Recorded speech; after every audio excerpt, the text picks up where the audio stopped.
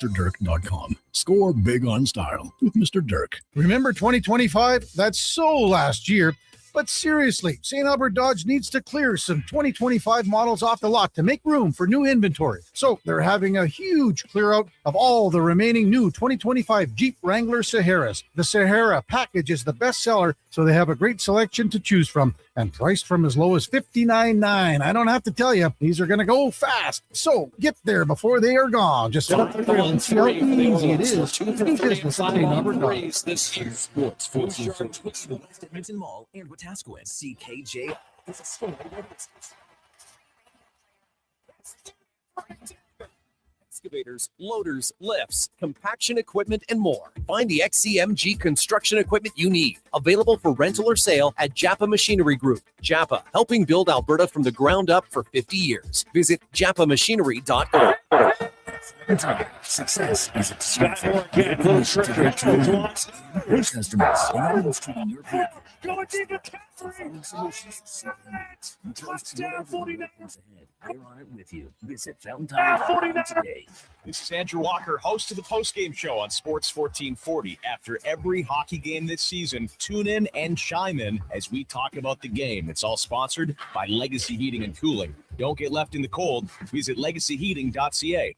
Diablo Boots sells only Canadian-made work and biker boots made by Canada West. No American or boots made in China, so no terror. Boots have approachable soles and heels for longer life. Size in 6 to 14 high quality by Canada West and Diablo, the two best names in the boot business. So save on boots by Save On Foods. That's Diablo Boots, 3340 Gateway Boulevard on the east side of Save On Foods. Buy Canadian. They're terrific. Across rural Alberta, volunteers and community groups work hard to make life better for their neighbors, creating new playgrounds, better rinks, and gathering places that bring us together. Vision Credit Union is proud to lend these local heroes a helping hand. Apply today for a Helping Hand grant up to $10,000 to support your community's next big idea. Let's make great things happen together. Applications are open until January 31st, 2026. Learn more at whatsyourshare.ca. Feel so close to you right now. It's a force field. I wear my heart up on my sleeve like a big deal. Your love pours down on me, surround me like a waterfall. The Jason Gregor Show. Who starts with one over McDavid? It's McDavid.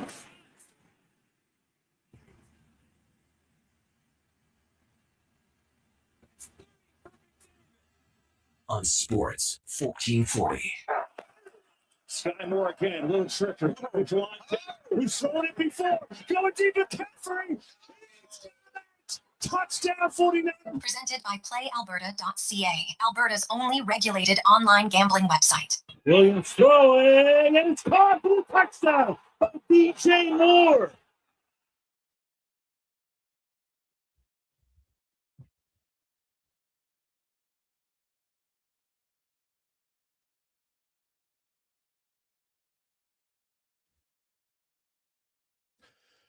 Well, a magnificent Monday afternoon. Man, we could call it Melting Monday, as there is puddles of water all over the place. So hopefully it doesn't freeze, or it will be skating rinks galore. But it's beautiful weather outside. Man, how many of you are walking around in a t-shirt today? It's that type of warm. Welcome to the Jason Gregor Show, Sports 1440, sports1440.ca, YouTube, Facebook, X, and Instagram. Hello on Twitch, those who are watching there. Wherever you watch the show, listen to the show, we very much appreciate you taking time out of your day to listen and interact and watch the show. So we got lots and lots to discuss on the program today. The Edmonton Oilers on the road in Chicago. Kevin Woodley will join us right off the hop today to discuss goaltending. Big week. They got Spencer Knight tonight, probably UC Saros tomorrow, and then Sorokin on Thursday. The Vancouver Canucks, it won't be Demko on Saturday. So the Oilers, 4 games this week, 3 of them on the road. 3 of them against non-playoff teams. So the Oilers, who continue to be unable to win 3 games in a row. It's funny how some people are trying to say that doesn't matter. Oh, Gregor, it doesn't matter. Just win 2 out of 3. Oh, yeah? You think it doesn't matter? See, it's great to make a statement with no actual context to back it up. Oh, it doesn't matter. Because if you win 2 out of 3, you'll win every playoff series. That's their argument. Oh, yeah? Can you name the team in the salary cap era that won the Stanley Cup without a 3-game winning streak? How about, can you name any team that won the Stanley Cup without 2 3-game winning streaks, at least in the playoffs? I'll tell you the answer. It's no one. Okay, pretending that 3-game winning streaks or more don't matter is hilarious. Oh, man, it's our new age. Oh, no. Everything's good. Everything's okay type of mindset. You know what? Oh, it's okay. Let's just settle for mediocrity. Are you trying your best? Well, that's all that matters. Sure. For minor sports. It's pro sports. Figure out a way to win 3 damn games in a row. You know what it shows? They have yet to figure out this season the commitment necessary to win 3 games in a row. That's what it is. Doesn't mean you play horrible, but that's why teams win 3 in a row and other teams lose 3 in a row. Every other team in the league's done it except the Blues and the Oilers. Haven't won 3 in a row. It's wild. It's absolutely wild. And they've had lots of chances, especially late. They're 0 for 8. 0 for 8 in anything isn't good. And the Oilers, well, they didn't play awful against LA. The LA Kings were playing their 3rd game in 4 days, their second half of a back-to-back. No Kopitar, no Moore, no Armia, and they still beat them. That's a shootout. I don't care. You didn't win. You didn't win. You didn't play poorly, but you didn't win. And the Oilers are in a stretch now where they play 11 out of 15 games at home. Only 3 of those 15 games are against teams ahead of them in the standings. Now, lots of teams, it's the mushy middle. They're close. But my point is they're not facing a juggernaut of teams here this month.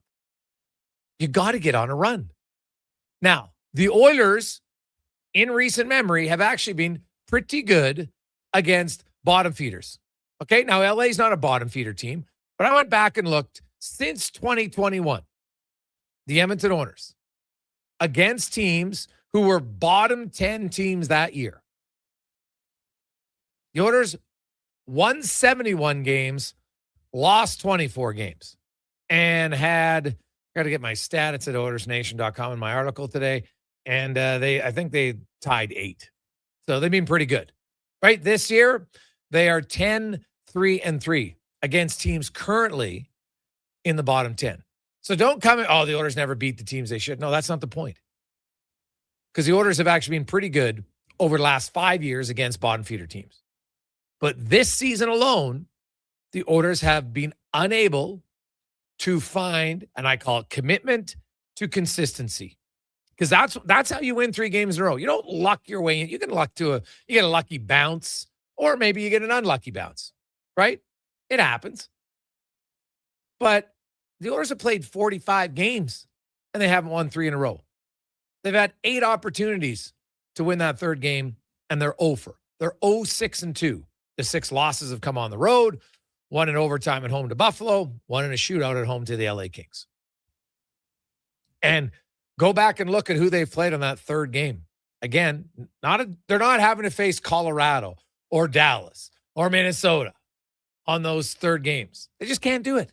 So it's an area of their game that they need to improve. It's just a fact. Trying to downplay and say, oh, only the playoffs matter is a lazy statement, not to mention incorrect, because there's lots of things that you build on during the course of a season. There's lots of experiences that you gain during the course of the year, right? And hey, obviously I know the playoffs are different. The games are more physical. Health becomes a major, major factor in a lot of series for both teams. But there are things you can't just flip a switch and say, okay, playoffs are here.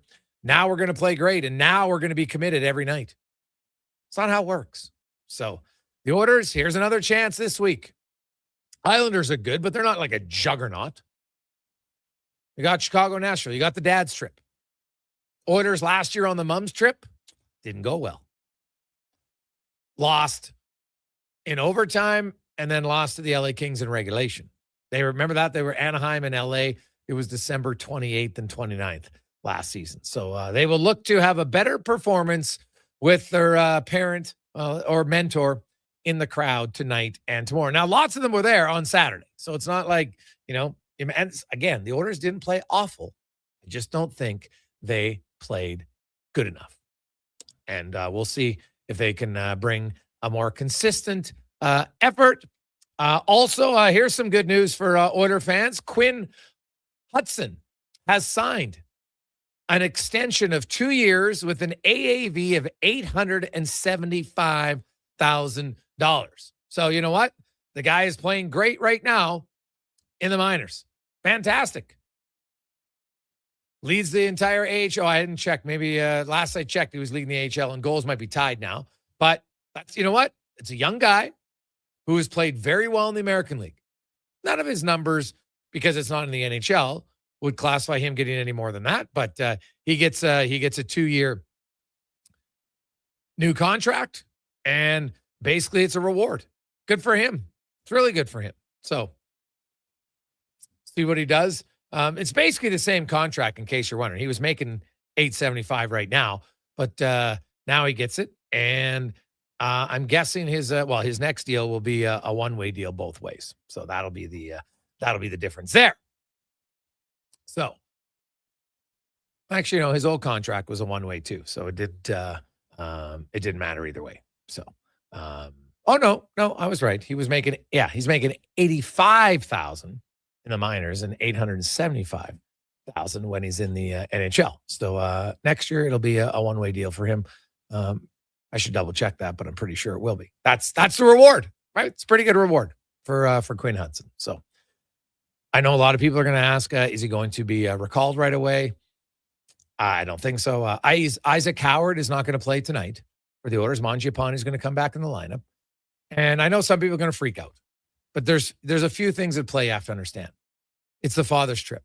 And as a coach, you do have to remember the human side. You don't bring fathers on a trip and then not play their son. That would be the most disrespectful thing a head coach could do. Because Andrew Mangiapane or Ike Howard, whichever one of them's in the lineup, is not like a major difference maker that you're like, oh my God, we can't win if Howard's not in the lineup. And we're guaranteed going to lose if Mangiapane is in the lineup. Right? They're not that big of impactful players. Right? Mangiapane, hey, he wants to play better because everybody knows what the future holds for him. He's likely to get dealt. So he wants to play well. Now, if him playing well, is that magically for one game going to drastically increase his trade value? No. But psychologically, everything else, you'd like to play better. So he will. I would expect Ike Howard will be in the lineup tomorrow. So some forward's going to come out tomorrow. Calvin Pickard, he'll play tomorrow in Nashville. Jake Wallman, who's on the trip, I expect he'll be activated tomorrow and will play. The Oilers all year long, guys coming off lengthy injuries. Sometimes it's Zach Hyman did it, where the guys were ready to go, but they didn't want to play him in the first game of the back-to-back, right? They sent Riley Stillman down. So the Oilers are carrying one less body. 3 or 4 extra days of a little bit of cap space you can gain.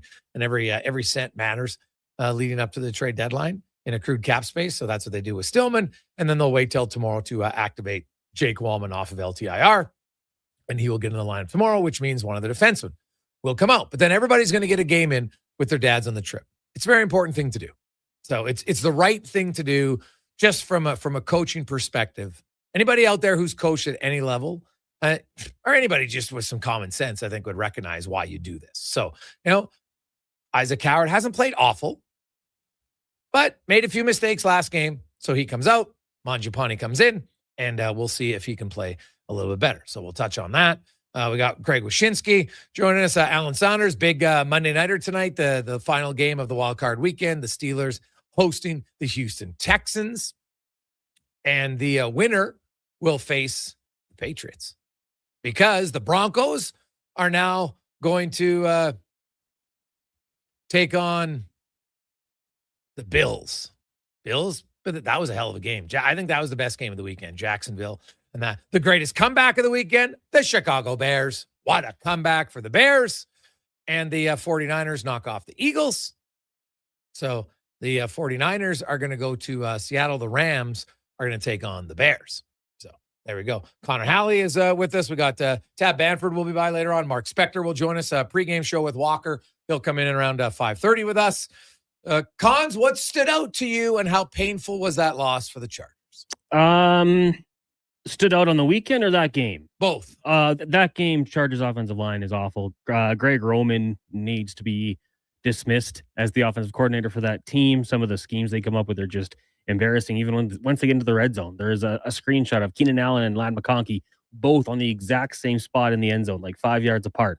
Pretty easy to cover that. And if he's not let go, I will say my confidence in Jim Harbaugh is also shaken because he's got to make the hard decision to go find a young, innovative offensive mind to get that offense going. They got to stay healthy.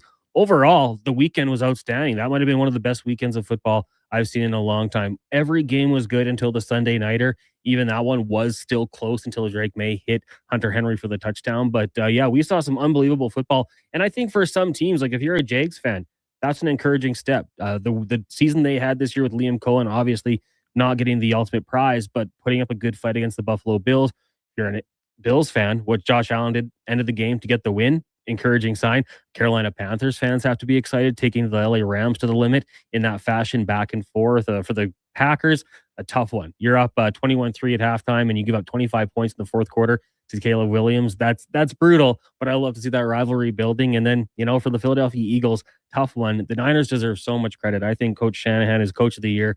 They lose George Kittle. They don't miss a step. They find a way to get the win. Going to be tough to go into Seattle, but overall, Gregor, I thought that was just an absolutely amazing weekend of football.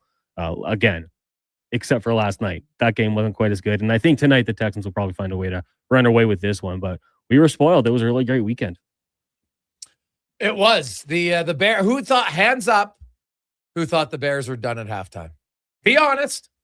How could you not? Right, most people did. Most people did. And what a comeback for them. So it's always, do you view it a great comeback? Is it a choke job by the Packers? Maybe it's a little bit of both in there. So we'll see where it goes. And it was fun. That Jacksonville-Buffalo game, that's the one I watched the most because we had hockey a little bit during the Packers game. But that Buffalo-Jacksonville game, man, like the Jags, God, like that first half, unable to punch it in, Con, man. That'll be a long offseason about that one. I think every single game you can question losing teams' decisions when they were going for the points, when you could have been safe and taken the field goal, and how much things would have been different. And they did such a good job against James Cook as well. Like that defense put up a really good effort through 3 quarters, kept their offense in the game and just couldn't get it done. But hey, end of the game, Josh Allen gets his opportunity and wins it. We talked about it on Thursday. Like this season, he hasn't had too many of those moments like in years past. And in this game, when he needed to drive down the field and get a touchdown, he did it. And he, putting the Jags in kind of a tough spot where they didn't have much to do. Defense gets the timely interception.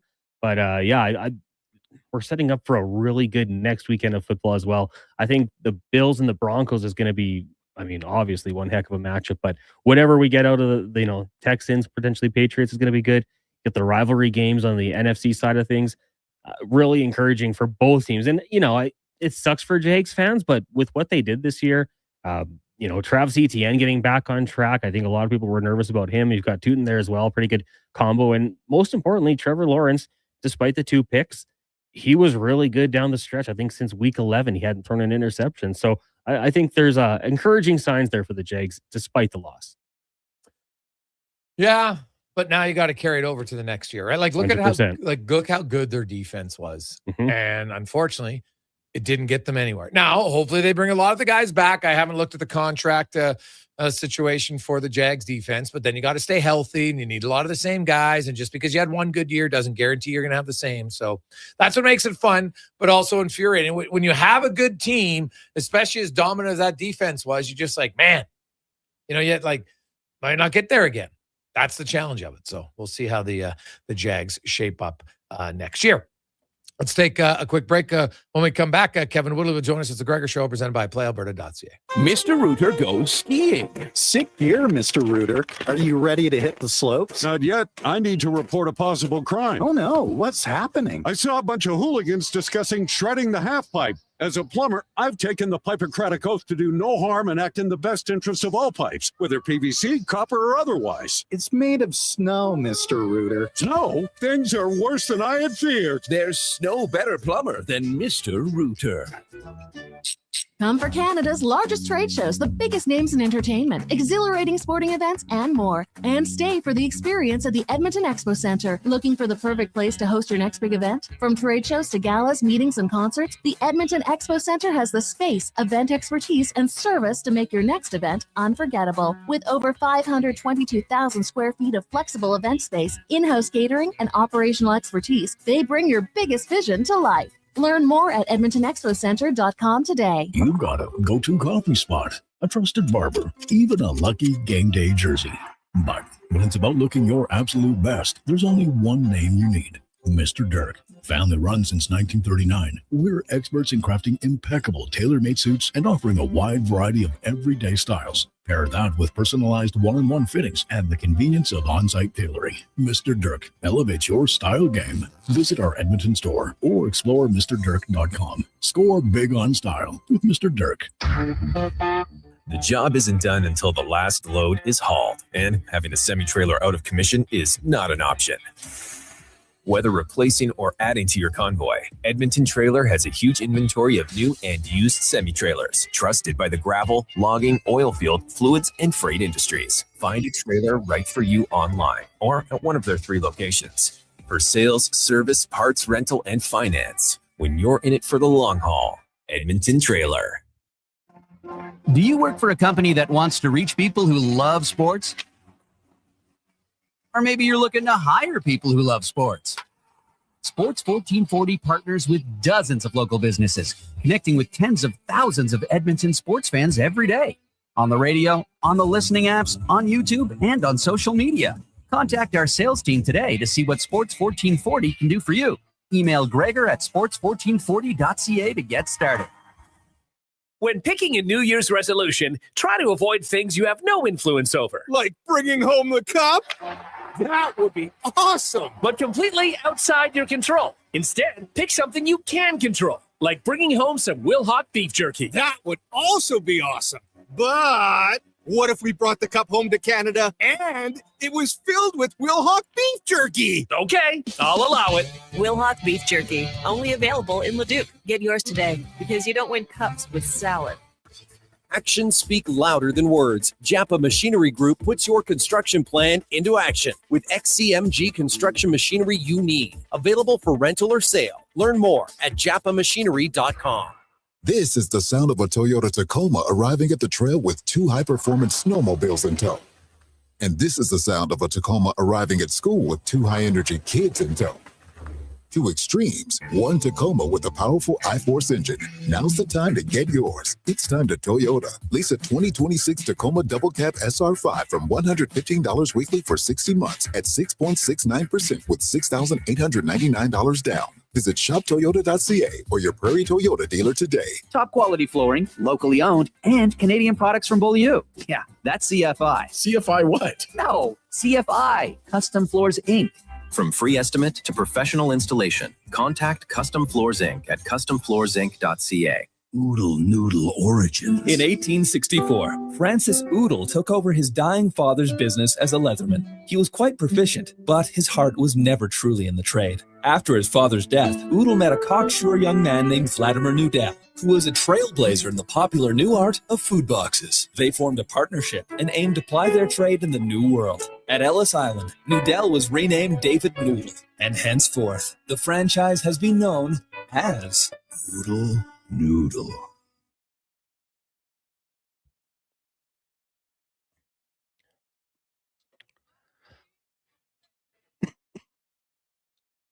Portions of this hour brought to you by Crystal Glass, your clear choice for residential windows, locally manufactured and installed. Crystal Glass provides a beautiful product and incredible customer services for all of your residential needs. Call 310 Glass or visit crystalglass.ca for a quote. The Jason Gregor Show, the best of Edmonton sports talk and beyond. This is Sports 1440. Presented by PlayAlberta.ca, Alberta's only regulated online gambling website. Welcome back. Hey, Greg's, I just want to say that key lime pie looking good from Nikki Northside. That's true. I did try something over the weekend that I've never tried before. As you know, Cons, I like to bake. And I tried my hand at key lime pie for the first time.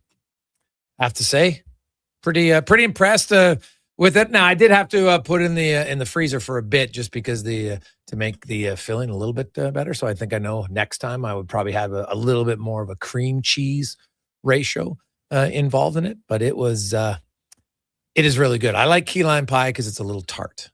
I like it sweet.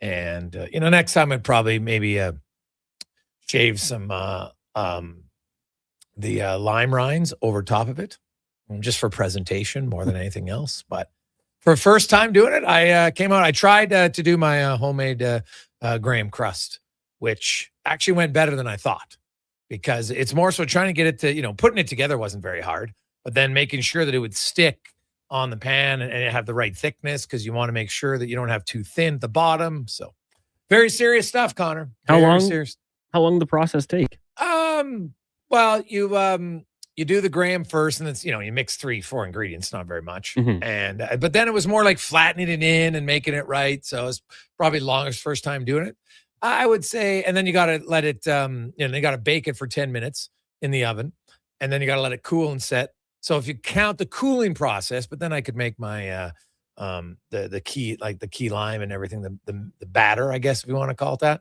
although it wasn't cooking, I would say maybe 2 hours tops. But that includes some cooking time, which you don't do anything. You just put it in the stove and walk away, and then letting it set and cool. So it wasn't that long to do, really. So it was more, and now that I know how to do it, it'll be better on the graham crust the next time. But I'm trying to, I told myself this year, once a month, I want to do something I've never done before. And it can be small, like making something I've never made, but that's my goal in 2026. So that looks good. 1 for 1. I should have brought you some in. It's pretty damn good, but not sure I'm going to share it. It's that good right now. Not going to lie. When my neighbors commented on it, I'm just like, no, sorry, I'm not delivering this time. Maybe next time, but not this time. That's fair. Now, let's go in the room. Brought to you by Action Electrical. Take action on your savings. You've been thinking about it? Look at how sunny it is. That's a great part about living in Alberta. We get a lot of sun. Even when it's cold, you get sun. With sun, if you got solar for both commercial or residential, you can save some cake. Not to mention the grant money you get. So actionelectrical.net, they can walk you through the process. They've installed over 300 of these, and you get a lot of savings on it. Actionelectrical.net, as Kevin Woodley from In Goal Magazine and NHL.com joins us now. Woodley, how you doing, my man? You want to send some of that sunshine our way, buddy? Because we're a little low. Yeah, you guys don't get it. You don't get it. You probably have to take like vitamin D all the time, just supplements, don't you? Yeah, I do. I take it pretty much every morning. Oh, nice. Yeah, you need it. I'm going to work backwards today because I want to talk. The New York Islanders are coming to town on Thursday, and I'm quite intrigued to see Schaefer, but also Ilya Sorokin. Even Dave Rittich played really well when Sorokin went down, but man, Sorokin's had an unreal year for the Islanders, Kev, this season. And would he be, like, if you were voting on the Vezina, would he be number one? Hands down. As a matter of fact, when you start to look at the adjusted numbers on this season, like, he is just, he's so far above everyone else that, like, the problem here is going to be if you compare what Connor Hellebuck did last season to what Ilya Sorokin is doing this season, you have to give him the Hart Trophy too, like, honestly. And Connor Hellebuck finished last year around 20 goals saved above expected. Ilya Sorokin is there right now at the halfway point. His adjusted save percentage is over 4%. That's absurd. Like, we haven't seen a number over 4%, and it didn't finish that way, and we're only halfway there. But the last time we saw somebody sort of get this far into a season, saving 4 goals every 100 shots, was Igor Shesterkin the year that he arguably should have won the Hart Trophy. So Vezina is a no-brainer, even though I've seen a lot of mid-season awards lists that didn't have him on top of it. I would suggest that they don't have access to great data because he has been exceptional for the New York Islanders. For a large portion of this season behind a New York team that was terrible defensively, he was stopping bullets in his teeth. They've improved over the past month or so defensively. You see that, I think, in Riddich's numbers as well. And he's just gotten even better. So it's remarkable what Sorokin is doing. We're only halfway there. But yeah, if he keeps this up for the second half of the season and gets to 40 goals saved above expected, although, again, as the environment gets better, you're not piling those up to the degree he was early in the year. Yeah. But like, the hardest thing is going to be justifying not giving him the heart as well after you gave it to Hellebuck last year. Well, I think the big reason why is starts. He's not going to start as many games as Hellebuck. Yeah, I mean, that's fair. I'll give you that one. He missed a little bit of time because of injury, but like, we're talking about double, like take Hellebuck's results last year and multiply it by 2 in less starts. Like, that's the thing. He's where Hellebuck finished the season in goals saved in fewer starts, which tells you his performance per start is even better. And it's nothing against Connor Hellebuck last year, but we talked about sort of where the numbers were relative to a Hart versus a Vezina. What Sorokin's doing right now, he's the best goalie in the game right now. There's no question. Well, I want to make it clear. Now I'm one of the voters. I didn't vote Hellebuck for the Hart last year because I didn't think you were the one who told me his environment was one of the best for a goalie in the league. He played very well. Don't get me wrong, but right. guy misses a quarter of the season just because he doesn't play. And then you have that environment. I'm like, no. And so now it opens up the door. And you're right. You're like, well, hey, if you give him for this guy, Sorokin's blowing that out of the water because Hellebuck's numbers, while they were very good, it was part of the environment. Now, this year, the environment's fallen apart in Winnipeg, and it doesn't matter what he's doing because they're just not as good. But it is an interesting point, and I'm excited to see Sorokin up close and personal. He better start on Thursday. It's funny. Like, usually I want to see the skaters, but he's playing so well this year. I was like, I better see Sorokin on Thursday night. Well, I'm the same way on Monday. They're here on Monday, and I'm like, and I love Dave Rittich. He's such a great personality too. I'm happy to see him having success there. But man, like, I want to see Ilya Sorokin play in person for sure. Oh God, yeah. And now the problem. Now I know Oiler fans like, what are you talking about? I don't want to see him, and I get that. Oiler fans like, why would I want to see him? I totally understand it. And they're playing. I think they play in Winnipeg Tuesday, and then they play the Oilers, and then the Flames, and then the Canucks. So there's no back-to-backs on this road trip. It's game 3. It is a long road trip for the Islanders. It's a 7-game road trip. And it's game 3 tomorrow in Winnipeg, then game 4 in Edmonton. It's odd to have a 7-game road trip with no back-to-backs. Hey, like, it is odd, and yet we're seeing Eastern Conference teams get to make the West Coast swing right now. Long trips, you're absolutely right. Early in the year, we saw some absurd trips, like Seattle, then to Alberta, then back to Vancouver, or Vancouver, Alberta, Seattle. Like, the Bruins just came through. They had 2 days off between a lot of their games, didn't have any back-to-backs. It was an absolute cakewalk from a schedule perspective. I was sort of comparing that to what some of the other teams had to go through earlier this year, and I'm like, somebody's on the nice list.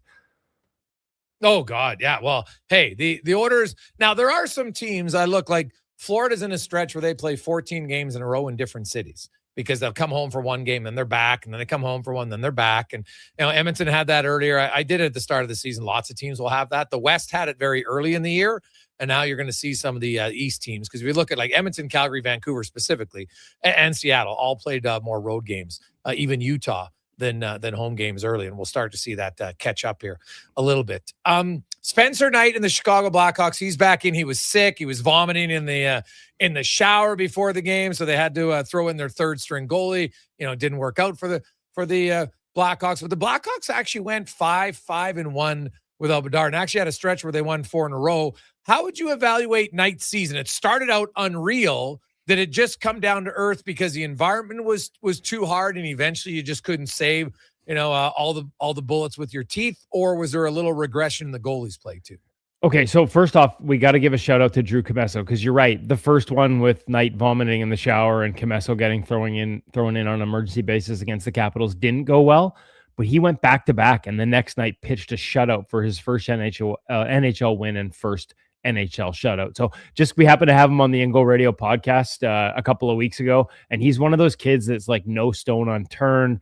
Talked about working with Jeremy Swayman as a mentor, all the things that he's done to try and get better. Like, there isn't anything he won't try. So when you see a young goalie like that, maybe bounce back from that first start after the call up and get a shutout in the second one, you got to tip your hat. So that's me doing that. For Spencer Knight, Honestly, it hasn't been environment. And I say that like there are nights where the Blackhawks regress and just make it too hard on their goaltenders. And every team sort of has that. Let's face it, there's a lot of scheduled losses on the schedule right now.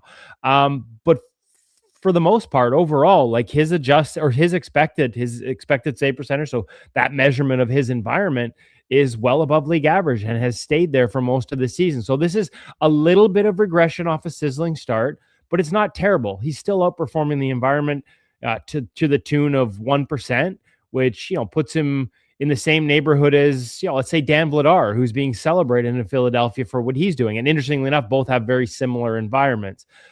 So there is a little regression from a sizzling start for sure, but it's not like he's fallen off a cliff here. He's still giving them a lot of really good games.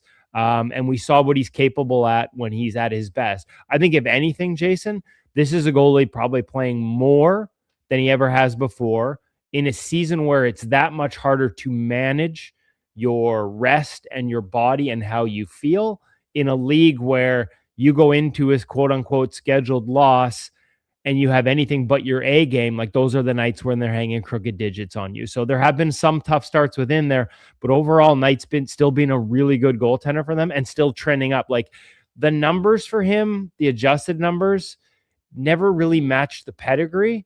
This year, even after this dip, they still match it. So promising for the Blackhawks moving forward that they've got this type of guy. I know the work ethic. You talk about no stone unturned.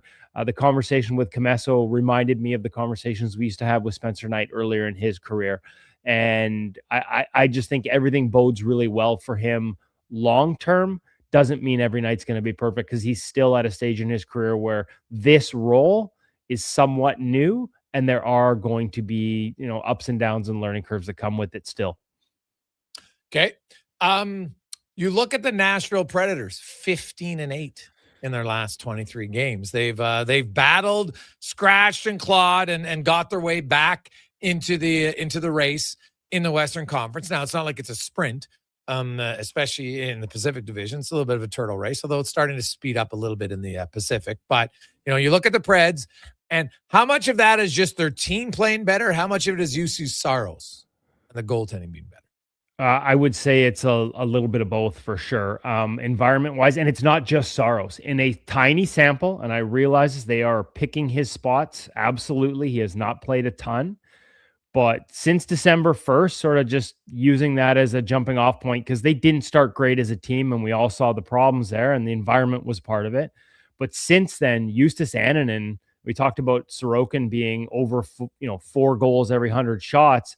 Next up on that list since December 1st is Justus Annunen in about 110, 111 chances again. So probably 4 or 5 games, 3.7%. Right above Dustin Wolf in that same stretch. Juuse Saros is top 10 in the same stretch, although again, a tougher environment. Yes, behind the same team, but getting the tougher starts, whereas Annunen gets his spots picked a little bit. It's been goaltending for sure.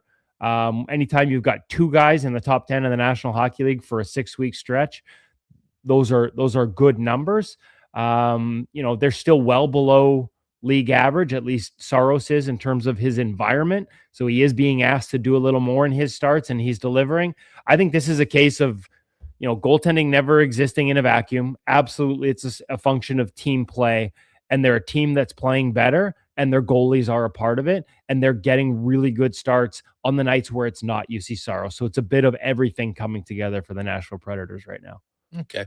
Yeah, lots of things are going well for them for sure. And Unen got rewarded recently with a contract extension. I want to get your thoughts as a goalie guy. The Edmonton Oilers, Tristan Jarry is going to be coming back maybe as early as this weekend. We'll see. And Connor Ingram is going to play tonight. I would guess he probably could play against the Islanders again, and then if they have to, they split the weekend. He'd still be under 10 games, right? As long as he doesn't play 10 games, they can send him back to the minors. Doesn't have to clear waivers.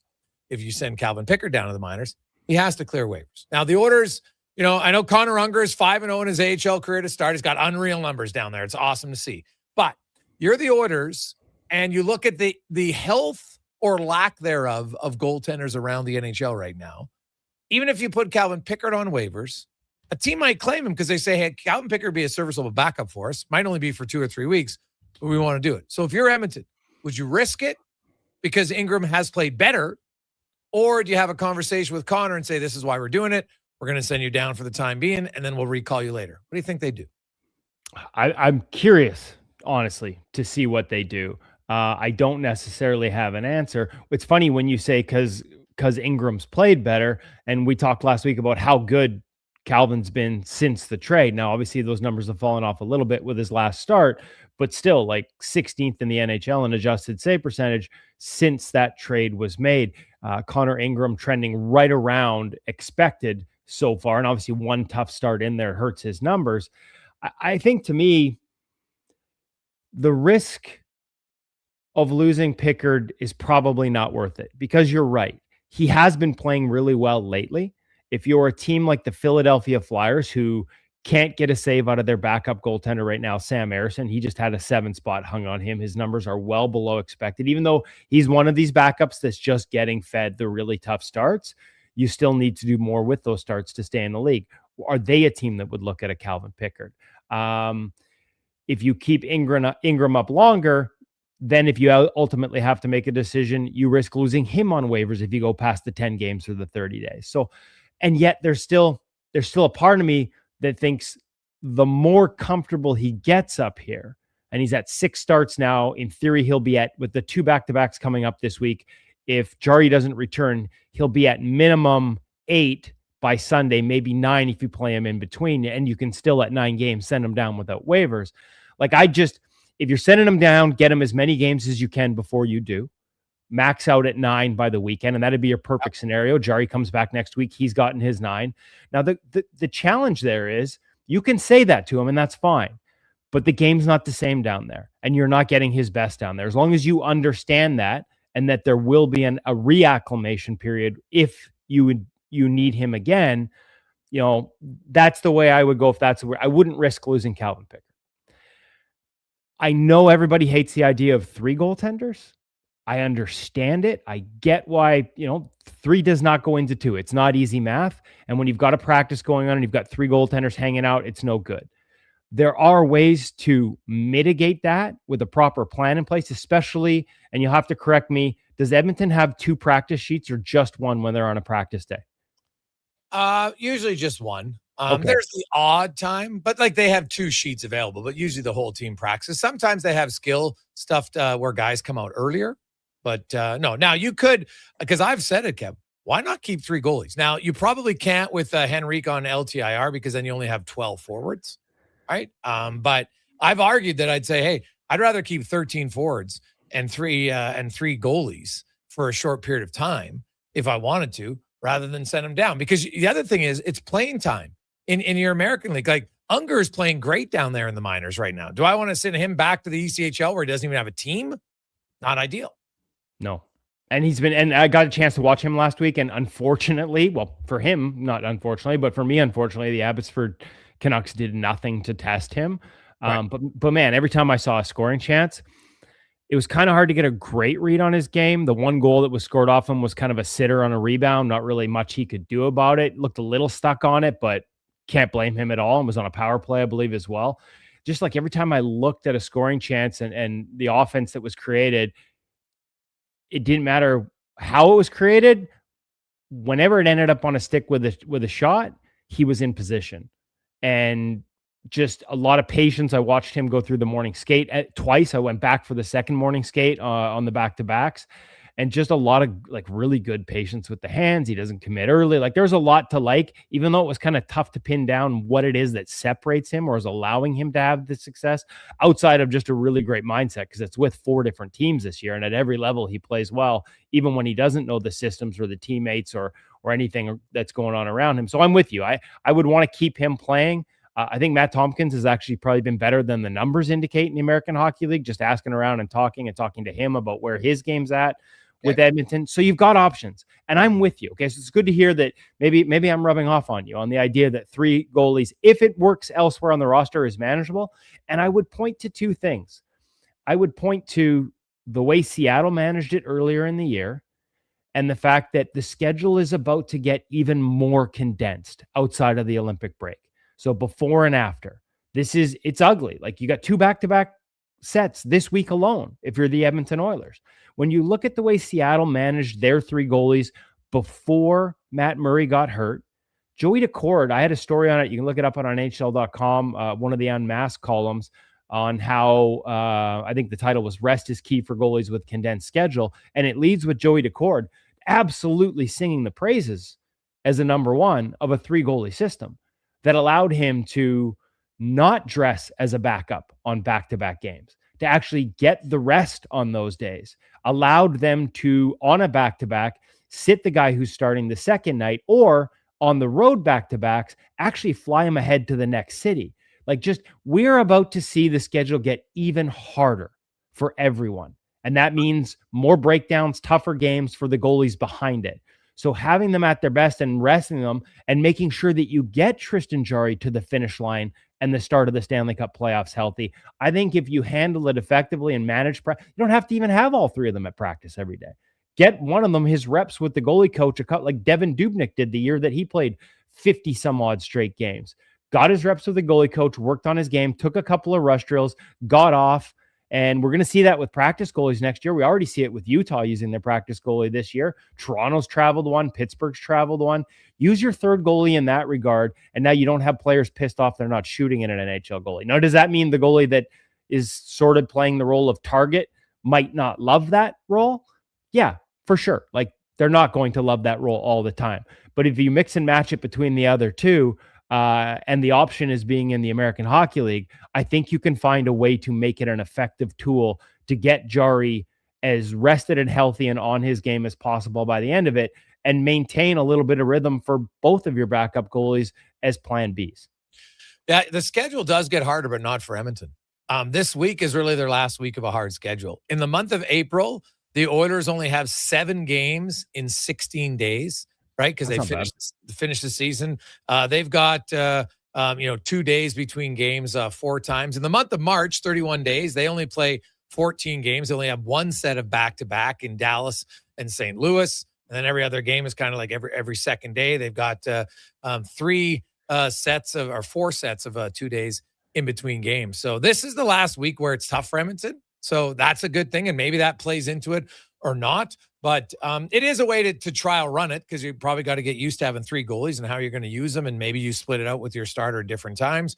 I'll be fascinated to see what Edmonton does with it. I get that the easy decision is, and maybe in a way the safe one, because you don't risk anybody to waivers, is to just put Ingram down. So I understand that. I'll be fascinated to see if they opt to do it, because the way you're saying, well, if Tompkins is playing well and Unger is playing well, then maybe that impacts it enough. But because Tristan Jarry has more of a injury history than Stuart Skinner had, I think you have to ensure that you have a really good number 3 now. Yeah, and they've got that obviously right now. I guess the question becomes, who's your 3 and who's your 2? Right? And which one do you want to keep more in red? Like, have you seen enough that you think there's more upside in Ingram, or maybe not? Like, maybe they disagree with that. Maybe they think it's Calvin. So keeping both of them as options is obviously important. I didn't realize the Oilers were the exception to the rule in terms of their schedule in March. All I see is sort of like, obviously focused on the Canucks, and I see what their schedule is. But let's not forget, like, as much as every second day is kind of a nice playoff rhythm, that in itself is more than you're used to playing. Like, every second day, you normally have a couple days off here and there. Like, it's still a condensed schedule compared to, it's going to be the new normal, but compared to what we've dealt with historically, that's still a fair amount of playing in March. Kev, great stuff, buddy. As always, we appreciate it. Have yourself a wonderful week, and we will talk to you next Monday. Thanks, Jason. It's Kevin Woodley from In Goal Magazine and NHL.com. Quick break. We'll come back. Jason Gregor, Connor Halley, talking some playoffs, baby. At Fountain Tire, success is a team effort. They're committed to their team members and their customers. And that means treating your vehicle like it's their own and finding solutions that suit your needs. Because whatever the road brings ahead, they're on it with you. Visit FountainTire.com today. Whether you're a craft beer connoisseur or more of a wine aficionado, There's always something new to discover at Sherbrooke Liquor, a unique, family-owned, independent liquor store. The selection, incredible. The non-alcohol section is also very impressive. Sherbrooke Liquor, expert, knowledgeable staff with a passion for unique finds. More than just a liquor store, we're a community. Alberta's best, the one and only Sherbrooke Liquor. Wine, spirits, and oodles of beer. Visit SherbrookeLiquor.com. Action Electrical's projects team takes the field, folks, ready to execute the entire play for new commercial builds. Absolutely. They're masters of design build, sketching strategy from initial blueprints to core electrical infrastructure. The team never misses on complex projects. Known for handling big league constructions and major renovations, ensuring flawless execution, hire the Action Electrical team to bring home a win for your project. Visit actionelectrical.net. You matter. Your mental health matters, and you're braver than you think. Not Alone is an organization focused on creating a space of acceptance and support through tough, meaningful conversation. My name is Tyler Smith, and you are never alone.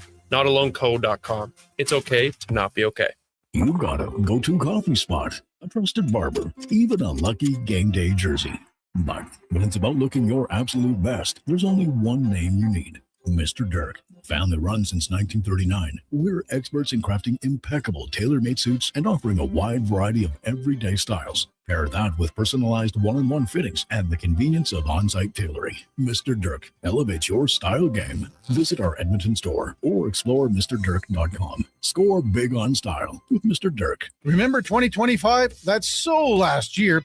But seriously, St. Albert Dodge needs to clear some 2025 models off the lot to make room for new inventory. So they're having a huge clear out of all the remaining new 2025 Jeep Wrangler Saharas. The Sahara package is the best seller, so they have a great selection to choose from and priced from as low as $59.9. I don't have to tell you, these are going to go fast. So get there before they are gone. Just head up the trail and see how easy it is to do business at St. Albert Dodge. Scott McGilvery here, HGTV host and renovation expert. The one upgrade I know homeowners will love, better, fresher Culligan water straight from the tap. Culligan's Aquasential reverse osmosis filtration system takes your water to the next level. With up to 7 stages of filtration and 14 filter options, they're certified to reduce over 90 contaminants.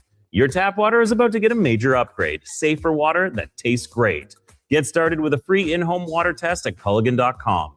Culligan. Water you love. Oh, mama,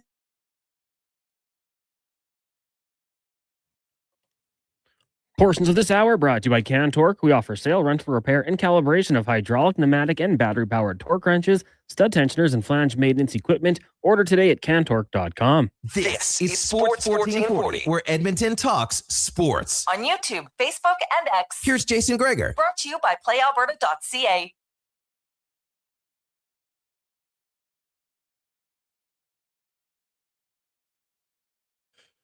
250. Well, it took until January 12th. Welcome back to the Gregor Show, presented by PlayAlberta.ca, Alberta's only regulated online gambling website, where casino, live dealer, lottery, instance, and the Jason Gregor Show odds boost every day. Check them out. But it took until January 12th for an NHL head coach to be let go. And Aaron Portzline, the beat reporter in Columbus, is saying that Dean Evason is out as a head coach. Also, looks like Steve McCarthy Cons is also out as the assistant coach. So there you go. Interesting. Rick Bowness, wow, has been hired to replace Evason. Interesting decision. So maybe I have to get Porty on later on. We'll see. Let's get to our football report now, brought to you by Legacy Heating and Cooling, home of the no payments, no interest for 1 year on your furnace. Stay warm all winter. LegacyHeating.ca. And it is Monday Night Football playoff edition tonight. The Steelers and the Houston Texans. Alan Saunders joins us from Pittsburgh Sports now. And first of all, Alan, what's your thoughts on Monday Night playoff football? Should the game be on the weekend? I kind of like it. I think it's a fun little exclamation point on the weekend. Sure, you could have fit it in. They could have put a third game on Saturday, but I don't know. I think it's really exciting. I like having the standalone game. It obviously hurts the team. I mean, whoever wins this game tonight now has to go on the road to a New England team that'll have an extra day's worth of rest. So I understand those concerns, but from someone who just likes watching the games, I think it's been great. So let's break this one down. Let's start with the Steelers offense. That Texans defense is good, real good, Alan. So how do you expect them to attack tonight offensively for the Steelers? I think it's going to be tough. They're going to have to try to protect Aaron Rodgers, two really good edge rushers in Will Anderson and Danielle Hunter. And the Steelers have young offensive linemen who I don't really think have had this kind of test yet this season. They play Myles Garrett twice, but they just give him so much help that you can't give to two guys. Somebody is going to have to make some one-on-one blocks. Aaron Rodgers, one of the fastest time to throw pop times in the NFL this year. It's hard to push the ball down the field when you're doing that. And haven't even brought up Derek Stingley, Kamari Lassiter, a great secondary. I think it's going to be tough sledding for the Steelers on offense. They're going to have to find some chunk plays, maybe getting DK Metcalf back in the fold. They did have a really good game from Aaron Rodgers against the Ravens in Week 18, his biggest passing total of the season. There is some feeling that they're playing some of their best ball right now, but I think this is a really tough matchup against the Houston defense. Yeah, it definitely is. You mentioned Aaron Rodgers, very quick to get the ball away. The Steelers, they've had games, Alan, where they look like, oh my God, they're in sync. And then there's other games you're like, what the hell is going on? So what do you attribute that to this season for them? They don't get a lot of separation in the passing game. They run the ball okay, not great. I just think it's hard for them to find explosive plays. And when you're an offense that's really when things are clicking and you're making 10, 12 play drives and it looks good, it's fun, but that's also really hard to do. And like they're incapable of dealing with adversity over the course of a drive. It just feels like one holding penalty is enough to be like, oh, well, that's all. They can't overcome that. And so it's been a struggle at times. I think the offensive line has really come together. Young guys, all first or second year starters. But I think they're playing well. The receivers and Rodgers played well last week, and now they get Metcalf back. So that's optimism, but they haven't really played what I would consider a complete game yet, and they're going to need to this week. Alan, we know that the Steelers do have really good depth along the tight end position, the three guys who can make plays. When you have that group, are they going to be a kind of an X factor, you think, tonight against this Texans defense, who have really good corners who can, eliminate receivers? Yeah, I think the one area they should feel like they can attack them is over the middle of the field. That's the corners are so good that, and the Steelers receivers are not very deep, that I think it's tough to imagine a bunch of deep passes to the outside. They got Pat Freiermuth going a little bit last game. They do a bunch of creative stuff with Jonnu Smith. He lines up as a running back. They run a bunch of screens to him. I do think the screen game is useful against a team like Houston that gets its edge rushers upfield so fast. I think you can live in that area a little bit. And then I think they're going to have to run the football. Jaylen Warren has not necessarily had like the biggest workload this year. Him and Kenny Gainwell have kind of split things up, but I feel like it's a tough sledding kind of game, and he's probably the guy they'll have to lean on to get things moving between the tackles. Alan Saunders joining us to look at the Pittsburgh Steelers as they host the Houston Texans tonight. What have you made of the job that Arthur Smith has done with this offense and Aaron Rodgers this year? It hasn't been perfect, but it's been better than I thought it would be, I guess is probably the best way to say it. Like it's not an impressive collection of talent. It's not a group that I expected to be good. They're about average, 15th in the league in scoring. They've been efficient. Like they're way down in yards, but they score in the red zone pretty well. They don't turn the ball over. I think the best thing you can say about this offense is they usually give the team a chance to win. And when you have the highest paid defense in the league, your head coach is Mike Tomlin, and you're rolling out a 42-year-old quarterback and kind of a one-man wide receiver core, I think that's probably good enough when you're considering the job of Arthur Smith. Alan Saunders joins us, Steelers, Texans tonight. And Alan, you mentioned, Mike Tomlin. There's a lot of people, they got to make the change of coaching staff. And it's funny, people just seem to get bored, right? Well, he's been there too long. We got to change the coach. We got to blame someone. But when you outline it and you look at, I'm like, well, what do you expect them to do? Like, they're not a gifted offensive team. Now, their defense is high paid. Obviously, when Watt comes back in, that makes a huge difference to that defense. And you watch him up close and have for many years. If I had to give you a ballpark of where he was at effectiveness last week and maybe how much better he could be tonight, just with a little bit more rest coming off that injury.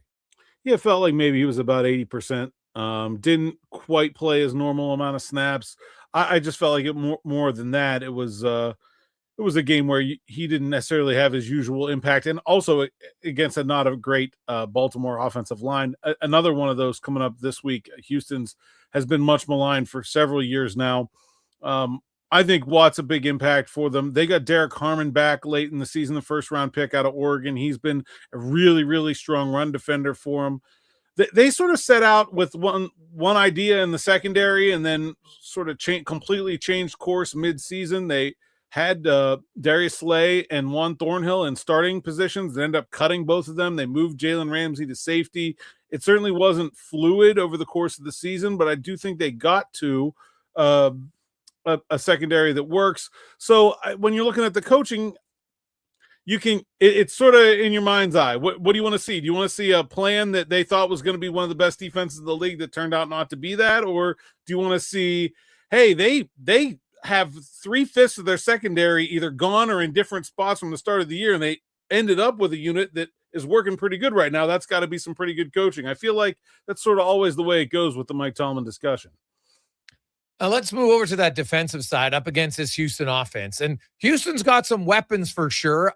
They've come on a lot better lately in the second half of the season than how they started. And, like, CJ Stroud, like after the season he had last year, I was kind of expecting to put up even bigger numbers, and it just didn't transpire early on. But sneakily, their offense has started to catch fire here a little bit. What's the biggest concern you have for the Steelers defense and a matchup wise against the offense of the Texans? They're so deep at receiver, and they have so many different kinds of weapons. I think it's just trying to keep a lid on all of it. Nico Collins is obviously an elite playmaker, but they've got a number of different ways they can move the ball downfield. I really like both of their rookies, Higgins and Noel. I think they're dynamic playmakers with the ball in their hands. And so I just think it's about trying to make them this offense will settle for field goals. They had the most field goal attempts in the league this year.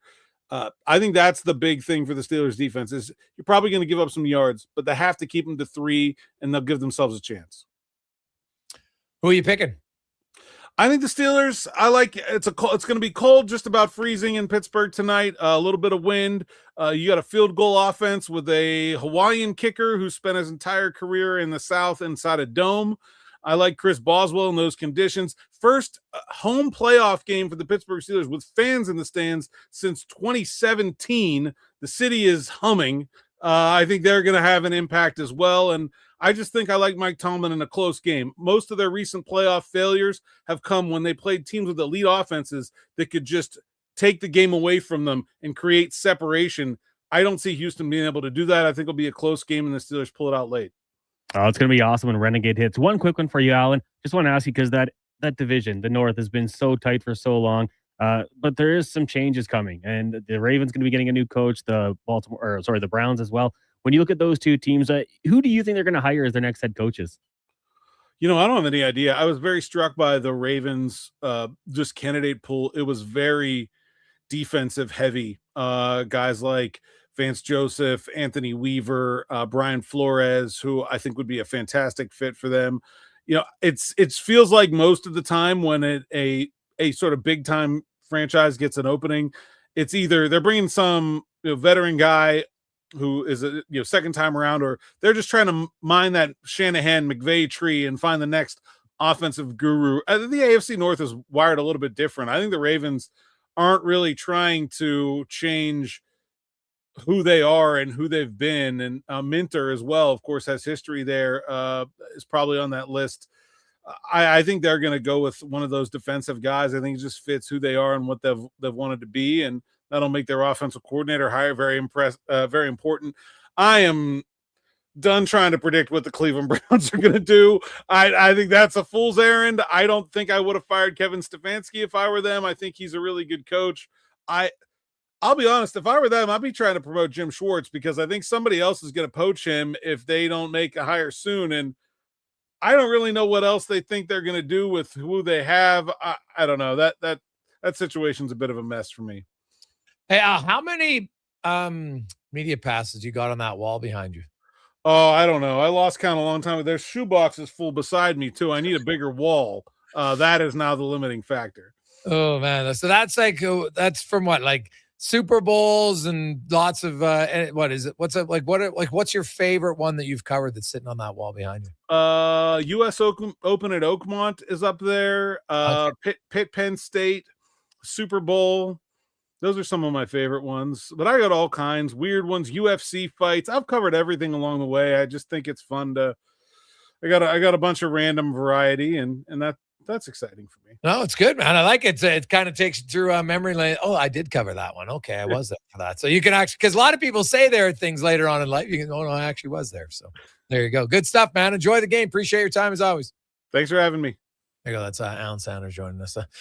I'll say that's one of the best backdrops we've had as a guest on the YouTube channel. There, that's pretty sweet. I have a drawer, but I don't have anything like that.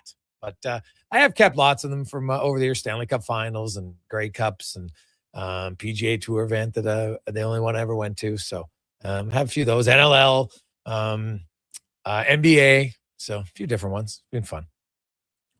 Coming up next hour, Wyshynski will be by. We're going to dig in a little bit. Dean Evison, the Blue Jackets, like there's not many teams that are really out of it. Now, the Blue Jackets are close, let's be honest here. But when they might look and say, all we got to do is win 5 or 6 in a row. And then we're within 3 points, right? Now, maybe you're in more. I'm just assuming you won't gain all that ground on everybody because there's other teams that are going to play well at the same time. But there's so many teams still thinking they got a chance. Now, Vancouver, no. I don't think Calgary does, or at least they shouldn't. And Anaheim's still in there, but my God, are they in free fall mode? So we'll discuss that a little bit when we return after Connor Halley and a Sports 1440 update brought to you by Fountain Tire. They'll take care of your vehicle and your vehicle only. Your focus is to enjoy winter driving worry-free. Book your appointment at fountaintire.com. This is a Sports 1440 update.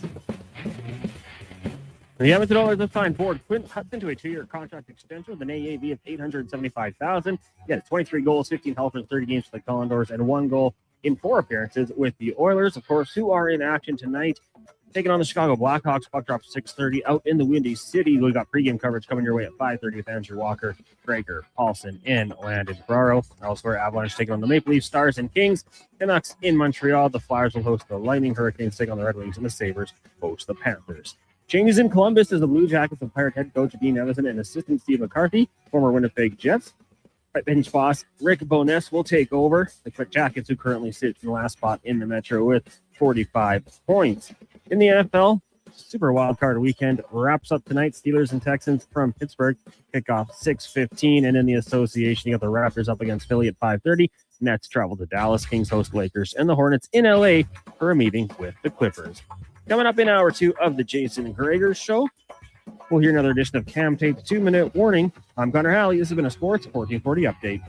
This is Sports 1440, a Stingray radio station broadcasting on Treaty 6 territory. Download the free iHeartRadio app and listen to CKJR wherever you go.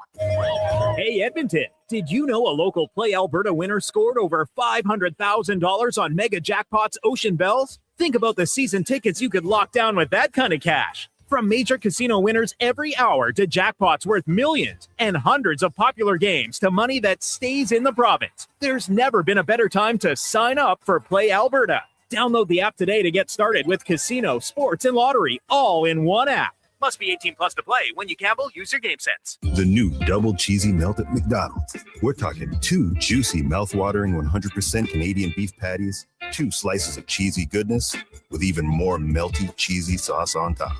Topped with pickles, then crispy and grilled onions. The way it all comes together, you don't just eat it, you melt into it. The double cheesy melt, only at McDonald's. For a limited time only at participating McDonald's restaurants in Canada. And here comes Action Electrical Service Team sprinting onto the scene. These are your first responders for any electrical emergency. That's right. With their fleet of service vans and specialized gear, they assess, they service, and maintain electrical lighting and automation systems. They're all about rapid response. Quick diagnostics and repairs to restore power and safety fast. Hire the Action Electrical team to bring home a win for your project. Visit actionelectrical.net. This hockey season, before every game, check out the pregame show with Andrew Walker on Sports 1440. It's brought to you by Titan Supply, your only source for rigging, lifting, and hauling products. Visit titansupply.ca. The job isn't done until the last load is hauled, and having a semi-trailer out of commission is not an option. Whether replacing or adding to your convoy, Edmonton Trailer has a huge inventory of new and used semi-trailers, trusted by the gravel, logging, oil field, fluids, and freight industries. Find a trailer right for you online or at one of their 3 locations. For sales, service, parts, rental, and finance, when you're in it for the long haul, Edmonton Trailer. Hi, Mike here from Northgate Chevrolet Buick GMC. Happy New Year. I just wanted to take a moment to say thank you. Thank you for everything in 2025. With your help and your support, we fed almost 500 families. We donated to various charities in the Edmonton area, and we're going to do it again in 2026. Please stop in and see us today, 13215 97th Street, or visit us online at northgategm.com. You're in Northgate country. The BCHL All-Star Game is coming to the Thompson Family Arena in Spruce Grove. The league's best players will go head-to-head in 2 exciting games, January 16th and 17th. The BCHL College Prospects Game takes place on Friday, January 16th at 7 p.m., while the premier matchup will see Canada take on the world on Saturday, January 17th at 7:30 p.m. For ticket inquiries and excellent group ticket packages, go to tickets.sgsaints.ca. Noodle, noodle, noodle, noodle, noodle, noodle, noodle, noodle, noodle, noodle. Noodle, noodle, noodle, noodle, noodle, noodle, noodle, noodle, noodle, noodle, noodle.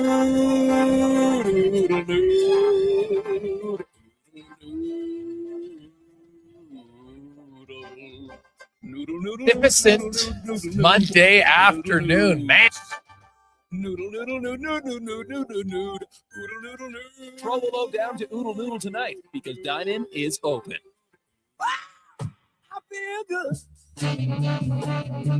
I knew that I wouldn't. I feel good. I knew that I wouldn't. So good. Portions of this hour brought to you by Japa Machinery. Japa is digging deep on their 50-year history of supporting Alberta's construction industry with their line of special edition blackout excavators. Visit japamachinery.com for all the details. The Jason Gregor Show, the best of Edmonton sports talk and beyond. This is Sports 1440. Presented by PlayAlberta.ca, Alberta's only regulated online gambling website.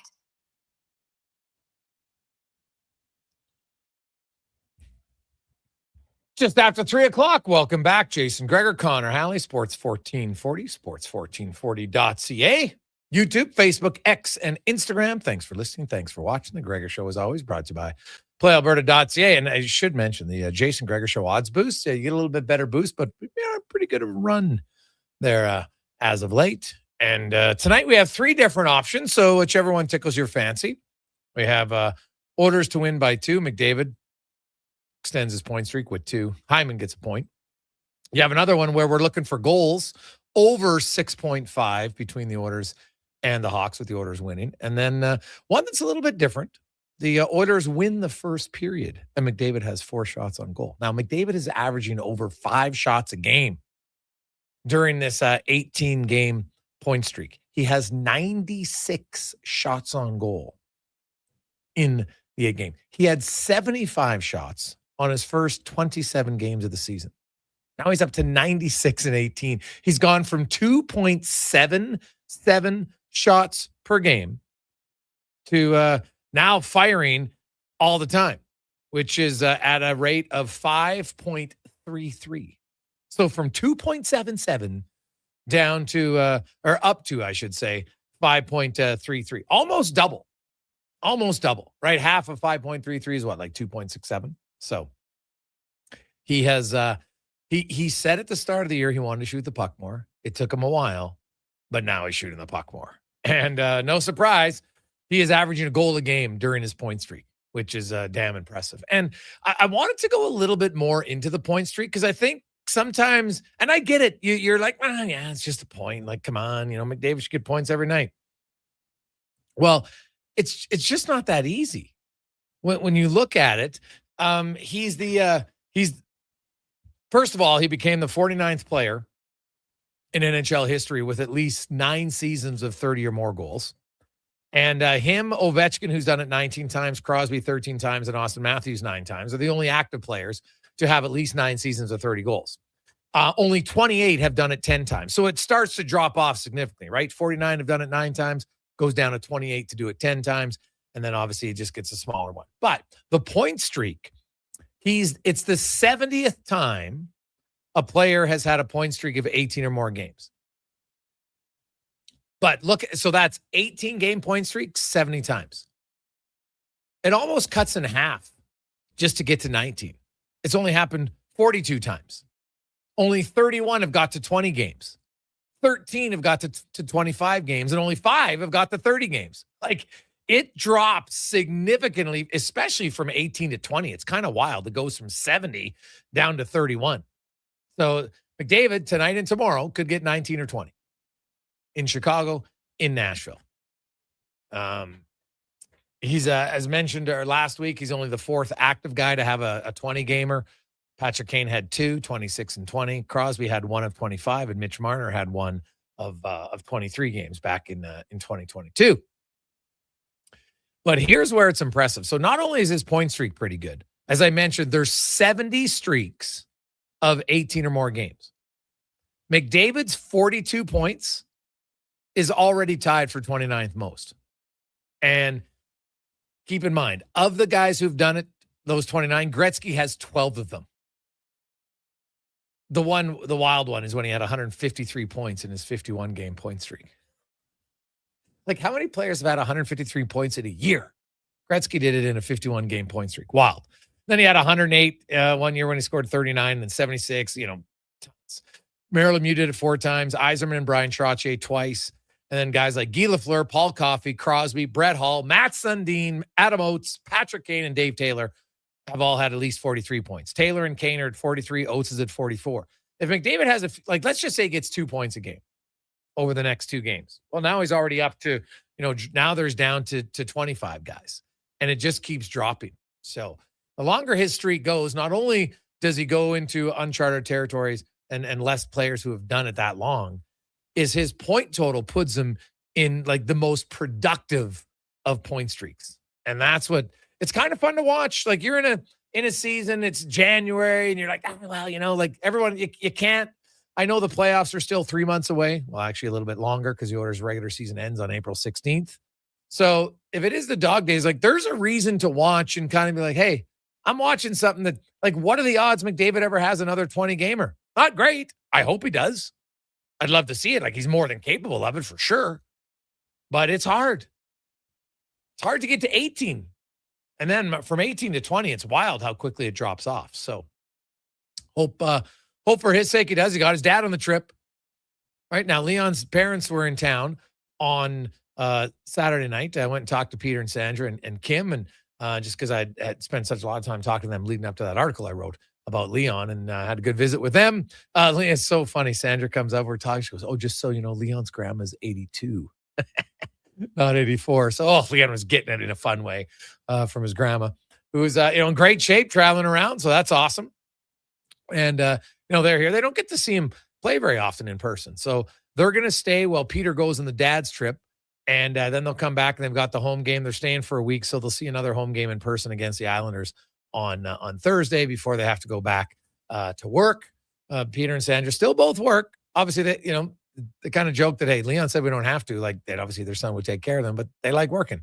Peter's still involved in pro hockey over in Germany, right, managing the team. And Sandra has her job that she says now it's a little bit more kind of on her own timeline. She gets to be grandma, and is just very excited. It was that they're looking forward to coming back to the playoffs again, and so his family's there. He had the 2 goals, but lots of the other dads were in attendance on Saturday night. But now you're on the dad's trip, and it is a little bit different. I've talked to a lot of players. You talked to a lot of dads, and it's not always just dads. Sometimes it's grandfathers, uncles, mentors, depending on the availability. Obviously, in some cases, the players have already lost their father, Vasily Podkolzin and others. So, dad can't be there, but you have a lot of them on the trip, and it's a fun time. right? Organizations have looked to do different things. They had a team, father-son dinner last night in Chicago, and then they'll play the game today. They'll fly right to Nashville afterwards. And then, like during the days, dads get to go do some things. Obviously, they go to practice and watch them, at least practice morning skate today. There won't be one on in Nashville, but it's a lot of fun. Like you think about it as a parent, and, you don't get to see your adult kids, especially like if you're lucky enough to live in the same city as your kids, you still get to see them, fairly frequently. But, your kids are gone for, they're grown men now, but they're still your children, and any parent can attest to it. It's exciting when you get to watch them, whatever they're doing. And when Leon scored, Peter was talking to Andrew's like, oh, I haven't seen him score 2 goals in a game live in a long time. So it's kind of fun. But the McDavid point streak is something that I don't think should be taken for granted. And Oiler fans, man, are you lucky? Because you look at all those Gretzky ones, it's a different era. I know some of the young ones, like my son's only 12. And and he's getting into looking up stats and stuff. And he's always kind of like Gretzky's stats just blow them away, right? Like you see things and then it's like, how did Gretzky have this? Because he's like, Dad, McDavid has 42 points in 18 games. Like, wow, it's over 2 points a game. That's crazy in the NHL. I'm like, yeah, it's pretty good. He's like, well, what was Gretzky's longest streak? And I'm like, 51 games. And he's like, 51 games. And he's like, how many? So he must have had like 120 points. I'm like, well, I actually had 153. Like 3 points a game. And it's wild to think about that.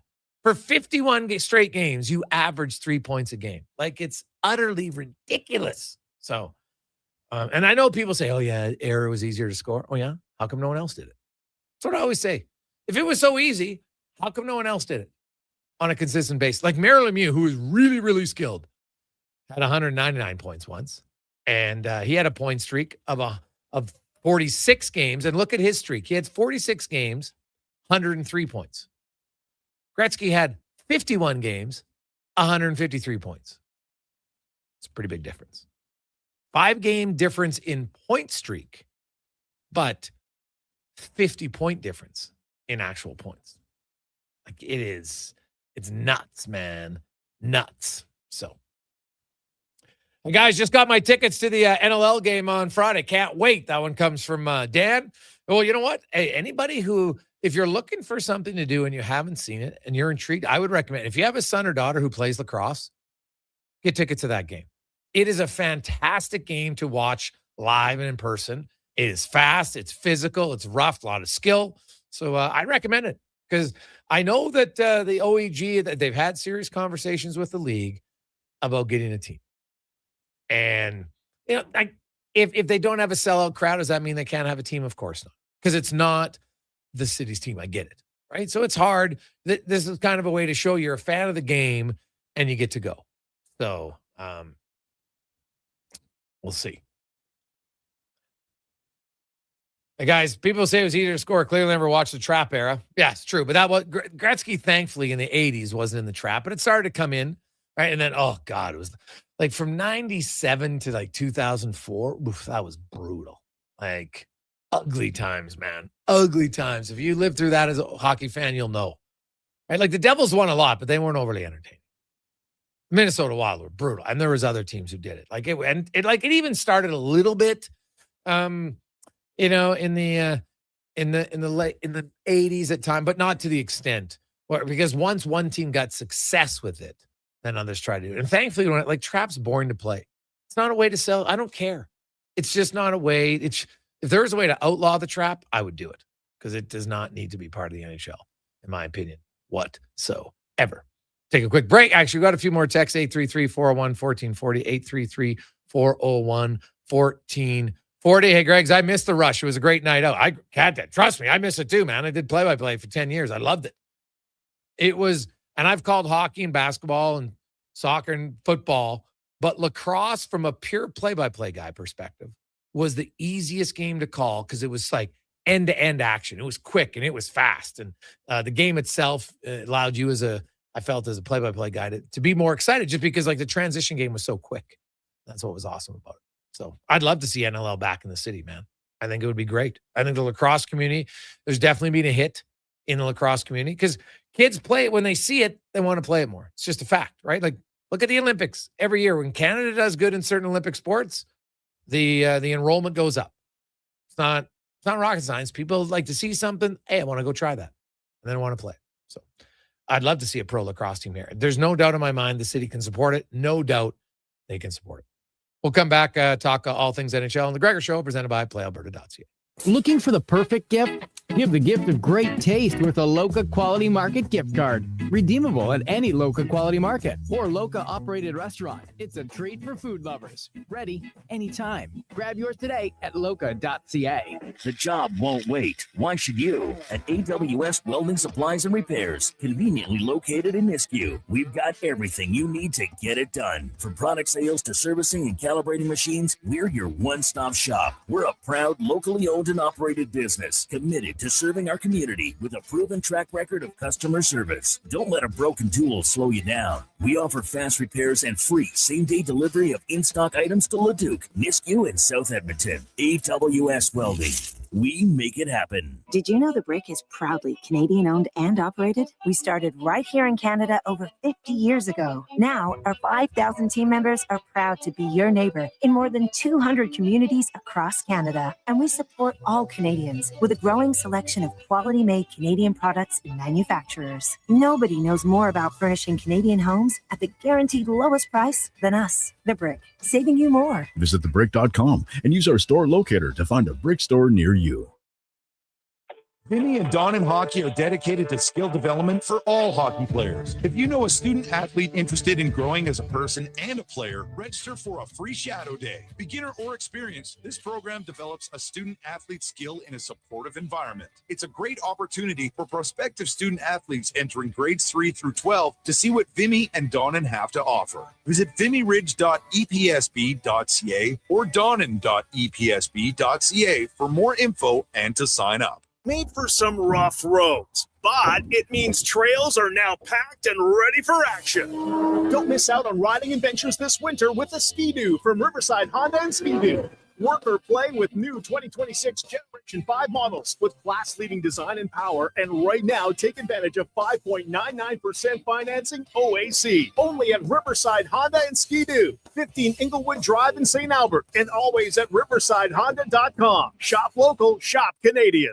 New Year's resolutions. We all make them. We all say we're going to start eating healthier or going to the gym or starting that new hobby. But at GS Construction, we actually follow through on our New Year's resolution because it's the same every year. We promise to set the groundwork, literally, for another year of progress and growth. And we've stuck by that resolution since 1974. So start that all-you-can-eat diet. GS Construction is going to start planning right now for the year ahead. For more on what we do, visit gsconstruction.ca.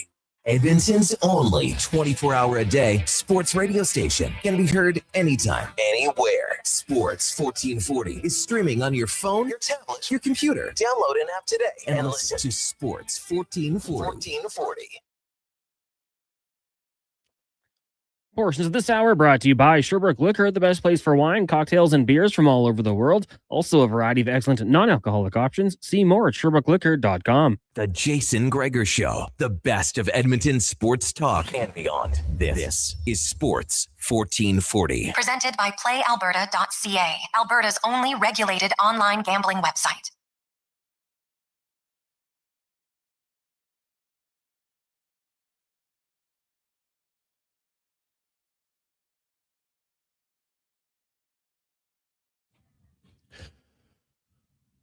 .326. Welcome back, Jason Gregor, Connor Halley, Sports 1440, sports1440.ca, as well as YouTube, Facebook, X, Instagram. Thanks for listening.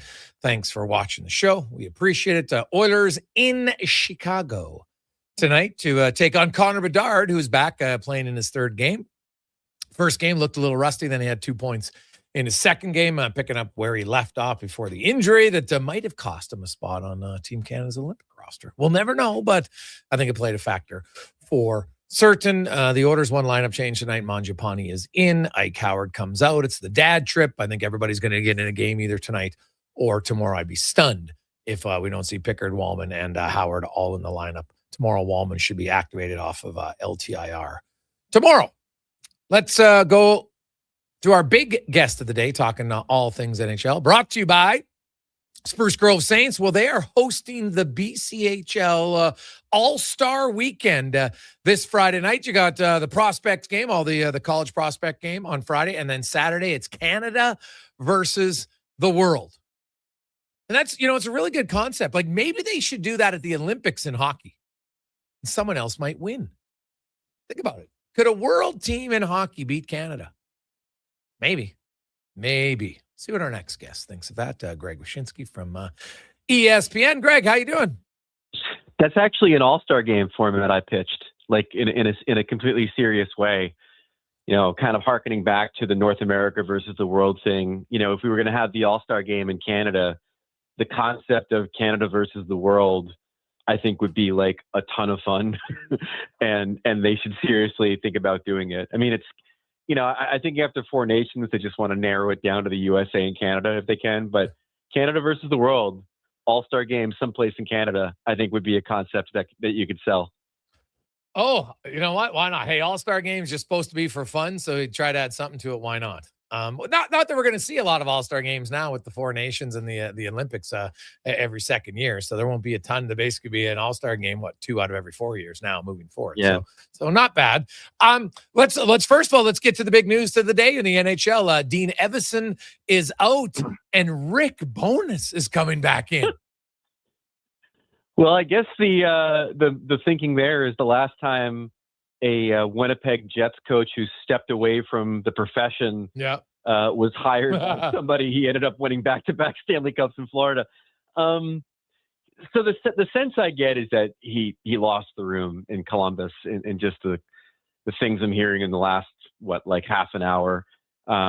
Steve McCarthy, the assistant coach that is going with him, has survived a few coaching changes in Columbus. And I think the sense there was, it was time for on the defensive end.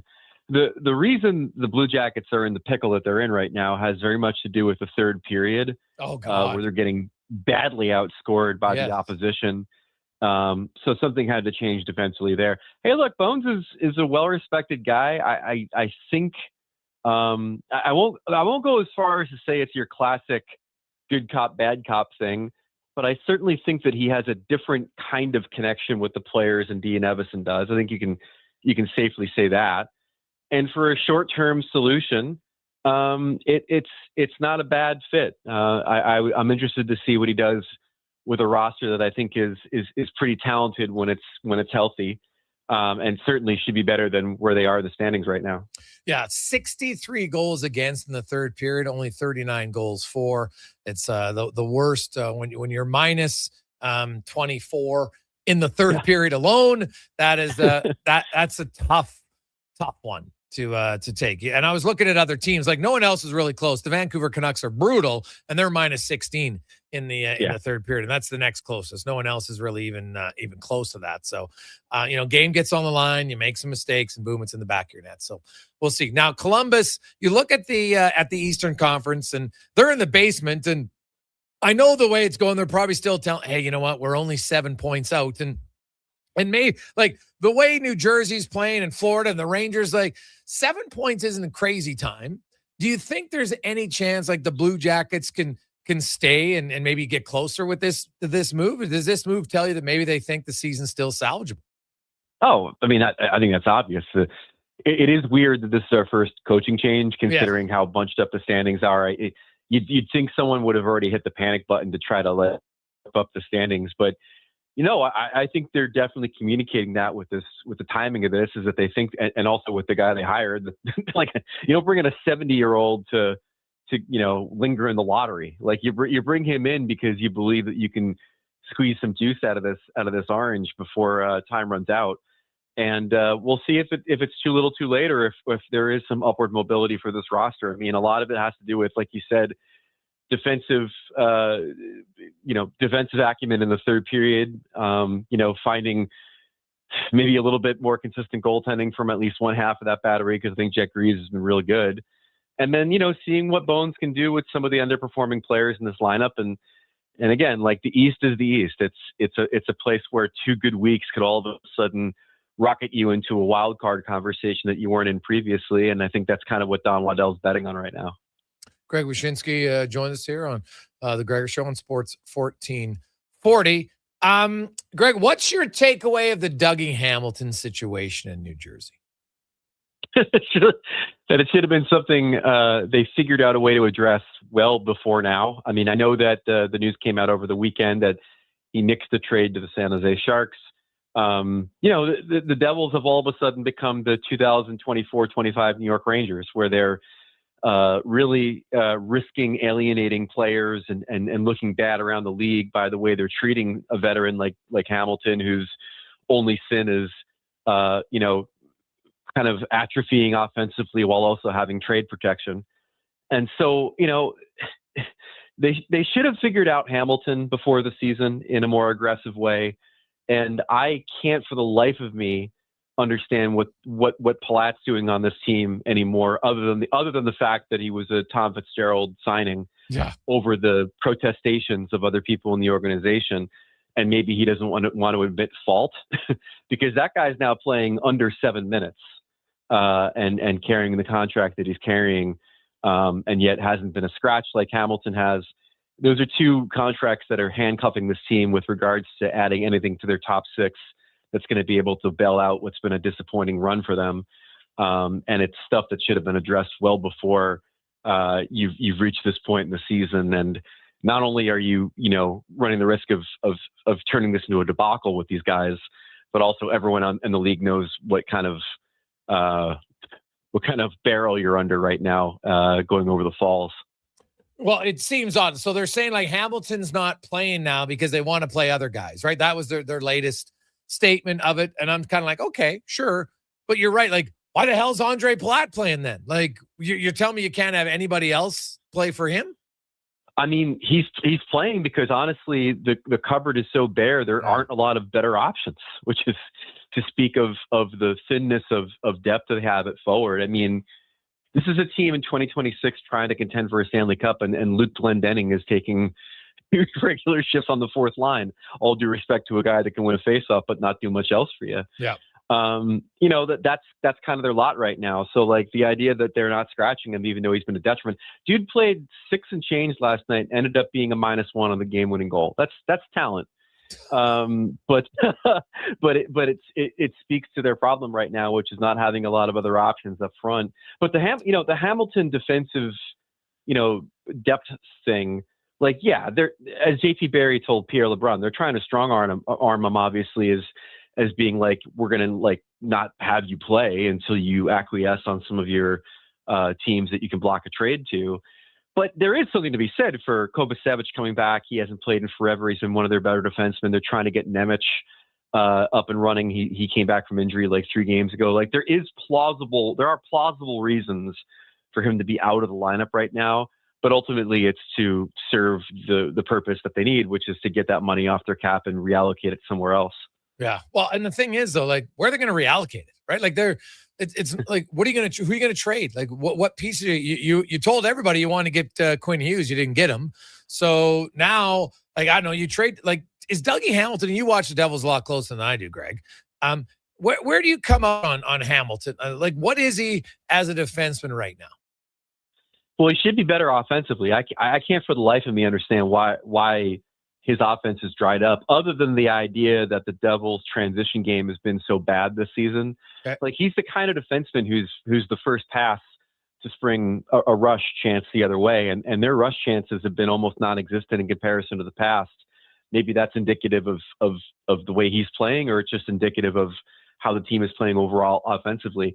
I think he struggled in his own zone. He's not generating the points he's generated in the past. But from a functional standpoint, I mean, he's been all right. I mean, if you look at his analytics, they're better than most defensemen on the team. Their expected goals are pretty high when he's on the ice. I think he's got some value left. I think the problem is that it might not be value to the point of what he's making on that contract and the term he has left on it.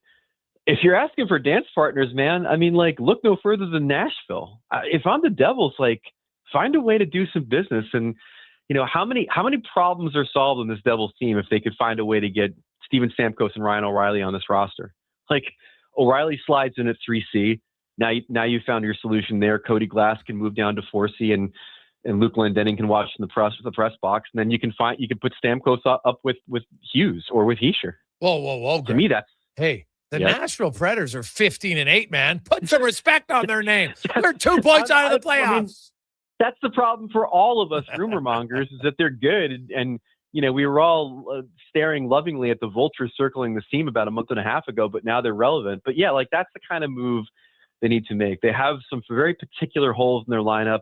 It'd be great to solve them with one fell swoop, but I don't know if that kind of trade's out there other than Nashville, who, like you said, probably isn't looking to make deals right now because they're creeping up on becoming the sacrificial lamb for the Colorado Avalanche in the first round. Well, hey, so the Devils got some issues. The Rangers got a lot of issues. Oh my God, they got spanked by you give up a 10 spot, everything. Like if Shesterkin doesn't play, that team is awful.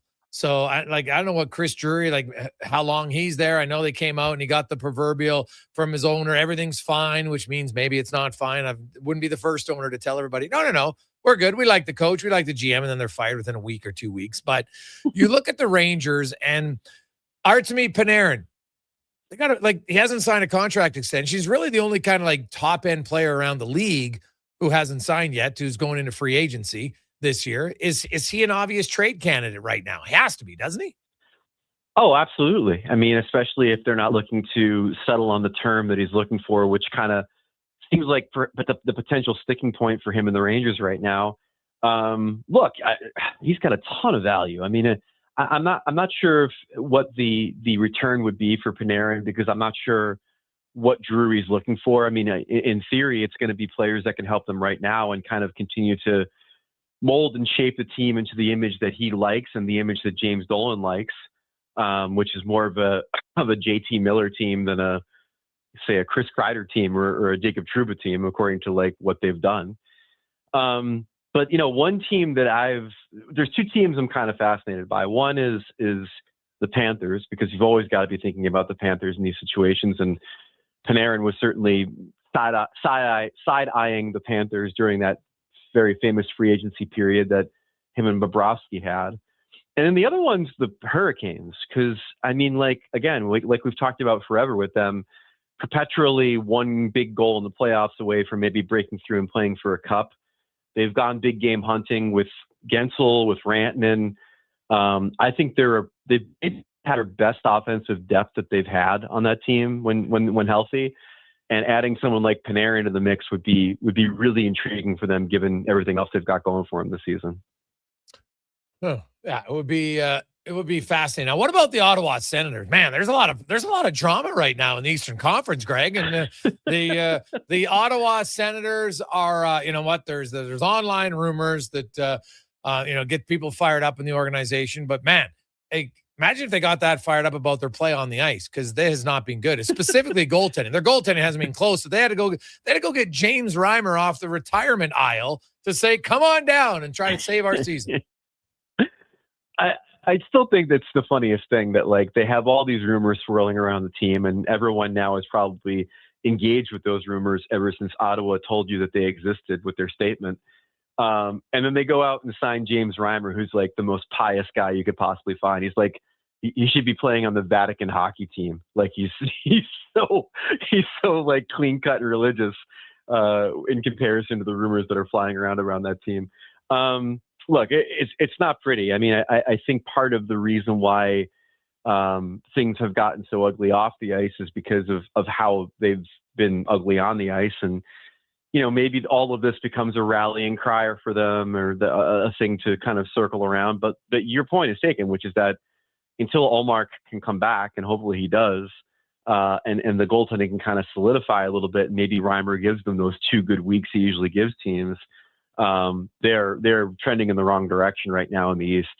Oh God, are they ever? And I'm not sure it's all these teams can't magically salvage their season and get back into it. So then you got 2 teams, you got the Buffalo Sabres. If there's a team that I would outwardly cheer for to make the playoffs, I'll admit it, it's the Buffalo Sabres. I mean, Team Tage Thompson for a long time. Their fan base, no one's had more pain in the history of the game. 14 seasons without it. I'd love to see them do it. They've won 13 of 14, but they're still only 1 point ahead. That's how deep the hole was, but they've at least dug themselves out. Now we'll see if they can trend. But you got the Sabres at 52. You got the Capitals at 52. The Bruins at 52. The Leafs, the Penguins at 51. And then lurking, a team that's been very inconsistent are the Panthers. They're going to get Tkachuk back. That should help. But they also got a boatload of road games. And then I didn't mention the Flyers because I guess they got 52 points too. So who do you, of those bubble teams, who are you most confident? Philly, Buffalo, Wash, Boston, Toronto, Pitt, Florida can make the playoffs? Washington. I think not only because I think Spencer Carberry is probably the second best coach in the conference, pound for pound. But ultimately, I trust their goaltending.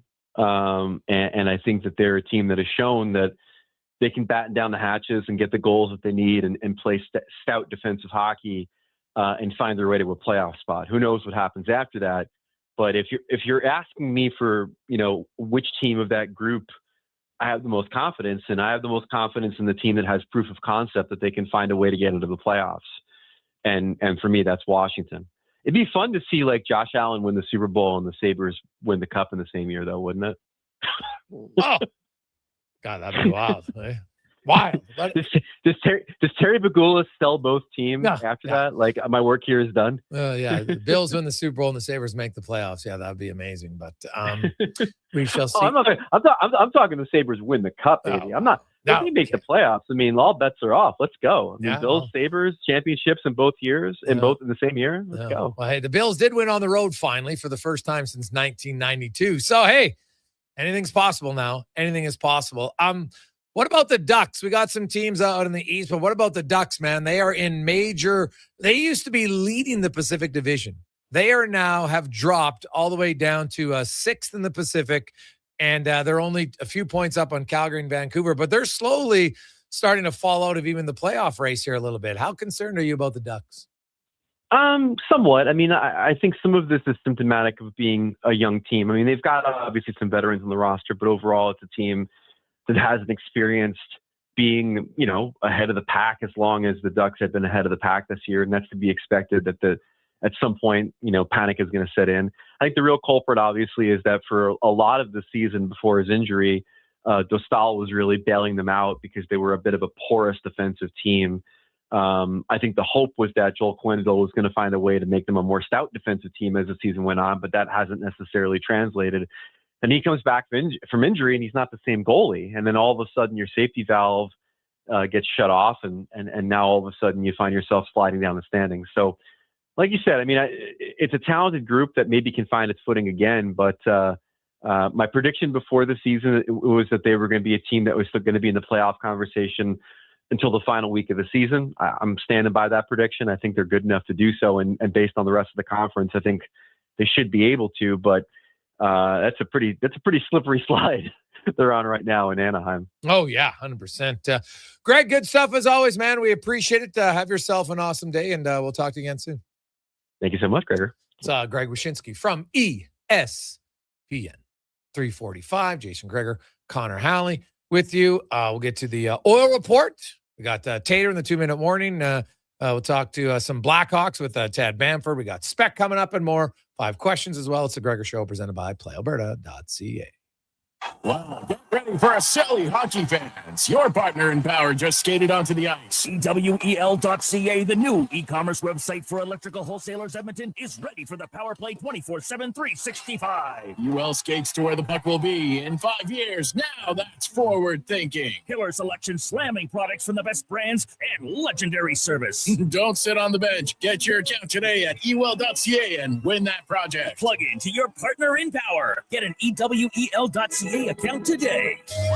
Hey, Edmonton, did you know a local Play Alberta winner scored over $500,000 on Mega Jackpots Ocean Bells? Think about the season tickets you could lock down with that kind of cash. From major casino winners every hour to jackpots worth millions and hundreds of popular games to money that stays in the province, there's never been a better time to sign up for Play Alberta. Download the app today to get started with casino, sports, and lottery all in one app. Must be 18 plus to play. When you gamble, use your game sense. Got a car you're ready to part with? Find out what it's worth. Fast, easy, and totally free at Go Auto. We're talking top dollar trade-ins, whether it's a little worn or still rocking that new car smell. Just a few clicks, and boom, you've got your value. Text VALUE to 780-777-7777 to start. That's VALUE to 780 all sevens. Why, guess what it's worth? Let Go Auto show you the money. Hear ye, hear ye. Dragon fruit has returned to Booster Juice. Prepare thyself for the legendary alchemy of the Dragon Slayer smoothie, Pink Dragon Booster Mixer, and Dragon Booster Ball. Yeah. Does the dragon taste like chicken? Nay, Booster Juice uses only delicious tropical dragon fruit. No dragons are harmed. Get thee to Booster Juice before dragon fruit vanishes once more. Booster Juice, Canadian born, blending since 1999. Want sports talk on the go? You can listen to 1440 on the AM dial or stream us on your mobile device through apps like Radio Player, iHeart, and Stingray Music. Edmonton sports fans, turn to Sports 1440. 1440. At Fountain Tire, success is a team effort. They're committed to their team members and their customers. And that means treating your vehicle like it's their own and finding solutions that suit your needs. Because whatever the road brings ahead, they're on it with you. Visit fountaintire.com today. Bringing every project to life requires the right team. By joining the Japa Machinery Group service or sales teams, you can be part of setting a new industry standard. Celebrating a legacy of excellence with Japa. Learn more at japamachinery.com. Sure, your couch is comfortable, but watching the game is always better and on the rocks. With crystal clear TVs, you won't miss a single play, and the specials are a major league win. Pre-game warm-up starts with specials 30 minutes before the puck drops. Get 69-cent wings and $5.75 Molson Canadian and Coors Light drafts. And play score and win every game for your chance to win big. Be part of the action this hockey season. See the menu online at ontherocksyeg.com. A pizza from Papa John's is already pretty great. But you know what's even better? 2 pizzas from Papa John's. For a limited time, get a medium one-topping pizza for only $6 when you order any large specialty pizza at regular menu price. Whether you're feeding your family, your team, or yourself, get your next meal from your locally owned and operated Papa John's with a $6 one-top medium when you order any large specialty at regular menu price. Better ingredients, better pizza, Papa John's.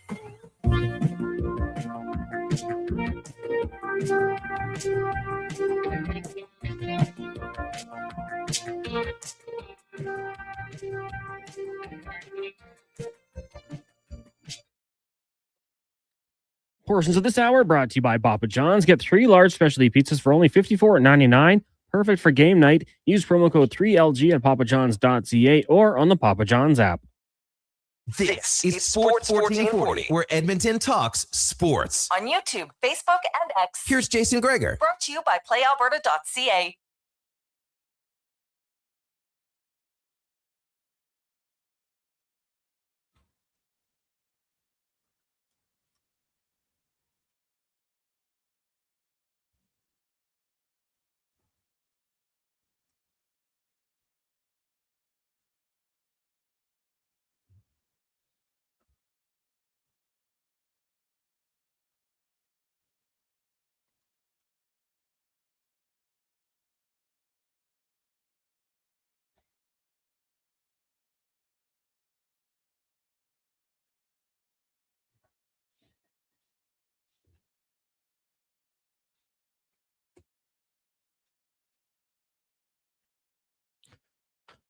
$350. Welcome back, Jason Gregor. Connor Hanley, Sports 1440, sports1440.ca, YouTube, Facebook, X, and Instagram. Hope you're having a lovely Monday afternoon. The Gregor Show is always brought to you by playalberta.ca, where, of course, tonight, NHL, you got some NFL with the Steelers, a home underdog tonight. Ooh. I always kind of like the home underdog. Cons, we'll see. You look at the this past weekend in the NFL. Man, how many people that were bad Bears fans? You must have went from devastation to just euphoria. In the first half, you're just like, oh my God, we're finally in the playoffs, and this is happening. Brutal. But Patriots win at home. The Bills win on the road. The Rams win on the road. 49ers win on the road. So can the Texans make it 4 out of 6 road winners, Connor Hanley? Very easily, I think. It's kind of funny because we talked about this being so wide open. Like, you could make a case, arguably, going into the playoffs for every team that they have a chance to heat up and go on a run here. So it didn't surprise me really at all to see the road teams do what they did over the weekend. Yeah, it was like kind of the least eventful game was your game, the Patriots and the Chargers. There wasn't a whole lot going on in that game. The fourth quarters, though, and some of those other games were absolute craziness, which makes it entertaining to watch. And so we'll see tonight. Like I agree, the Texans are favored for sure, and I actually think I picked them on Friday, the Texans to win. So, but I don't know, man. There's something about that Steeler team. Home field advantage definitely can be an advantage for certain ones, especially there. It's a little bit colder. Mm-hmm. So I think the longer that game goes and it's close, the more it favors the Pittsburgh Steelers. Like if they get into the fourth quarter, Renegade plays, the crowd gets into it, and then they're down by 3, then we got a game. I think for the Texans, they got to try to find a way to get that start like they did against the Chargers 2 weeks ago. If they can get up to a nice early 14-0 lead, I think they can run away with it. But if it stays close, you can't rule out the Steelers. Let's get to, you're very true. And let's get to the oil report now, brought to you by Go Auto. Over 15,000 vehicles to choose from. You name it, they will have it. Great deals, better service, goauto.ca. And Chris Knobloch just opens up, hey, it's Father's Trip. Does he notice a little bit more juice maybe with the kids, the players having dad around? It's a fun experience. So obviously, I think all the dads are having a good time, but I also know that the players and staff appreciate the organization allowing the fathers to be part of this, and just creates a little excitement. The season is a grind. It's a long season, and you look for little things that you can get excited about and enjoy, and this is definitely a time that everyone can enjoy. Oh, yeah, no question about it. And they'll be fired up. How about Kasperi Kapanen right now? Kasperi Kapanen has come back in. He's got 4 points in 3 games. He could have only his second 4-game scoring streak in the last 6 years, Connor Halley. And is a coach surprised at all that Kapanen's been able to jump back in the lineup and play this well right away? Yeah, it's quite a stretch that we were missing him. But the way we saw him skating and practicing, you knew he was ready to go physically. But to find your game, the timing, the puck play, I thought that would take a little bit more time. But, obviously there's some chemistry. Those three have played together. They're familiar with each other. And then, that line's been producing, pretty much right from the start together. So, hopefully they can continue doing that because they're definitely helping us. Oh, yeah. Mangiapane draws back in tonight. What is the coach hoping to see from him? Just feeling more comfortable with his game. I think there've been some mistakes, but mostly it's just puck play, not feeling confident in making plays. He's a player that's obviously should be able to make plays. He's NHL veteran who's put up a lot of offense. I think he's in a good spot right now. He's had a great attitude. He's practiced really hard. Couldn't ask anything more from him. So, inserting him back in the lineup, I think will help us. Yeah, should. Now, the Blackhawks, they come in, you know what? They can give up a lot, but they can score. Also, do they have the biggest first pair in the NHL? Louis Crevier is 6'8". Vlasic is 6'6". They are huge as a pairing. Then you throw in Levchinov. They've got good young defense core there, but not a ton of experience. So maybe you can get them out of position. We'll see. The other thing about the Hawks, like the Oilers' power play is rolling. The Blackhawks special teams are good. They got the 7th best power play, and they got the 4th best penalty kill, and only by percentage points. They're at 85%. On the penalty kill. So the Oilers get a power play tonight. This could be a really good test of the best power play because the top penalty kill is 85.8%, and the Hawks are 4th at 85. It's close. So what is the coach view as the biggest challenge facing the Blackhawks? Well, I think a lot of it is their speed and skill up front. They've got a lot of speedy forwards who are dangerous and put the puck in the net. And then their defense is tall, lanky. They create or take up a lot of space. So, and then obviously goaltending. Spencer Knight's been fabulous this year for them. And, anytime you have good goaltending, it definitely helps you. So I know they have had their ups and downs with a lot of young teams. That will happen. But also when you're missing your star player for a stretch, that will happen too. So, I think overall it's a good team. And last time we played them, we had a good game. So we'll anticipate the same tonight. And lastly, Coach Knobloch was asked the influence and impact his father had on his career. Yeah, obviously, fathers play a big role in our career, whether that's as a player or a coach. Now that I moved on from being a player, it's been a coaching. And, I've relied on him for, just talking about the team and what's going on. And, I just think about the sacrifices dads have made and moms, but we're focusing on the dads because they're with us right now. How many early morning practices and driving and, just the other day my dad and I were talking about last night, a certain town near Imperial, my hometown, they got a new rink or an upgrade to the rink. And I said, he asked me if I'd played there before. I was like, well, no, actually I took a warm up, but then I wasn't eligible to play. So he was there. He showed up right around warm up, which I took, but then found out I couldn't play. So then he drove me to another town where my regular team was playing. So just stuff like that. I know all fathers and parents have done. So yeah, they're a very big part of our lives. 100%. Shout out to all the dads out there who, are going above and beyond to help their kids have success, and most importantly, just have a little bit of fun in the sporting activities.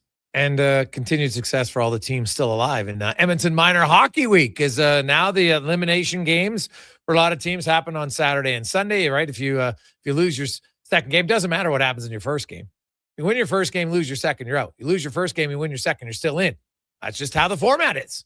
And good luck to all those teams, as now it's win and you move on, lose, and you go home games all week long, heading up to the finals this weekend at Terwilliger. There'll be lots of kids pretty fired up, and there'll be a few kids pretty disappointed if they lose. But hey, you know what? Not everybody gets to win. That's what makes it exciting. It's a great learning experience. Not everybody has to win. Right? Not everybody does win. You can still have a lot of fun. It's okay to feel a little upset, but just control yourselves. No point going lunatic over losing an Edmonton Minor hockey game. All right? Just, it's a polite reminder. But sadly, every year there's a few people that go a little bit across the line because a referee didn't call a hooking call against your team, and you believe 100% that that's the reason why you lost. Even though power plays at the lower levels, success rate isn't that high. Let's get to the con man and a sports 1440 update brought to you by Loca. Your next dinner is ready and easier than ever to get to your door. Meals.loca.ca. They are chef-crafted, fully cooked, and delivered right to your door. Meals.loca.ca. This is the Sports 1440 update. And the Edmonton Oilers have signed forward Quinn Hudson to a 2-year contract extension with an AAV of $875,000. Hudson scored 23 goals, 15 helping in 30 games so far with the Condors, as well as 1 goal in 4 appearances with the Oilers. Edmonton in action tonight in Chicago taking on the Blackhawks. Puck drop in this one gets going at 6:30. Pregame coverage 5:30 with Walker, Paulson, Gregor, and Landon Ferraro. Elsewhere around the NHL, you got the Sabres and Panthers. Hurricanes up against the Red Wings. Kraken in New York taking on the Rangers. Canadians host the Canucks. Devils in Minnesota. Avs, Maple Leafs, and the Stars take on the Kings. Changes in Columbus as the Blue Jackets have fired head coach Dean Evison and assistant Steve McCarthy. Former Jets bench boss Rick Bowness will take over. Jackets currently sitting last spot in the Metro with 45 points. In the NFL, Steelers and Texans meeting in Pittsburgh, kickoff 6:15. And you've got the Raptors in action in the association up against Philly. That gets going at 5:30. Coming up in hour 3 of the Jason and Gregor Show, we'll ask 5 questions. And we joined on your Campaigns 2-minute warning. I'm Connor Halley. This has been a Sports 1440 update. Sports 1440 Stingray radio station. CKJR broadcasts from West Edmonton Mall and Wetaskiwin. Download the free Stingray music app and listen wherever you go. Legacy Heating and Cooling offers no payments and no interest for 1 year on your new furnace. So when you wake up to no heat, call Legacy. Call Legacy. If you need it immediately with no overtime rates. If you need it immediately and want to combo it with AC. Call Legacy. Call Legacy. No payments and no interest for 1 year on your new furnace. It could only be Legacy Heating and Cooling. I'm Colin Livingston, president of Cantork. Cantork has always been a forward-thinking company, but now that we've turned 25, I can't help but take a minute to take a look back. Thank you to everyone that's been with us along the way. They're not just a grocery store. They're a butcher, a baker, a cafe, deli, rotisserie pizza, and restaurant, all under one roof. Loca Quality Market does food differently with 2 locations to serve you. Edmonton and Sherwood Park. Visit loca.ca. The new double cheesy melt at McDonald's. We're talking 2 juicy, mouth-watering 100% Canadian beef patties, 2 slices of cheesy goodness, with even more melty, cheesy sauce on top. Topped with pickles, then crispy and grilled onions. The way it all comes together, you don't just eat it, you melt into it. The double cheesy melt, only at McDonald's. For a limited time only at participating McDonald's restaurants in Canada. I'm Grant Fedork from Leading Edge Physiotherapy, and sadly, some people think orthotics are just glorified shoe cushions. But I've seen a runner drop 8 minutes off her marathon, a grandmother ditch her painkillers, and a 12-year-old nail her long jump, all thanks to custom foot orthotics. So if your feet are screaming for help, flat, high, or funky, that pain's heading to your knees, hips, even your lower back, our professionals will assess you and, if indicated, custom fabricate a pair of orthotics made just for you. Happy feet make a happy person. Feet shouldn't hurt. LeadingEdgePhysio.com. 60 years ago, we started selling trucks as Western GMC Buick. Today, we are Wolf GMC Buick. We're still located on the corner of 184th Street and Stony Plain Road with the same ownership for over 2 decades. Our customers have trusted our family-owned, community-driven business, and for that, we are thankful. If you're looking for a truck or SUV, pop in and one of our seasoned professionals will get you a great deal, hassle-free. Come trust our team at Wolf GMC Buick. Wolf GMC Buick. We're making it easy. Hey, Edmonton, did you know a local Play Alberta winner scored over $500,000 on Mega Jackpots Ocean Bells? Think about the season tickets you could lock down with that kind of cash. From major casino winners every hour to jackpots worth millions and hundreds of popular games to money that stays in the province, there's never been a better time to sign up for Play Alberta. Download the app today to get started with casino, sports, and lottery all in one app. Must be 18 plus to play. When you gamble, use your game sense. Portions of this hour brought to you by Leading Edge Physio, from weekend warriors to professional athletes, kids playing soccer to grandparents in the garden, rotator cuff tears and tendonitis to post-surgical knees and hips. We fix your body. Life shouldn't hurt. LeadingEdgePhysio.com.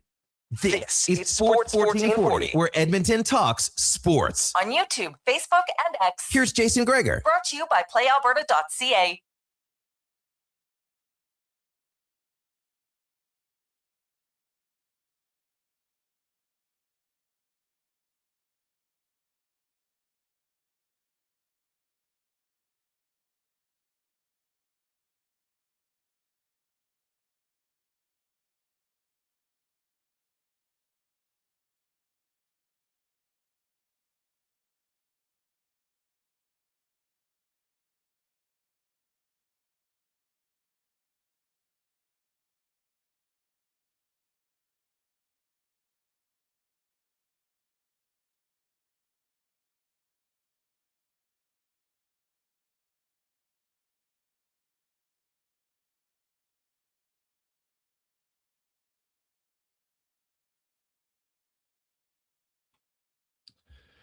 Just after 4 o'clock on a warm Monday afternoon. Beautiful outside. Hey, make sure you top up your windshield fluid because it is wet. A lot of melt is going on right now. It's going to be warm all week. So it's almost too warm now. Like the ODRs were just getting good. It's like, you know what? I don't need it to be this warm in January. I'm sorry. I don't. Put on all your work. You get the ODR going and now it just gets too warm. Not good. not good. So we'll see. This just also coming down. The Buffalo Sabres will be hosting 10 years after they hosted it. They're going to do it again.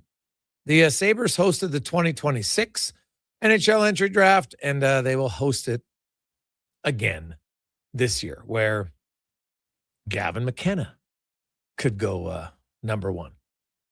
I know there's a lot of people that, yeah. You know what? There's all these warts in his game.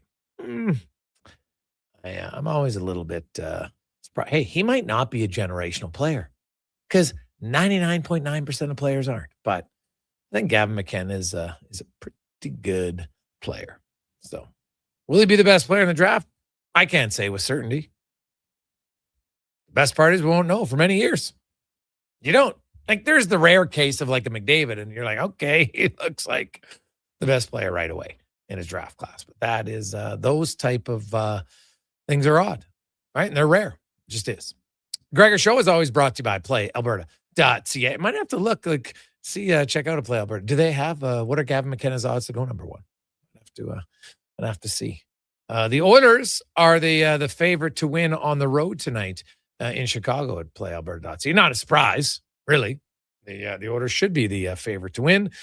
They have won 5 in a row in Chicago. They're actually 6 in a row. They're 6-0-1 in their last 7 visits to Chicago. And they will try to continue that with a win tonight. Connor Ingram will get the start. No changes on defense. Emerson's going to stay with Nurse. Regula will be playing on the third pair with Stashny. And then, of course, Ekholm and Bouchard up front. The Lazar, Janmark, Frederick line actually pretty good in the last game. Then you got McDavid with Nugent Hopkins and Hyman, Draisaitl with Podkolzin and Kapanen. Man, they were killing LA in the first period. Killing them. And the one change up front, Mangiapane will come in. Isaac Howard will come out. So Mangiapane will play with Roslovic and Matt Savoy. Tonight, look for Howard to get back in the lineup tomorrow. It's a dad's trip. You're not going to be a coach and have guys, unless somebody's hurt all of a sudden, they're going to be playing at least one of the games of this road trip. Calvin Pickard will play tomorrow night in net. And look for Jake Wallman to be activated tomorrow from LTIR. The Oilers they can just take him off LTR. They have the cap space to do it. They don't have to make another move. They already sent Stillman down over the weekend. So Wallman can come in. When they have to activate Tristan Jarry, then they got to make a move. I know we've had people texting in, someone's reporting that they could just activate Jarry and Wallman. Well, who's reporting that? Some anonymous account? It's very simple math. The Oilers currently have $4.48 million in cap space. Add Adam Henrique to LTIR, it's $7.48. Tristan Jarry, Jake Wallman add up to more than that. Okay? They are $8.775 million coming off of LTIR. So no, they don't have enough to just bring those two off of LTIR without. They have to make another move to be roster compliant when Jarry is available. Not before, but just when he is available. So keep that in mind. 833-401-1440, 833-401-1440. Looking at some other news around the NHL. The Columbus Blue Jackets, and Aaron Portline is going to join us tomorrow. The Blue Jackets with the big news today. The first coach firing of the regular season. It took a while. This got to be like the latest in the year in quite some time. We're definitely in the second half of the season. Right, every team has played at least 43 games, so we're all in the second half. But the Blue Jackets decide, as they sit currently in the basement of the Eastern Conference with 45 points, they're tied with Ottawa. They played one more game than the Senators. They're making the coaching change. Dean Evison is out, and Rick Bowness comes in. Can it salvage the season of the Blue Jackets? Really, what's costing the Blue Jackets is their third period. They're getting absolutely crushed in the third period. They've been outscored 63-39 in the third period. They're a plus team in the first and second periods, but they get to the third period and all hell breaks loose.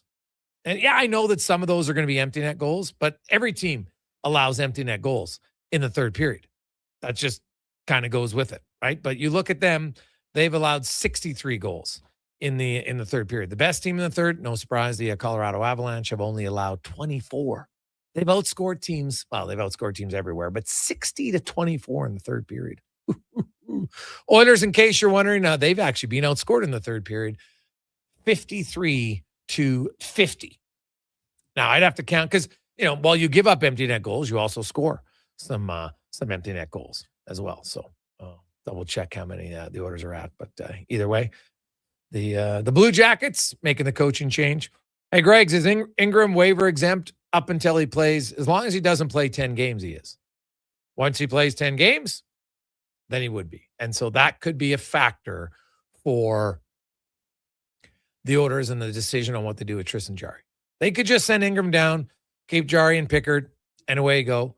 Now, we're going to have Keith Gretzky on the show tomorrow, the GM of the Condors. And for those of you who follow the Condors, Connor Unger is having himself quite the start in the American League with the Bakersfield Condors. And the Condors are rolling. They're rolling. They're all the way up to third place now in the Pacific Division, only 2 back of Ontario and 3 back of the Colorado Eagles. Now, Colorado does have a few games in hand, but the Condors have they're 8-1-1 in their last 10 games. Unger, who got called up after Connor Ingram came up to Edmonton, since he has been there, all Unger has done is win games. He's 5-0 with a .953 save percentage and a 1.38 goals against average. He's only allowed 7 goals in his 5 starts. So really impressive stuff for Unger, who had bounced around because the Oilers had too many goalies in the system, so that he didn't even have a full regular team in the ECHL. He was bouncing around kind of on loan to different teams just to get playing time. It was less than ideal, right? He played for Fort Wayne, he played for Greensboro, and he played for Orlando. 5 for Orlando, 4 for Greensboro, 2 for Fort Wayne. And you know what? Look at his numbers down there. Didn't matter which team he played on. That's what's the thing that stands out to me for Connor Unger. So he played in Fort Wayne, played 2 games, had a .944 save percentage. Played 4 games in Greensboro, had a .945 save percentage. Played 5 games in Orlando, had a .944 save percentage. So it doesn't matter which team's in front of him, unless all of those teams have the exact same very good defensive records. You're kind of like, hey, this guy is it's been pretty good down there. So, and he allowed 8-5, 6-4, 3-2. So his goals against average 1.44, 1.42, and then 1.68 with Orlando. So then he comes up to Bakersfield, and now he's at .953 with a 1.38. So if you send down one of the goalies, you're probably sending Unger down somewhere else. So that's not really ideal. Like, he's a younger goalie. And hey, is he undrafted? Yes. I don't care. To me, it doesn't matter. Like, this guy is now 24. Who cares what happened when you're 18 or 19 or 17 when you got drafted? Why does that matter? He's playing well right now. That's all that matters. And so you probably want to keep him playing. So they got a lot of decisions on what they're going to do with goaltending for the Oilers. So I don't think you want to send Unger back down to the ECHL, especially when there's really doesn't have a full team to play for. So we'll talk to Keith Gretzky about that tomorrow on the show. Also, Josh Szymanski and the new contract. If you missed it, Quinn Hudson has signed a 2-year extension at the same AAV to remain in the Oilers organization. So good day for him. Nice little celebration. You come out of college, you sign your deal. And it was a 2-year deal last year, but of course they burnt the first year right away. Remember, that's why he played the 2 games with the Edmonton Oilers, but wasn't eligible to play in the playoffs because he had signed after the trade deadline. And then he plays this year, and now he gets a 2-year deal at just above the league minimum, like $875. So good for him. Let's get to Cam Tate and the 2-minute warning, brought to you by Legacy Heating and Cooling, where their rates never change. No overtime charges. That's how you build a legacy at legacyheating.ca. Cam Tate, longtime journalist in town. Cam, of course, born with cerebral palsy. Cam's in wheelchairs. Never let it slow him down. 45 years in the industry. He's always wanted to be in radio, and now through the wonders of technology, Cam's words come to life in the 2-minute warning. It has been 2 years Sunday since we lost a giant in reporter and broadcaster John Short.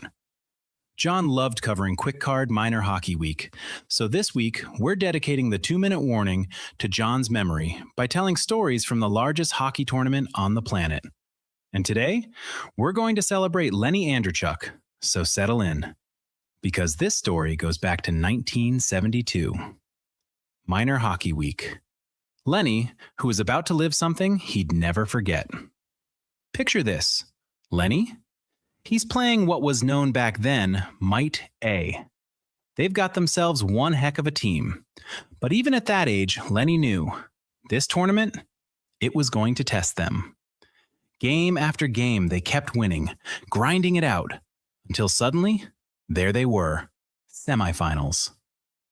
The night before that game, Lenny couldn't sleep.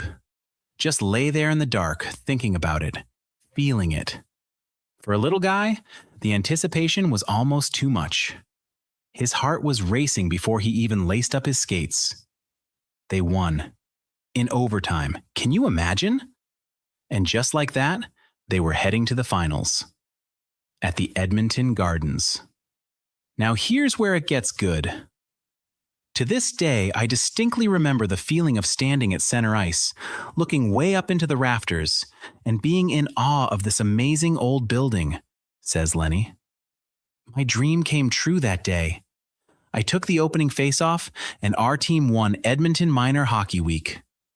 Funny, since then, I've played at the Edmonton Coliseum and Rogers Place, and being well aware of that special day in 1972, the NHL arena experience paled in comparison to standing at center ice in the iconic Edmonton Gardens. Email Cam at sports1440.ca, your favorite minor hockey memory. Our Twitter poll, 45.2% said they have not seen an outdoor hockey game. 54.8% said they have. 2-minute warning. Gregor Haley. Kruger, who recently told me, with conviction, 60 Minutes on CBS is a half-hour show. Me, Pater, Sports 1440. So yeah, keep sending your stuff to Tater. And he's saying he's got a good response, so keep it going. Today, 4:18, we'll take a quick break. When we return, the Chicago Blackhawks, Connor Bedard, is back in the lineup. We'll preview the Hawks orders next on the Gregor Show, presented by PlayAlberta.ca. A pizza from Papa John's is already pretty great, but you know what's even better? 2 pizzas from Papa John's. For a limited time, get a medium one-topping pizza for only $6 when you order any large specialty pizza at regular menu price. Whether you're feeding your family, your team, or yourself, get your next meal from your locally owned and operated Papa John's with a $6 one-top medium when you order any large specialty at regular menu price. Better ingredients, better pizza, Papa John's. Wondering what you can afford? Let Go Auto do the math with our free car loan calculator. No pressure, no awkward convos, just quick answers on your budget and payments. Bad credit? No credit? We got you. Text CHECK to 780-777-7777. That's CHECK to 780-all-7. Find out what you qualify for and start shopping with confidence. Go Auto. Drive what you love with payments that make sense. I'm tired of waking up tired. Waking up tired. Are you tired of waking up tired? Come visit our sleep experts at the Brick Mattress Store. Get Canada's guaranteed lowest prices on all things sleep. Plus, try your new mattress for 6 months. If you don't love it, we'll find one you do. Some conditions apply. Stop waking up tired. Get the right mattress guaranteed. Only at the Brick Mattress Store. No fluff, no fillers, just pure entertainment. Sports 1440 brings the heat with bold opinions, big personalities, and Edmonton's fiercest fans. This is your turf. This is Edmonton's sports leader, Sports 1440. Legacy Heating and Cooling offers no payments and no interest for 1 year on your new furnace. So, when you wake up to no heat, call Legacy. Call Legacy. If you need it immediately with no overtime rates. If you need it immediately and want to combo it with AC. Call Legacy. No payments and no interest for 1 year on your new furnace. It could only be Legacy Heating and Cooling. At On the Rocks, the party never stops. Check it out. Mondays, bingo tune. Tuesdays, tacos and tequila. Wednesdays, it's wings and karaoke. Shake what your mama gave ya with salsa lessons on Thursdays and the best Latin DJs. Plus, live music every Friday, Saturday, and Sunday, along with DJ Kenny K. Hold on, let's not forget $5 happy hour, 7 days a week. Your bar, your party. You're On the Rocks. On the Rocks. Chat Brav and 118th. Legacy Heating and Cooling offers no payments and no interest for 1 year on your new furnace. So when you wake up to no heat, call Legacy. Call Legacy. If you need it immediately with no overtime rates. If you need it immediately and want to combo it with AC. Call Legacy. Call Legacy. No payments and no interest for 1 year on your new furnace. It could only be Legacy Heating and Cooling.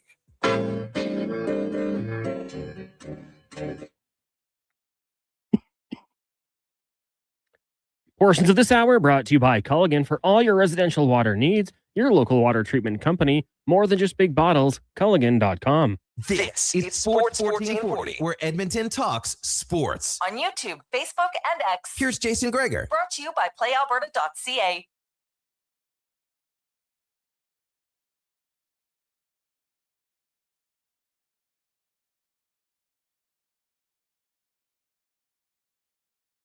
Your next dinner is 1440. Update by Loca.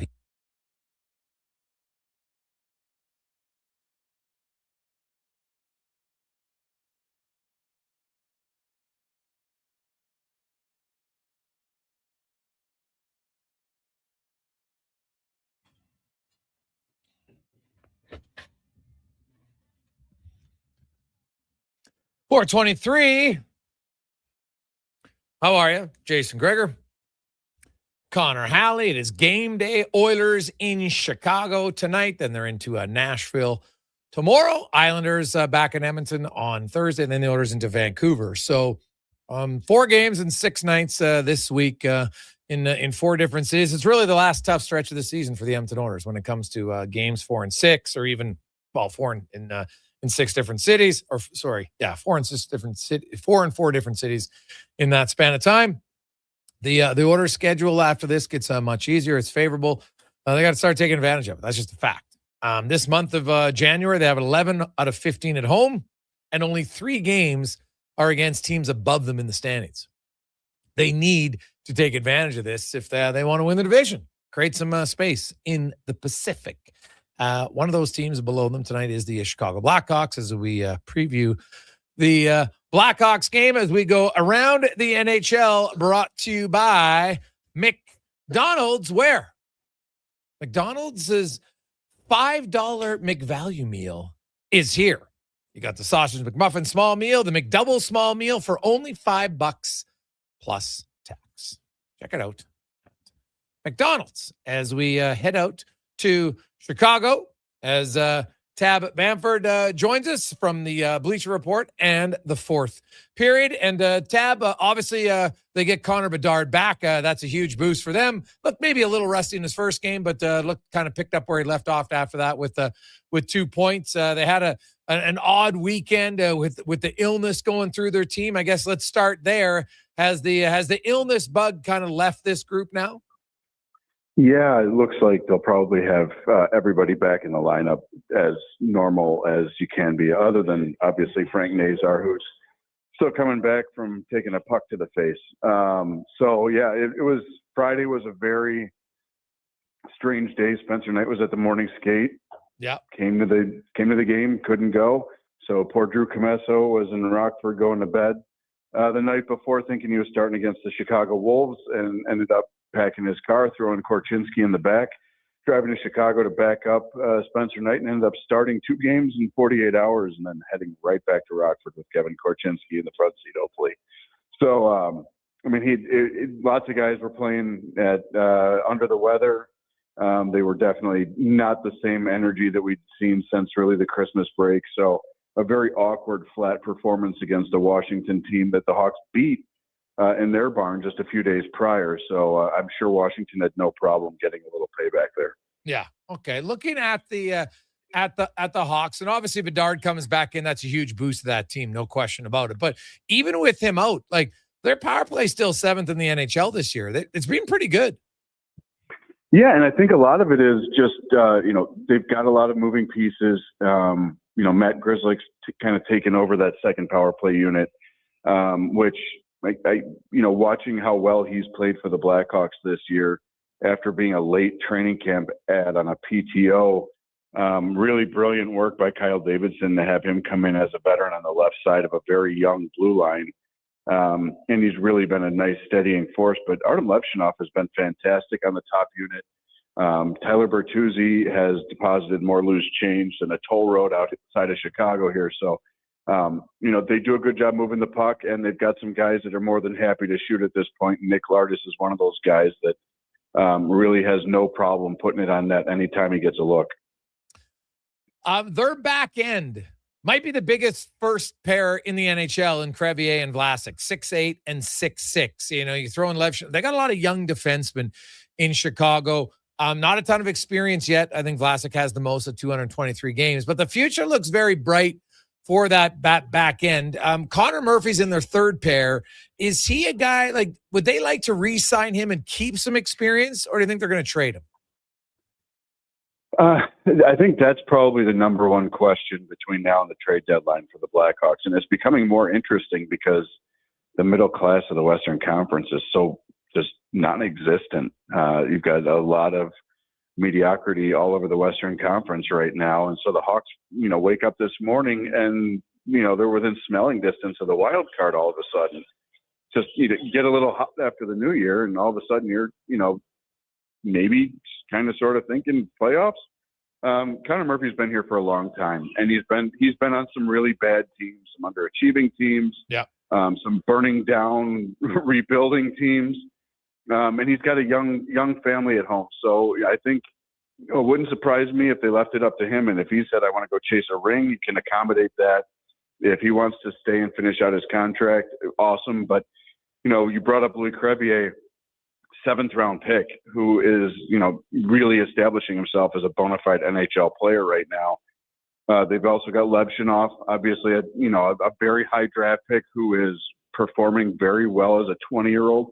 And they've still got Sam Renzel getting a little extra seasoning down in the AHL. And he was a kind of a trendy, Calder guy before the season started after having a huge season at Minnesota in the NCAA last year. So they've got 3 young right-handed defensemen that are pretty much expected to be in the NHL next year now that Crevier is establishing himself. So I'm not sure beyond this season if Murphy would come back for anything more than veteran depth. But he's been, like I said, he's been a really good leader in the room and a great warrior for the team. So it might be up to him if he wants to go or not. Okay. The Blackhawks overall this year, I think they've taken steps, right? Obviously, you still got more to go, and we've seen teams like Buffalo, Detroit, like how many years? This is the year they take a step, and then they got close, but then they never got in there. When you evaluate the Blackhawks, what do you see as the pieces that they still are needed moving forward for them to really compete and become a playoff team? Yeah, I mean, this is where it kind of gets wild when you start projecting out, because Kyle Davidson has used so many draft picks over the last 2 years. You obviously would love to see more primary scoring on this team. With all due respect to Tyler Bertuzzi and Ryan Donato, you'd love to see somebody up there on Bedard's wing who can, put 25 to 30 in and is on the right side, if you will, of 30 years old. But this is where it gets complicated. Anton Frondel was named the top forward at the World Junior Championships. He has a hammer of a shot, and he was drafted by the Blackhawks in 2025. They've got a kid named Roman Kanserov in the KHL who's putting up numbers as a 21-year-old that compare favorably to guys like Kaprizov and Panarin right now, and his contract in the KHL expires in June. And so when you start thinking about what do the Blackhawks need, the crazy answer is maybe more time to see who else is coming in the pipeline. This is really the first wave of prospects hitting Chicago to join Connor Bedard, and there could be wave after wave coming because they've had so many draft picks in recent years. Vaclav Nestrasil at UMass had a really nice World Juniors going and winning a silver medal, and he was kind of a lottery ticket at the draft, and he's right there with the leading scoring freshman in all of NCAA. So they've got so many young pieces coming. I think the answer is let's see what these guys look like when they turn pro. So it's almost, still wait and see, but you've got young guys like Lardis coming up, and the shot is true, and it's translating from the OHL to the AHL and now the NHL. Oliver Moore's speed is world class. Levshunov is starting to figure it out, and none of these guys can legally drink in the U.S. yet. So it's kind of wild to look at it and realize that in Nashville they had 6 guys with a point, and the second oldest was 23. Yeah, well, they definitely got some young guys. I've seen lots. We got a lot of texts from Oilers fans. I remember when we had hope, and it took a lot longer than they wanted. And that's always the challenge for teams, right? Is to, Detroit, everybody thought this would be quicker for them. Now they're finally here, it looks like anyway. And that's great. But Buffalo is a great example of, now they had a Jack Eichel and it didn't work out for them. Just because they didn't want to do a surgery. So what is your sense in the city? Maybe it's because they won 3 cups in 6 years that the fans are like, yeah, okay, I'd like to get back, but I can still reminisce about that. Or are they getting a little antsy in Chicago about wanting this team to get back sooner to the postseason? I think the last 2 years with Connor Bedard here, there was more collective angst. Why are we still at the bottom of the league when we have this generational player coming to save everything? And I think that the longer we get into the Connor Bedard experience, the more fans are remembering that the last time that they picked first overall, Patrick Kane was really outside of Marian Hossa as a free agent. Patrick Kane was the last piece of those 3-time Stanley Cup teams. He wasn't the first one in the door like Bedard was. Exactly. And so I think there's been a little bit of cautious patience with some okay, let's go already for the last 2 years. Now that we're starting to see a more volume of Kyle Davidson's draft picks, again, Oliver Moore, Nick Lardis, Artem Levshunov. You see young guys like Wyatt Kaiser coming up on the back end. Now that you're seeing guys come up and actually perform well, I think that there's more excitement and more of a willingness to wait and see kind of how this is going to go. And I think the other thing, you bring up Buffalo, I think that there's a big portion of the fan base that's willing to be patient because they don't want to see the Hawks, maybe gamble some of these, potentially great prospects that they have coming for a win now guy who maybe doesn't change the calculus enough. And you end up watching, a parade after parade with guys who used to be Sabres. Seems like every year you just needed to have a former Sabre in your lineup to win a Stanley Cup, starting with Ryan O'Reilly. So I think that Buffalo being the one end of the pendulum with, keep trying to win now and moving young guys before maybe they're fully seasoned and ready to go has given some part of this fan base a little bit of pause when they want to jump too soon. What'll be the matchup tonight? Who gets the McDavid line for the Blackhawks? I'm going to assume it's going to be Jason Dickinson and Ilya Mikheyev primarily chasing him around the ice. And, I think Dickinson's done a really nice job historically against him. Mikheyev's speed, going all the way back, 2 or 3 transactions on the back of his hockey card ago. He's done a nice job with his elite speed of at least trying to check McDavid. So I think he'll probably see a steady diet of McDavid, or McDavid will see a steady diet of Dickinson and Mikheyev tonight up front. Awesome. Appreciate this, Tab. Enjoy the game. Absolutely. Good chatting with you, boys. There you go. That's Tab Banford from Bleacher Nation and the fourth period. The Blackhawks hosting the Oilers. Oilers have had a lot of success in Chicago as of late, riding a 5-game winning streak, 5-0-1 in their last 6 in Chicago. Lineup change, only one from Saturday's shootout loss to the Kings. Mangiapane is in. Ike Howard will come out. Look for Jake Wallman to be activated tomorrow. and play, I would think, in that game against the Nashville Predators. Not 100%, but pretty darn close. The fact that they moved Stillman down was the other one to say, okay, they're not doing that until they know that Wallman's got the green light, and they are going back-to-back. They usually don't like to play their guys back-to-back for their first game back, so he'll play Tuesday against Nashville and then likely stay as a regular in the lineup as long as he is healthy. We'll come back. We got 5 questions for you. It's the Gregor Show presented by PlayAlberta.ca, Alberta's only regulated online gambling website, where 100% of the revenue stays right here in the province at PlayAlberta.ca. Diamond Rides is one of Alberta's premier specialty charter companies. With our luxury motor coaches, we provide our customers with the safest and most reliable ground transportation services. Our seatbelt equipped, top-of-the-line motor coaches have become the preferred carrier for many local sports teams, tours, corporate outings, and other various travel needs across Western Canada. For more information and to request a quote, contact sales at 877-748-0991 or visit silentrides.ca. The new double cheesy melt at McDonald's. We're talking 2 juicy, mouth-watering 100% Canadian beef patties, 2 slices of cheesy goodness, with even more melty, cheesy sauce on top. Topped with pickles, then crispy and grilled onions. The way it all comes together, you don't just eat it, you melt into it. The double cheesy melt, only at McDonald's. For a limited time only at participating McDonald's restaurants in Canada. At On the Rocks, the party never stops. Check it out.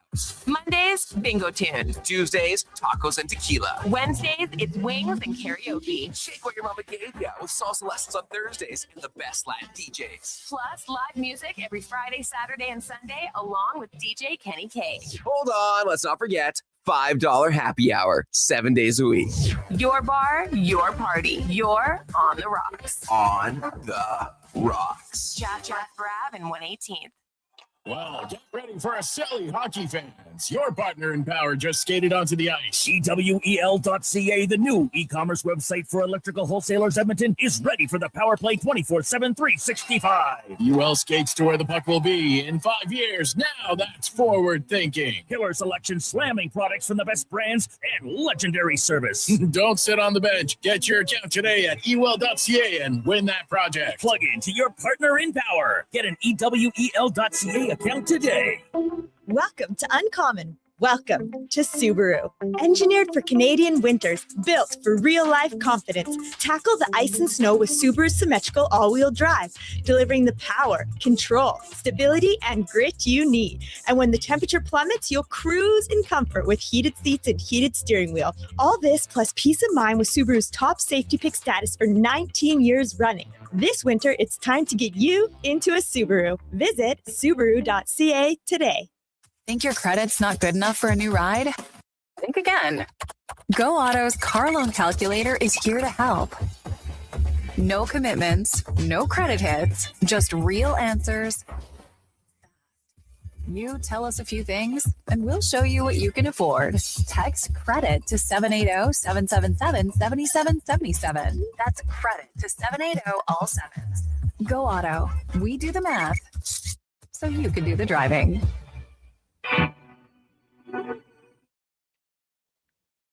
Portions of this hour brought to you by EWEL. Get your power play amped up with EWEL, supplying the City of Champions and Alberta with quality electrical gear since 1975. EWEL.ca is your partner in power. The Jason Gregor Show, the best of Edmonton sports talk and beyond. This is Sports 1440. Presented by PlayAlberta.ca, Alberta's only regulated online gambling website.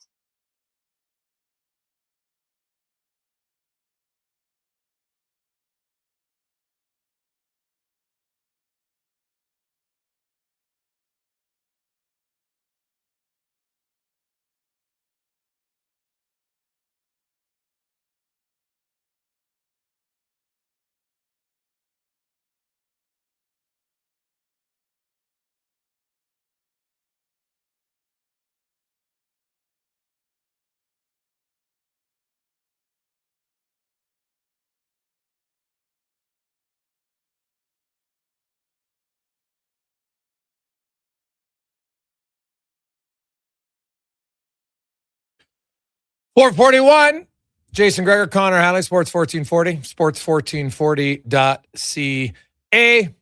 Hope you're having a wonderful Monday afternoon. Oilers, Blackhawks. We have the pregame show coming up in about 50 minutes time. Walker will join us. And, of course, Oilers and the Hawks. See if Oilers can get back on track. Not a bad game against LA, but just another one where not good enough to win. And winning 3 in a row, I believe, is a sign of a team that can show you the consistent commitment necessary to winning. And they haven't been able to find it. Right? They've lost 3 in a row at 3 different occasions this year. So you have to find ways to win. And I know when people try to say, yeah, but if you just win 2 out of every 3, then you'll win the Stanley Cup. Well, no team in the salary cap era. And if I went back further, I bet you I could go through it all, but I only did the salary cap era. No team in the cap era won the cup without at least 2 3-game winning streaks on their way to the cup. Heck, the Edmonton Oilers, when they made it to the cup final in 2024, they won 3 in a row 4 different times. And then last year, they won 6 in a row and 5 in a row. Of course you got it. Like, you got to learn how to find ways to win multiple games in a row.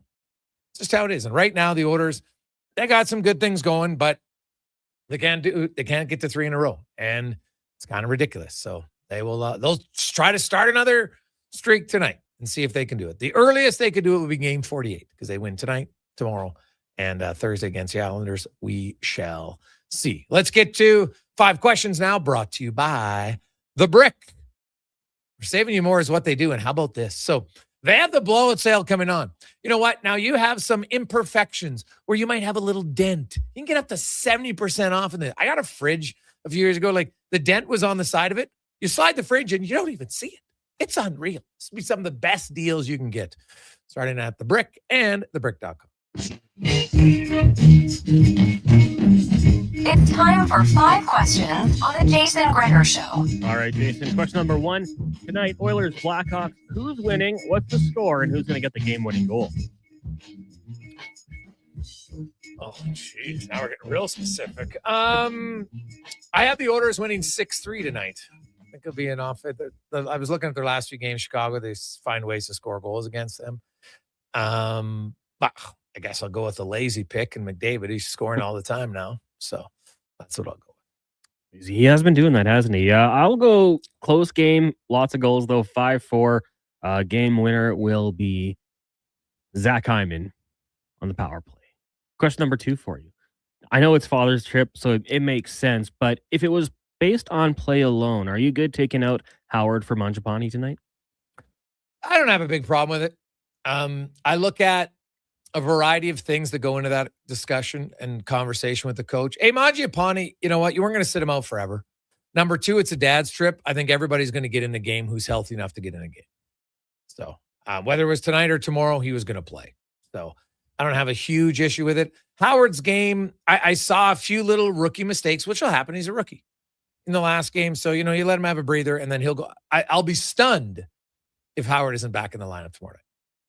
Yeah, I'm with you. I mean, you'd like to see what Howard can do, but at the same time, you got to get Mangiapane going at some point. And if maybe there's a little bit of a motivation here, maybe he has a great game in front of his dad. So I'm okay with it. We'll see. Question number 3 for you. Brooks Koepka returning to the PGA Tour after leaving LIV. John Rahm, Bryson DeChambeau, and Cam Smith also eligible under a limited time offer. Do you think this could be the end or the beginning of the end for LIV? Well, we'll see, man. I know there's a lot of people that are like, you look at Koepka and what he has to do. It's like a one-time offer. I don't know about that or not, but suppose he doesn't qualify for any of the kind of like the bonuses benefits, right? That you get now that the PGA Tour has. So I don't mind that. Like there had to be some sort of punishments, maybe the wrong word, but you can't just have your cake and eat it too, right? So I don't. Does it mean the end of LIV? There's a lot of money tied up in LIV, but I'll say this: if the other ones, all the big names come back, it'll be the slow demise. Yes, it might be like a secondary tour that stays alive. Because hey, if other guys can get paid to play on their cons, they're going to keep playing. Like, why wouldn't you? If you're going to get that much money, why wouldn't you do it? But it will lose a lot of the prestige if indeed Rahm and DeChambeau and Smith all return. Yeah, I mean, like I don't think it's I don't think it's going anywhere. If the money's there, eventually players are going to keep going just to cash in. And even if you do it for a few years and you can eventually come back to the PGA Tour, I can understand why guys would do it. Certainly, I think it takes a hit. And these are some of the biggest names in golf leaving or potentially leaving here. So it's not good for LIV. I don't know what they can do to try to get players back, whether it's change what they do. I guess they could always offer more money, and that might work for them. But I like to see this because I'm team PGA on this one. Question number 4 for you. Right now, playalberta.ca, the Texans 3-point favorites over the Steelers. The over-under set at 38. So where would your money be going tonight? And is there any other bet you would take? Go ahead. I will take the Steelers not to cover. So Texans to cover. Give me the under. Like I could see this one being 24-10, 27-10. That would be tight, but it would still get you the win. And any other bets? Nico Collins finding the end zone. I think he'd be a good bet. He is the Texans' best offensive player, in my opinion. So maybe him finding the pay dirt. I would. Texans are 3-point favorites. Yeah, well, I picked the Texans to win, so I'll stick with that. So I guess I'll still take the Texans. So if it's 3, it's a push. Well, I'll take a push then, whatever. So I'll take them by 3. And I'll say DK Metcalf. I don't know what his line is for catches. Is it 5.5? I'll take a look. Whatever it is, I'll say over because that's the only way the Steelers are going to be able to move the ball is throw to him. Yeah, that's certainly a good way to do so. Tough corners, though, with the Texans. Final question for you. It's apparently Kiss the Ginger Day today. So in honor of that, who are your top 3 redheads of all time? Go ahead. I'm having a hard time with the third one. I guess I'll say Isla Fisher. She was hilarious in Wedding Crashers. She's been in a lot of other movies as well. So she'll be number 3. Number 2, Emma Stone. Loved her in Zombieland and a bunch of other movies. Number 1, I'm going Conan O'Brien. I love the Conan O'Brien show. Love his podcast now. So Conan O'Brien would be my number 1 redhead. All right. Well, I guess I would go Julianne Moore. Thomas Jefferson. And number 1 would be my wife. Oh, yeah. Good pick. Yes. So there you go. Now, if I was given an honorable mention, I would go Ralph Malph from Happy Days. Oh, classic. Good news. Only a 4.5 for DK Metcalf, Gregor. Oh, well then, yeah. You're paying out pretty good. So I'm going with that for sure. For sure. Hey, guys, Dickinson better plan on playing 27 minutes if he's going to be going up against McDavid. Don't you think McDavid's ice time is a little heavy lately? Well, not really. His ice time is what it is. When the Oilers go to overtime games, he plays more. He's I'm looking at Connor McDavid, his ice time, the last 6 years of his career, and it's basically he's a 22-minute a night player, right? Like this isn't really new, right? He is he's played anywhere from I guess the last 2 years ago he was at 21-22, right? But he's been 22-04, 22-09, 22-33. He's at 22-50. Are those extra 30 seconds a game really impact him? Now, the Oilers have played more overtime games this year than they did all of last season. And when they're in overtime, like how many minutes did McDavid play in overtime last game? 2.5, maybe 3, because they called the timeout. They had the power play. I don't even know. I'd have to go back and look to see how many minutes he was on the ice there. But I'm not like, does Connor McDavid look tired to anybody? Like, why are we worried about Connor McDavid playing 22 minutes a night? Honestly. Like I don't get it. What's the concern? McKinnon's playing 21-47. Right? I don't know. Maybe like I don't understand the problem. Do you? Like Kirill Kaprizov's playing 22-21. Like, I don't know. I don't like Nathan McKinnon is less because Colorado has blowout games. So lots of times in the third period, they just roll 4 lines. Right? So, hey, if the Oilers, here's another byproduct of winning 3 games in a row. You get a little bit of cushion. But I'm not too concerned at all about McDavid playing this many minutes. Doesn't like over the last 5 years, McKinnon's averaged 22.14. McDavid's averaged 22.05. Do people in Colorado worry about McKinnon's numbers? Why is anybody worrying about it in Edmonton? Honestly, I'm just curious. Like, does McDavid look tired? No. McDavid gets stronger every year. His numbers back it up. And you know why that is? Because his elite conditioning. The guy's a freak. He's an effortless skater. He's light on his skates. Right? He can fly. He can play minutes. He's not a heavy, he's not plodding around the ice.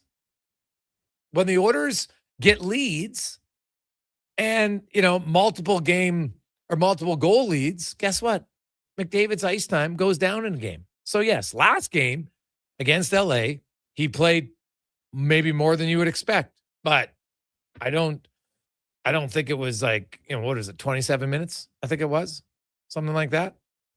But I don't know. Like the game against Winnipeg when they were winning handily, played 19 minutes. Vegas, 19 minutes. Like, I don't know. That's just what he is. I don't see it a problem.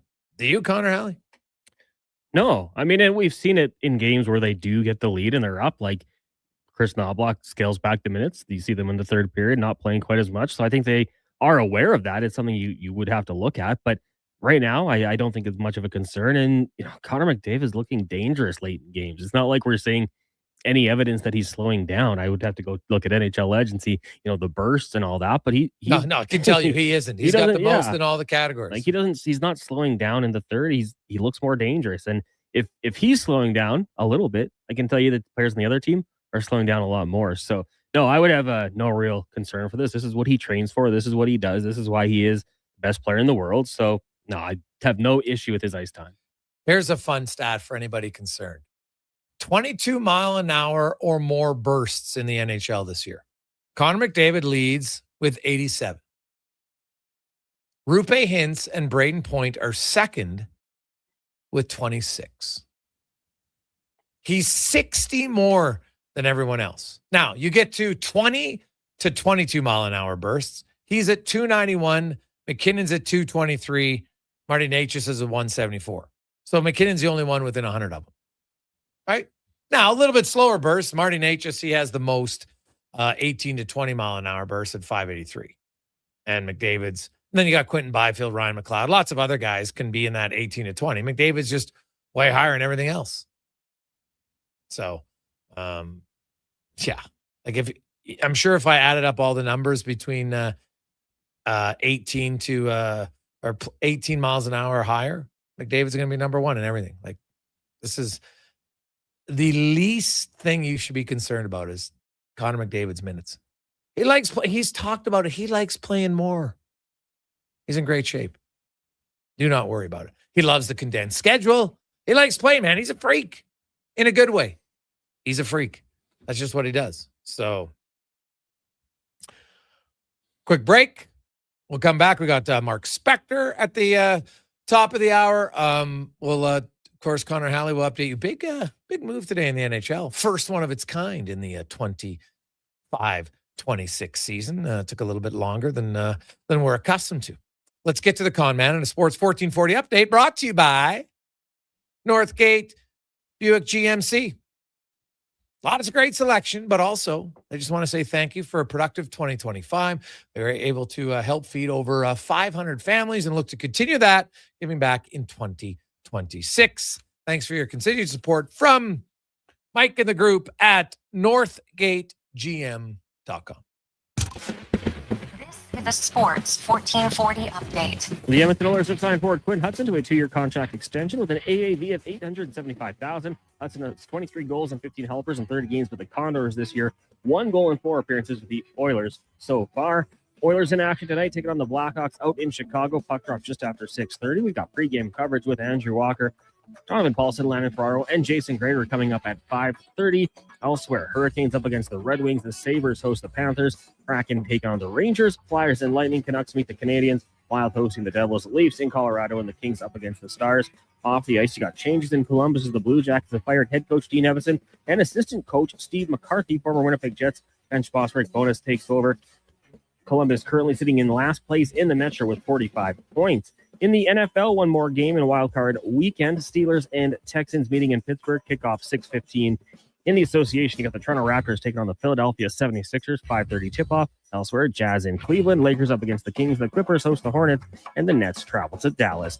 Coming up in hour 4 of the Jason Gregor Show, we'll be joined by Mark Spector of Rogers Sportsnet. And to get to our pregame coverage, I'm Connor Halley. This has been a Sports 1440 update. Sports 1440 in West Edmonton Mall and Wetaskiwin. CKJR is a Stingray radio station. Download the free radio player app and listen wherever you go. Think your credit's not good enough for a new ride? Think again. Go Auto's car loan calculator is here to help. No commitments, no credit hits, just real answers. You tell us a few things, and we'll show you what you can afford. Text credit to 780-777-7777. That's credit to 780 all sevens. Go Auto. We do the math, so you can do the driving.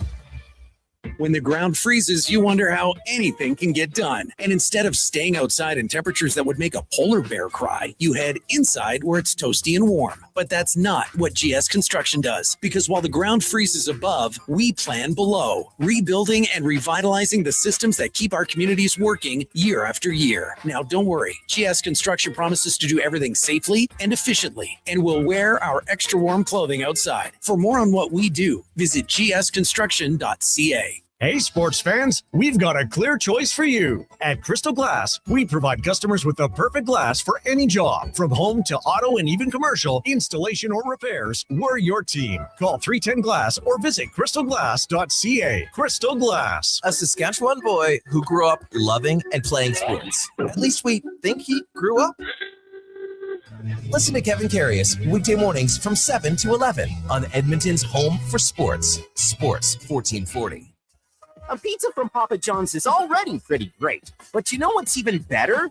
2 pizzas from Papa John's. For a limited time, get a medium one-topping pizza for only $6 when you order any large specialty pizza at regular menu price.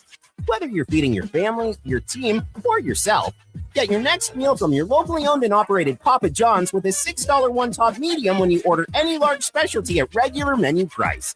Better ingredients, better pizza, Papa John's.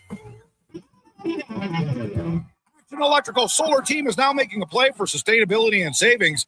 They're specialists in powering up for a greener future. That's the strategy. Designing and installing high-efficiency solar panels. They're helping homes and businesses combat rising utility costs by harnessing the power of the sun. A smart move for efficiency and the environment. Hire the Action Electrical team to bring home a win for your project. Visit actionelectrical.net. Did you know The Brick is proudly Canadian-owned and operated? We started right here in Canada over 50 years ago. Now, our 5,000 team members are proud to be your neighbor in more than 200 communities across Canada. And we support all Canadians with a growing selection of quality-made Canadian products and manufacturers. Nobody knows more about furnishing Canadian homes at the guaranteed lowest price than us. The Brick, saving you more. Visit thebrick.com and use our store locator to find a Brick store near you. Are you looking for safe and professional transportation solutions for your group events and sports teams? Look no further than Silent Rides, Alberta's premier charter bus company. Whether your group is big or small, Silent Rides has you covered. We offer state-of-the-art motor coaches, first-class service, and affordable rates. Get your quote today. For more information and to request a quote, contact sales at 877-748-0991 or visit silentrides.ca. He's a legend in the booth and a master on the mic. Low Tide brings the banter weekdays from noon to 2. Sports 1440 is where Edmonton talks sports. Get in the game. Text 833-401-1440.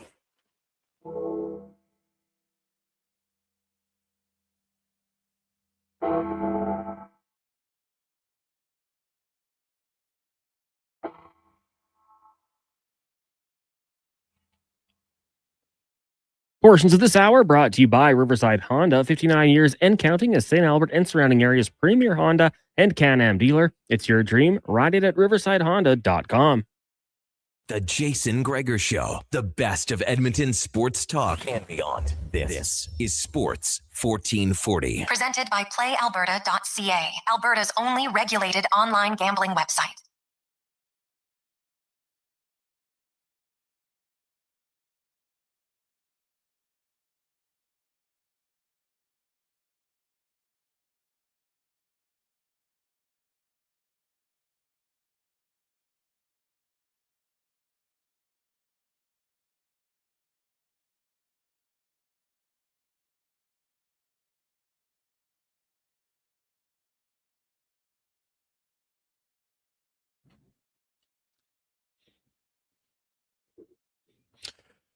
just after 5 o'clock.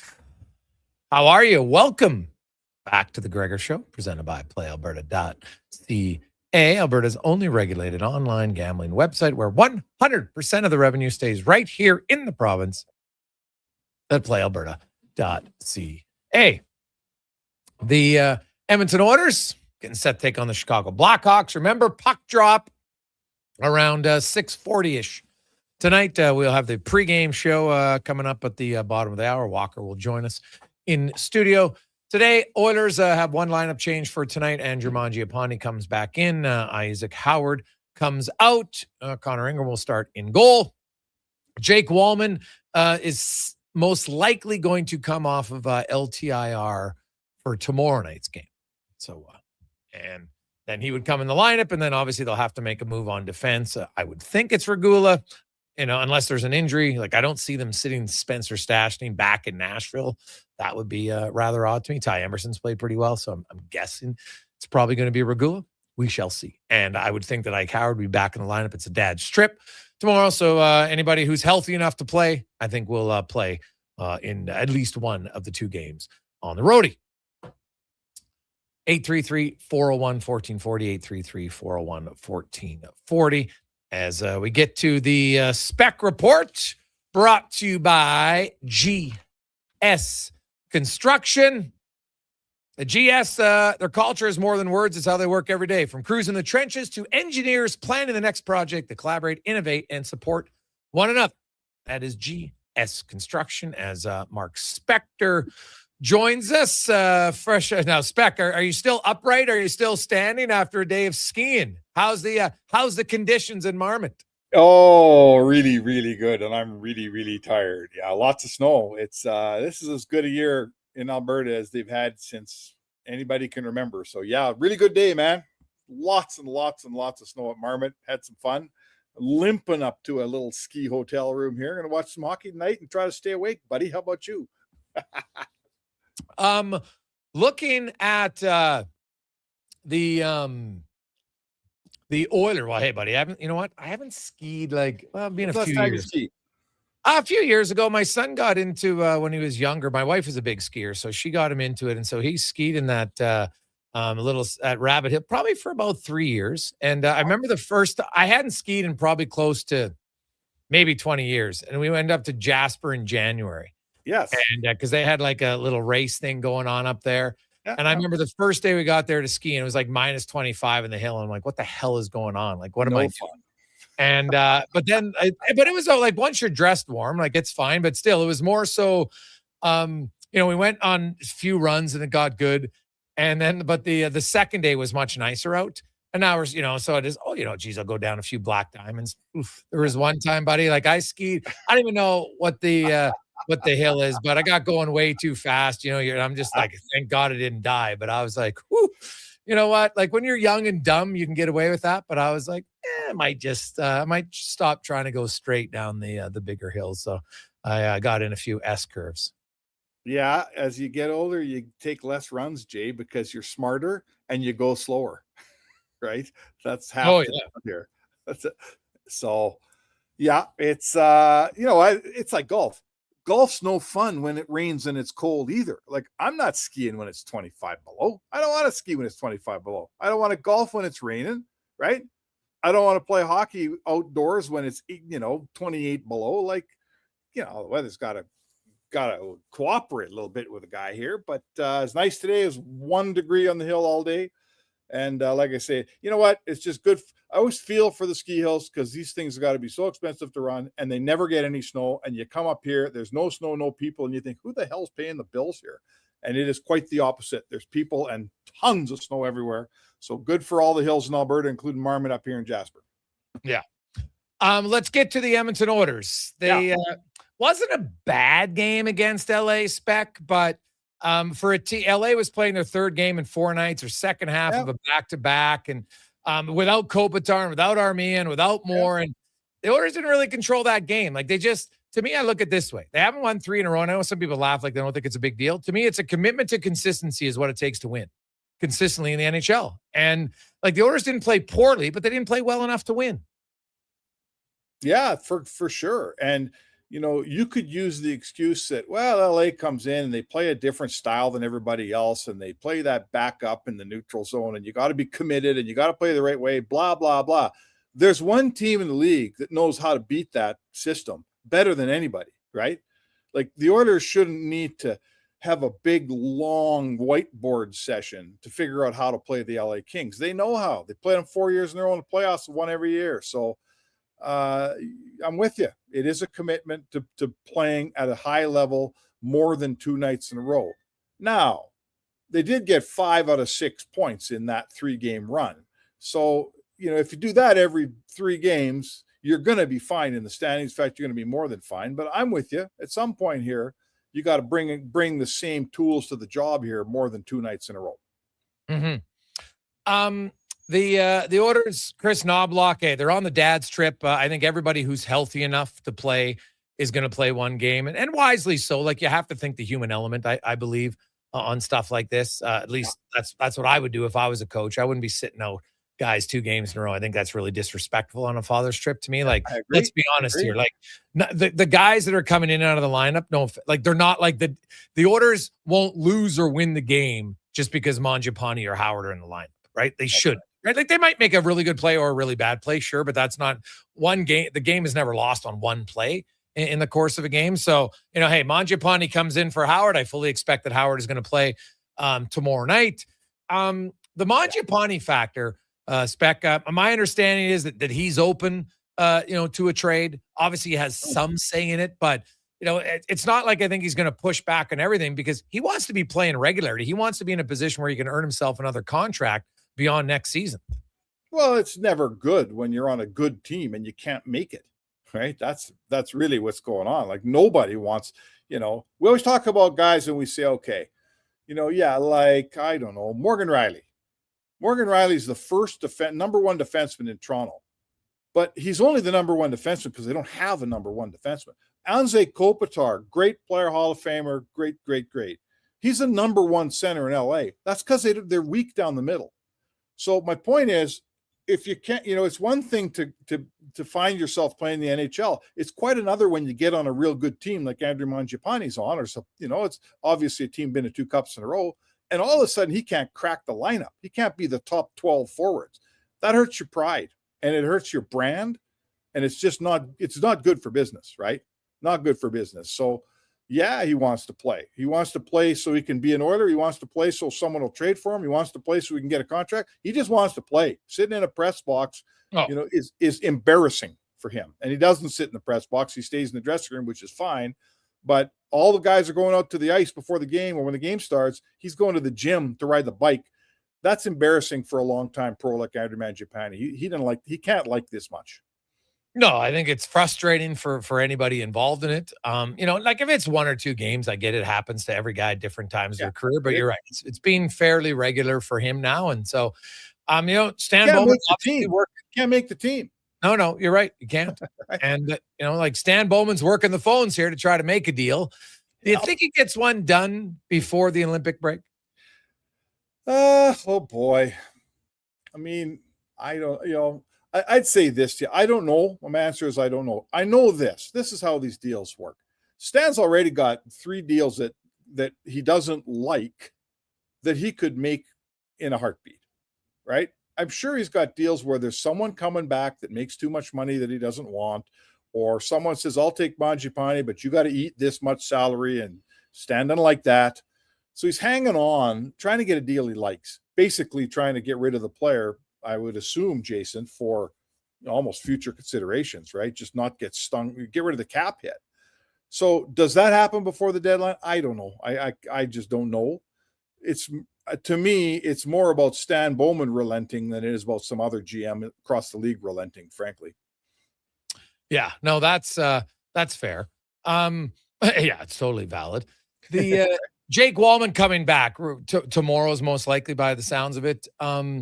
It's, as a captain obvious, it's Regula that comes out, and then there's going to be some healthy competition for guys to go in. Like, Ty Emberson, I'll say this, Spec, like, very quietly, Ty Emberson's gone about his business pretty good this year. He has, man. He has, for sure. He is basically the number 5 on this team. And there's no reason when you look at who's not playing tonight to look at Ty Emberson. He's not giving you a reason for it. So good for him. That's when I see that, Jay, I think of Alec Regula, and I say, you know what? A year ago, Emberson was in and out, and a year ago you didn't trust him that much, and a year ago he was a little shaky, and he's much better now. So to me, if Regula follows the same path, I guess I'd say to you, don't waste him in the press box too much. Like we put up with mistakes from Emberson, and I think it's paid off pretty well. I think Regula might be the same guy. What do you think? Yeah, it's very possible. Yeah. The thing is, though, when Wallman's healthy, then it's probably going to be Emberson who maybe goes to the press box, maybe Stastny, right? But we'll see. And it'd probably be Emberson because Regula or Emberson, neither one of them that I've seen has played the left side. Well, there's the lefty-righty thing. There's, guys get hurt all the time. Someone will get hurt. But I'll tell you what, I'd like to see Wallman stay healthy and find his game. Like he hasn't played enough to find his game this year. No. We haven't seen him at the top of his game. I mean, the guy needs, and it's hard to break in here. Like we're into January and he's going to play for, what do we got left? 2 weeks? No, 3 weeks before the season ends and they take off the Olympic break. The Oilers are off. Their final game is the 4th of February. So okay. So basically 3 weeks. So it's 3 weeks. So he's just going to get up and rolling and running, and then he's going to have to sit down for 3 weeks. So like this defense minus Kulak, they need Wallman and they need him playing at his best. This defense isn't as strong right now as it was a year ago. And heading into the trade deadline, Stan's going to be looking at this defense and saying, like, where am I adding? If I got room to add somebody, who am I adding? Where am I adding? What am I adding? And I think Wallman's progress will have a lot to do with whether you end up adding a winger or a defenseman. Yeah. That's true. Maybe it's both. Right? Who knows? Depends. Do you have room? Do you have what you need? I don't know. It's a big mystery, but I'll tell you what, we all know this. You can get by some nights with 3 lines. You can get by with, if you don't love a particular winger, if you've got weak defense, you don't last, man. That's just how it is. Now, looking at, the Oilers' decision, Wallman, they can activate easily. Because of the new LTIR rules spec, Hardick Puckpedia had outlined that while Tristan Jarry's a 5.375 cap hit, while he's on LTIR, he's actually only 3.82. That's how the rule works for that. So when he comes off of LTIR, the Oilers could just move Adam Henrique to LTIR and not have to make any other moves now that they've sent Stillman down. So they could just run with 3 goalies, right? And you've got Connor Unger, 5-0 in the American League, right? Playing very well. Do you just activate him and then just run with 3 goalies in practice? Like, to me, it would make sense because Tristan Jarry's coming off an injury. Why not have, him take less reps in practice if you have to? And you can do it for a few weeks. Like, I don't think it's something that you do the whole rest of the year. Maybe other teams have done it. So, but because of that, the Henrique injury has allowed them to take more time. He's not coming back until, when did the Oilers return? February 25th, whatever the date is, 24th. Like, that's the earliest that he could come back. So now the other one is, if you care about accruing cap space, if they could move Mangiapane before then they could just keep Henrique on IR. But in the meantime, they could move him, because that's the challenge. Now, I'd have to ask, I don't know the rules. Can you take a player off of LTIR and move him back to IR if he's not held? I don't know what the rule is on that one. So I'd have to see. Maybe just have to go retroactive. But the thing is, it sounds like they don't have to make a goalie decision even when Jarry's healthy. If they want to, they could ride 3, 7, and 13. Yeah, you could. I mean, listen, I've been around hockey teams for a long time. No one's ever had 3 goalies at practice and been happy about it, right? The starter hates it, the third guy hates it, and the second guy hates it, and the coach hates it. So I'm not saying you can't do it, but I am saying you don't want to do it, right? And I guess I'd say this to you, Jay. If you need a guy to stop some pucks on Jarry's behalf, bring the kid from Grant McEwen with you. He can stop pucks on Jarry's behalf. Someone's never going to play here. So, if I'm running the team, I think what I do is this. Ingram's only played 6 games right now. If I can keep Ingram to 9 games or less, I'm going to say, Ingram, you've been awesome. It looks like we got something here. We're very happy with you. Go to Baco. Don't have to clear waivers and play a whole bunch. Connor Unger, whatever, man. We'll sort you out down the road. I only want 2 goalies here, and I want Ingram playing a lot. Now, if we got injury situation, if Jari can't play, blah, blah, blah, maybe that adds something different to my recipe here. But if Jari can play 2 out of every 3, I'm going to stay with Jari and Pickard. I'm going to get Ingram down there playing 2 out of every 3 or 3 out of every 4, and we'll figure out Ingram down. What's his name? Unger down the road. He's a kid. He's a long ways away. Yeah, well, he's 24 actually. So not. I'm happy. Like, it's awesome for the Oil that this kid's having this great run in the AHL. But hey, he's like the 4th goalie in line here, man. They'll sort him out after they sort out the top 3. Won't know. Am I wrong there or what? Well, who knows, right? Like, goaltending, man, from year to year, it's voodoo to me. So if you got a young guy playing well and he's doing, like, I'd rather him keep playing. So. And hey, like, look at Seattle had it earlier this year. I know it's not ideal spec, but as Kevin Woodley outlined, he said, you know what? If you had to ask the goalies, what's ideal? Have 3 in the NHL or one of you in the AHL? The 2 guys between Ingram and Pickard both would say, oh, I'd rather have 3 in the NHL, right? Like, if I'm the guy that's going to the AHL, I'd rather be there. So it's just an option. Who knows what they're going to do? Whether they want to do it or not, we'll see. But it is an option due to the new LTIR rules. Well, if a player isn't on LTIR, like if you believe a player is coming back in the regular season when they're on LTIR, then you only get a percentage of that goes into LTIR. That's the new rule. Okay. Yeah. I'll tell you what, I don't know what's going to happen, but I can tell you what can't happen. What can't happen is you put Pickard on waivers and somehow you lose him. Some unexpected team gets an injury the night before and takes him away from you. And then you go to war with Jerry and Ingram and Jerry gets hurt again. And now what? Right? Yeah. That can't happen. You can't, with Jerry's health situation, you cannot risk losing. I'm not telling you Pickard is like the greatest goalie in the world. I'm not telling you he's worth all of this and that. But on this team at this time, you can't lose him. So that's how Stan Bowman's going to operate. In my opinion, that's how he's going to operate. Yeah, and it makes sense. I understand it. Like, especially when you consider all of the health concerns of other teams' goalies around the league. Oh, right boy. Right. So that's like, you look at Vancouver again. Carolina always has goalie issues. Yep. And so other teams are looking like Calvin Pickard might only be there. Like, I know it's a bit of an exaggeration, but remember the year of, everybody was claiming guys on waivers during the COVID season, right? Now they had to sit out all the time. Yes. So them. But that Ottawa goalie.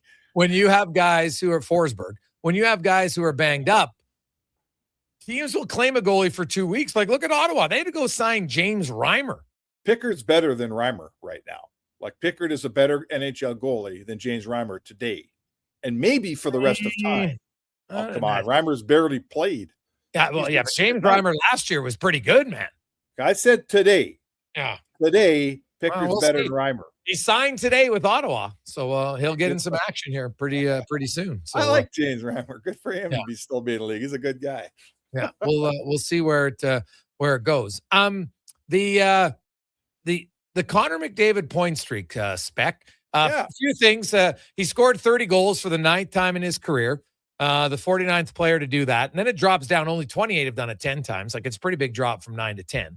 But his 18-game point streak, he's got 42 points in that streak. What's unique about there's 70 times, he's the 70th time now somebody's had an 18-gamer, but only 42 times has someone had a 19-gamer. Only 31 times they had a 20-gamer. Like, it drops off massively from 18 to 20. Of the 72 there, whatever, that have had 18, is Gretzky have like 30 of them? No, but he does have 12 where he scored 44 points or more. Is that right? Yeah. Like, and so because I was looking, so McDavid, this is where it's unique. So there's 70 streaks of 18 plus games.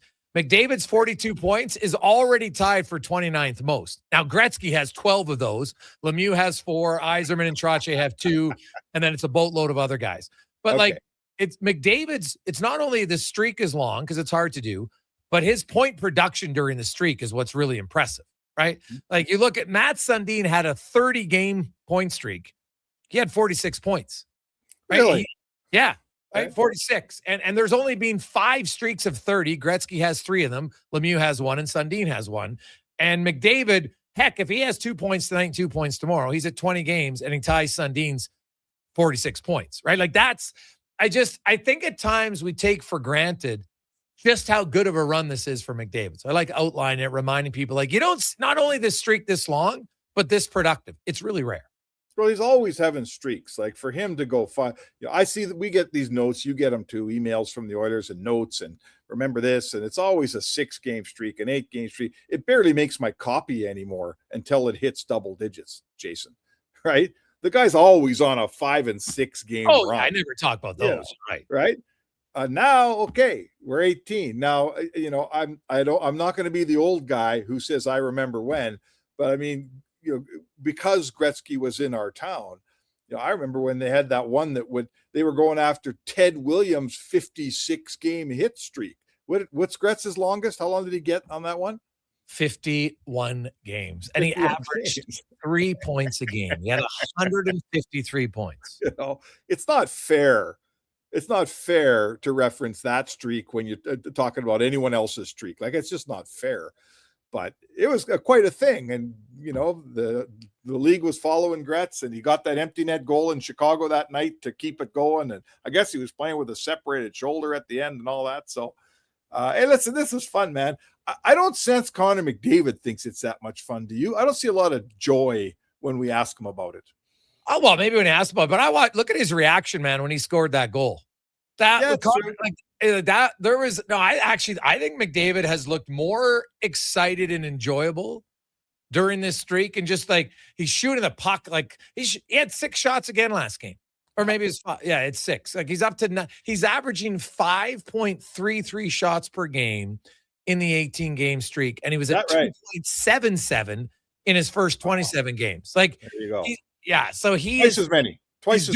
Yeah, basically, yeah. He's doing what he said he wanted to do. It just took him a little while because he said, I want to shoot the puck more this year. And guess what? Now he's starting to shoot the puck more, and he's got 19 goals in 18 games. It's so crazy, because we were sitting there on the same radio show in the same time slot going, I don't know, man. He told me at the start of the season he wants to shoot the puck, and here we are. He never shoots it. And then, boom, 2 months later, he's getting 6 shots a night and blasting home goals left, right, and center. And he does have a better shot than people think, right? He does have a better shot. Like he's, when you think of Connor McDavid, no one thinks, oh, wow, he's got a cannon.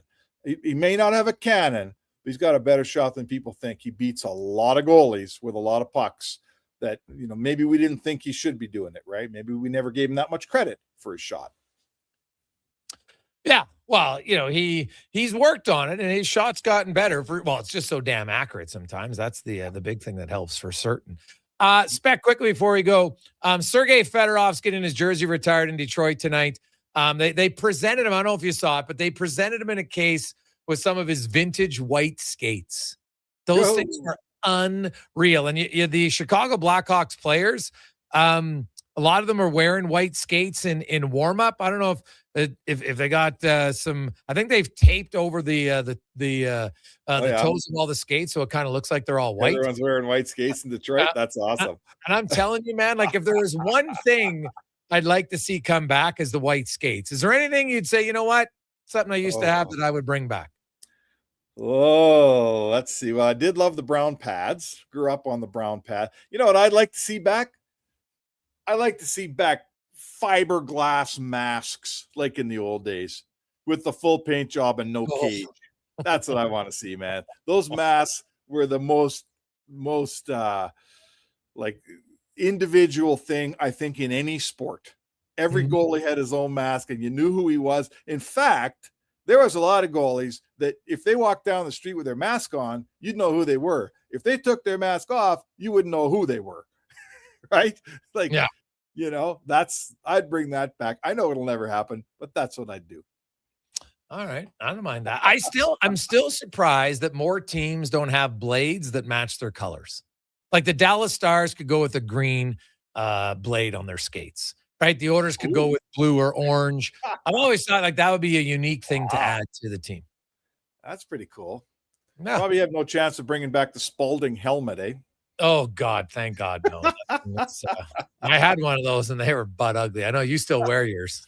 Terrible. It distracts people from my game. Oh, that's true. Smart decision. Spec, have a good one. We will chat with you tomorrow.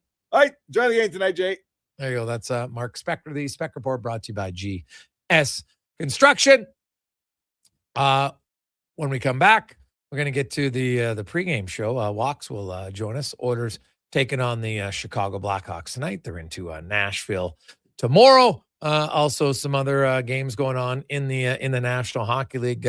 Early on, Florida has a lead in Buffalo over the Sabres. Sam Reinhart with his 24th, and the Rangers, could they win a game on home ice? Dare to dream. They're up 2-0 early on the Kraken. Sam Carrick and Mika Zibanejad with the goals.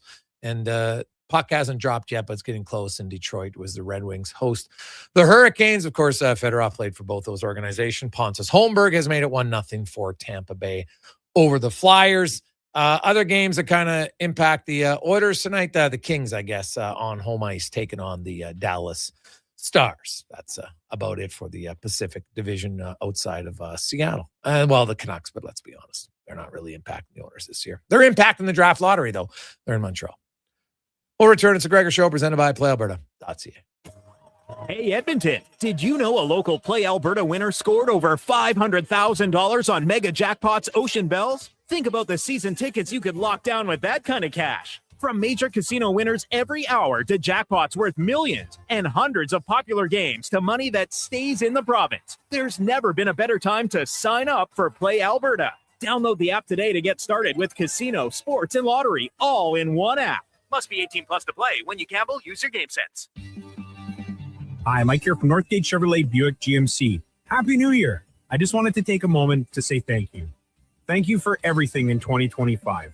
With your help and your support, we fed almost 500 families. We donated to various charities in the Edmonton area, and we're going to do it again in 2026.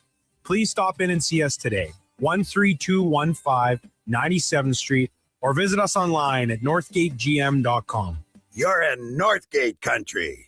I skipped breakfast this morning. Stay out of my way. Don't threaten me with your bad choices. No worries. A booster bar from Booster Juice will fix me. I don't even know what that is. Yeah, because they're new. Snack-sized bars packed with seeds, pecans, gluten-free oats, all sorts of good stuff. That sounds lovely, actually. 2 different flavors to try, too. Coconut pecan booster bars and harvest booster bars. Want to skip breakfast with me? I take it back. You make good choices. Booster Juice, Canadian-born, blending since 1999.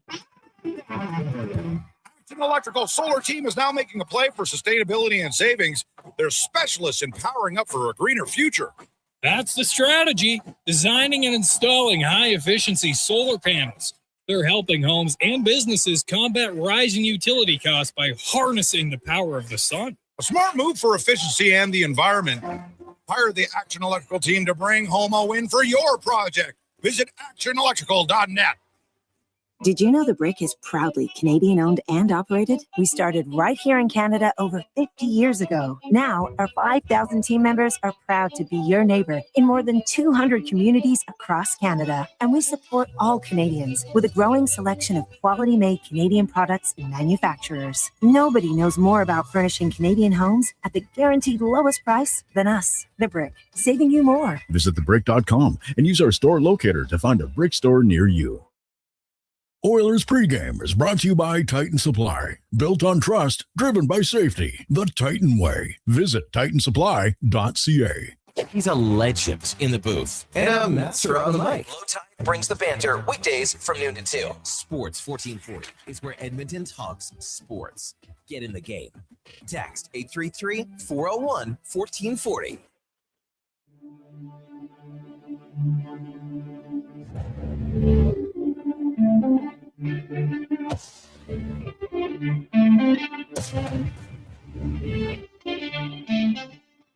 Portion of this hour brought to you by On the Rocks. The Oilers are back in action at OTR, and they're ready. They're your hockey headquarters. $5.75 Molson Canadian, 69-cent wings, and you can play and score and win every game. See more at ontherocksiag.com.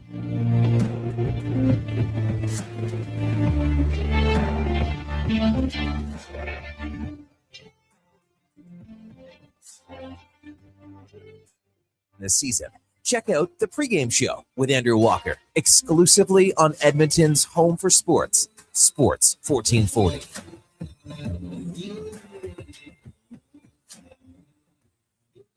Hey, everybody. Happy Monday afternoon. It is 5:31. Welcome to the Sports 1440 studios. Andrew Walker, Donovan Paulson, Jason Gregor with you, taking over the final half hour of the Jason Gregor show.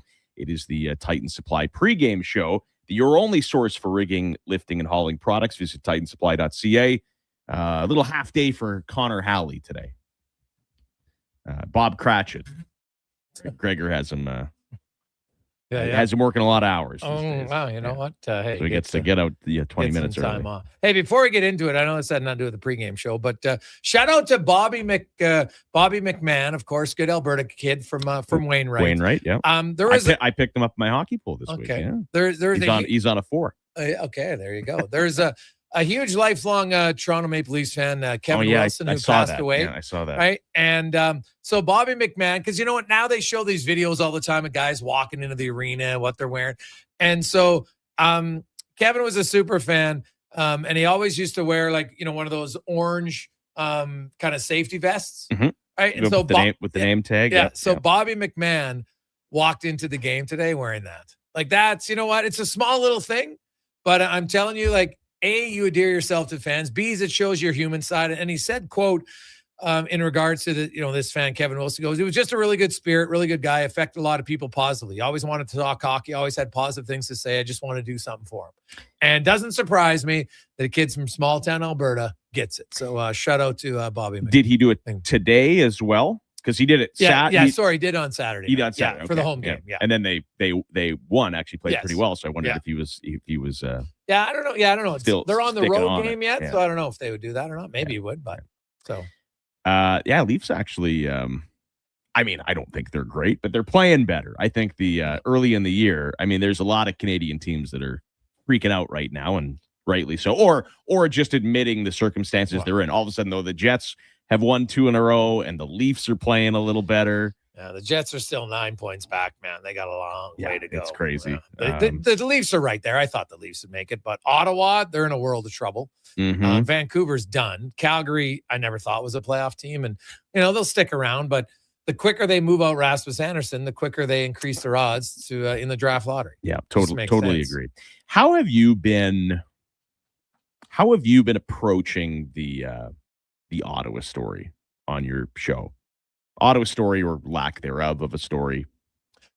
Well, there's a few things at play about it. I know some people say, well, once you send out the statement, then you're putting more gasoline on the fire, and I'm like, I'm not necessarily certain about that. Yeah, I'm with you. I think that not everyone is chronically online, so I think it did probably draw more attention to it. But I think the people who get really impacted by it are the people that live on social media, right? People who don't have social media don't really care about what other people's lives are outside of their own inner circle, right? And I think it's a fine line. Like you look at Allmark has spoken before about how he has some, he's battled some mental health stuff. So if he had a mental health issue again, it wouldn't be a surprise to anyone, and it's also no one's business, right? Mm-hmm. So I think Ottawa, like anything, when you're losing, everything is magnified, right? Everything's magnified, and it's always usually magnified not to the positive. Right? Yeah, and even that, you remember the whole Duchesne Uber thing. It wasn't just Duchesne, it was a few guys, but I thought that was stupid. Like, of course you get together with your buddies or your teammates, and you might get, it doesn't matter what job you do. And I think they were in Glendale or something when they did that. And you could have a great job and you have a good workplace culture, and you still get together and kind of gripe about your boss on a Friday. Like it happens, right? And I hated how that kind of went viral. I thought that was on that Uber driver or cab driver. It's not like they beat him up or anything. And then this one too. I don't know. I just feel I hate that. Like it's just one random. And listen, it's plausible. Like listen, NHL or professional athletes can step out on their significant others. It wouldn't be the first time it happened in the history of sports. And at the same time, well, not just professional athletes, it can be anybody, right? Yeah. I just hate how It's just one, and I've gone through stuff like this in my career too. One guy has some stupid post on Reddit, and it just blows up. Like the power that one person can have in a mob mentality. I hate the whole thing. Yeah, well, some people liking that. Hey, whatever floats your boat. But people believe stuff like just automatically. Well, I read it on Reddit, so it must be true. Yeah. But you look at what New Jersey's going through right now. Now Dougie Hamilton's back in the lineup for Nemec. After they said he wasn't going to play, now he's going to play. Ottawa, Oilers, the biggest drama they have is they can't win 3 games in a row, which isn't. It's not as, I know people laugh at it and think it's not important. I will go down swinging. Well, I'll debate you because I don't necessarily think it's important as of now. Titan Supply pregame show, by the way, we'll get to your River Cree over under. Top of the hour after the Gregor show, Landon Ferraro will join us, and we'll take a look at the lines for Niski Ford and Donovan Paulson as your Napa Auto Parts matchups, all that good stuff coming up. So it was one of the things I've written down here. Do the Oilers need a win streak? I mean, yes, you want to win as many games as you can, but I'm not sure. I think it's happenstance. Happenstance, and also, listen, the first half of the year, they weren't the most consistent team in the world. They got off to another bad start. Yeah. And also, I think, they haven't won 3 in a row. It's also been a little conducive to the scheduling. It's really hard to win 3 road games in a row. They've been on the road mostly. And then how many times, 2 or 3 times, they'd finish on the road. Now, this is not an excuse, but they'd finish on the road. They come back home 4-1 and then back on the road. Like, their schedule hasn't been the most conducive for some long winning streak. But I don't think it's some, mental block. They won 2 in a row in LA. I mean, listen, Connor McDavid scores in overtime. That could have gone either way. They had a McDavid breakaway in overtime. Could have easily been 3 in a row, and they go to a shootout and lose. So I don't think there's this big thing hanging over them. Eventually, to win the Stanley Cup, you're going to want to, win a whole lot more games than you lose, and probably you should win 3 in a row come playoff time. But I don't know. I think that now it's like this narrative throughout the city and fan base, and I think it's a little obsessive. I'll take 2 wins in a row in overtime, lost 5 out of 6 points any day of the week. Yeah, sure. To me, it's to win 3 in a row is a commitment to consistency. It's flat out. That's what it is. And if you want to, people are like, yeah, but if you win 2 out of 3, well, first of all, go tell me the teams that the last 3 Stanley Cup winners never won 2 out of 3 in the regular season on average. Just go winning percentage. But 2 out of 3, to be fair, 2 out of 3 is a 55 win season. That'll win you the President's Trophy. Yeah, it doesn't happen very often. But my point is, in the playoffs, in the salary cap era, every team who won the cup had at least 2 winning streaks of 3 games. And some of them were 9 games, 8 games. The Oilers in 2024, they had 4 different winning streaks of 3 games. Well, last year they won 6 and they won 5. Won 16 in a row. Yeah. Right? No, I'm talking kind of playoffs. Them. Yes. People argued, well, all you got to do is win 2 out of 3 and you'll win in the playoffs. Playoffs are relevant to the conversation. And every other team finds a way to do it. The Oilers aren't doing it. And they've had multiple chances to do it against, and it's not like they're always, we're playing Dallas. Oh, God, now we're playing Colorado, and we're on the second half of a back-to-back. Like, I'm sorry, they need to be more consistent. It's why they're sitting where they are right now. And they've lost ground on Vegas. Everyone, but they've lost ground on Vegas. Vegas is now 3 points up on them. And you want to win the division in the year where right now, to win the division, unless one of them goes on a super heater, you're going to have the fewest points of any division winner. So that's a benefit because now you get home ice and you avoid the Central until the 3rd round. The other thing I had written down, which I did hear driving in, you discuss, and I barely want to talk about it because I think it's the biggest non-story in the market right now. And it's the, I don't know how much angst there is, but you notice it, right? You read stuff. It's the McDavid minute thing. It's so ridiculous to me. And you said the same thing. I echo your thoughts. Did Michael Jordan play too many minutes? Did, right? Did Michael Jordan, did Tom Brady take too many snaps? Did Randy Johnson pitch too many innings? It's such a dumb thing. If McDavid had his way, he'd play 3 more minutes a night. Oh God. He's talked about, he likes playing more. And the other thing is he plays more minutes when the games are in overtime because it's 3-on-3. He's killing a few penalties this year, which I like. When they went through a stretch where he was playing 90 minutes and down to 20, how many? Because I always ask, well, if McDavid played less, I'm like, okay, so let's say he plays 1 minute less a game. You think that one extra shift or 2 short shifts for the fourth line is going to burst them into, because that's what people argue. They're like, well, I want the fourth line to produce. Well, McKinnon plays the same amount of minutes as McDavid does. They're fourth line scorers. So how about just say fourth line, be better at your job? All the stars do in the NHL. All the stars play a ton of minutes. And the only difference is McDavid's playing a little bit on the PK. Not all stars do. And the others have played a ton of overtime games this year. I'd have to look at the standings, but I would guess the Oilers are right among the league leaders in OT, and McDavid barely comes off the ice in OT. And why would you want anything different? So yeah, he's going to be, and he's the best player in the world. He's like, other than a defenseman, he should be, him and Nathan McKinnon should have the highest level of minutes in the NHL. If not, it's malpractice, right? Can you imagine having Connor McDavid and not putting him on the ice in every situation possible? I get it from a team perspective. You want to have enough of a cushion at the end of the year where you have the option that final week, McDavid doesn't have to play game 80, 81, and 82 like it's game 7. Yeah. Fair enough, right? And that goes with Bouchard and Draisaitl and your goalies.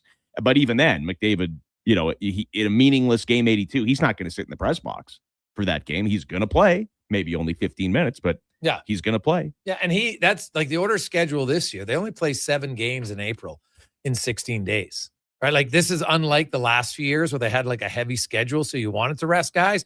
And McDavid has said he likes feeling the puck. So the Oilers, if you look at it from the 9th until the 17th, they only play 3 games. They have a Thursday, Friday off, then they play a Sunday.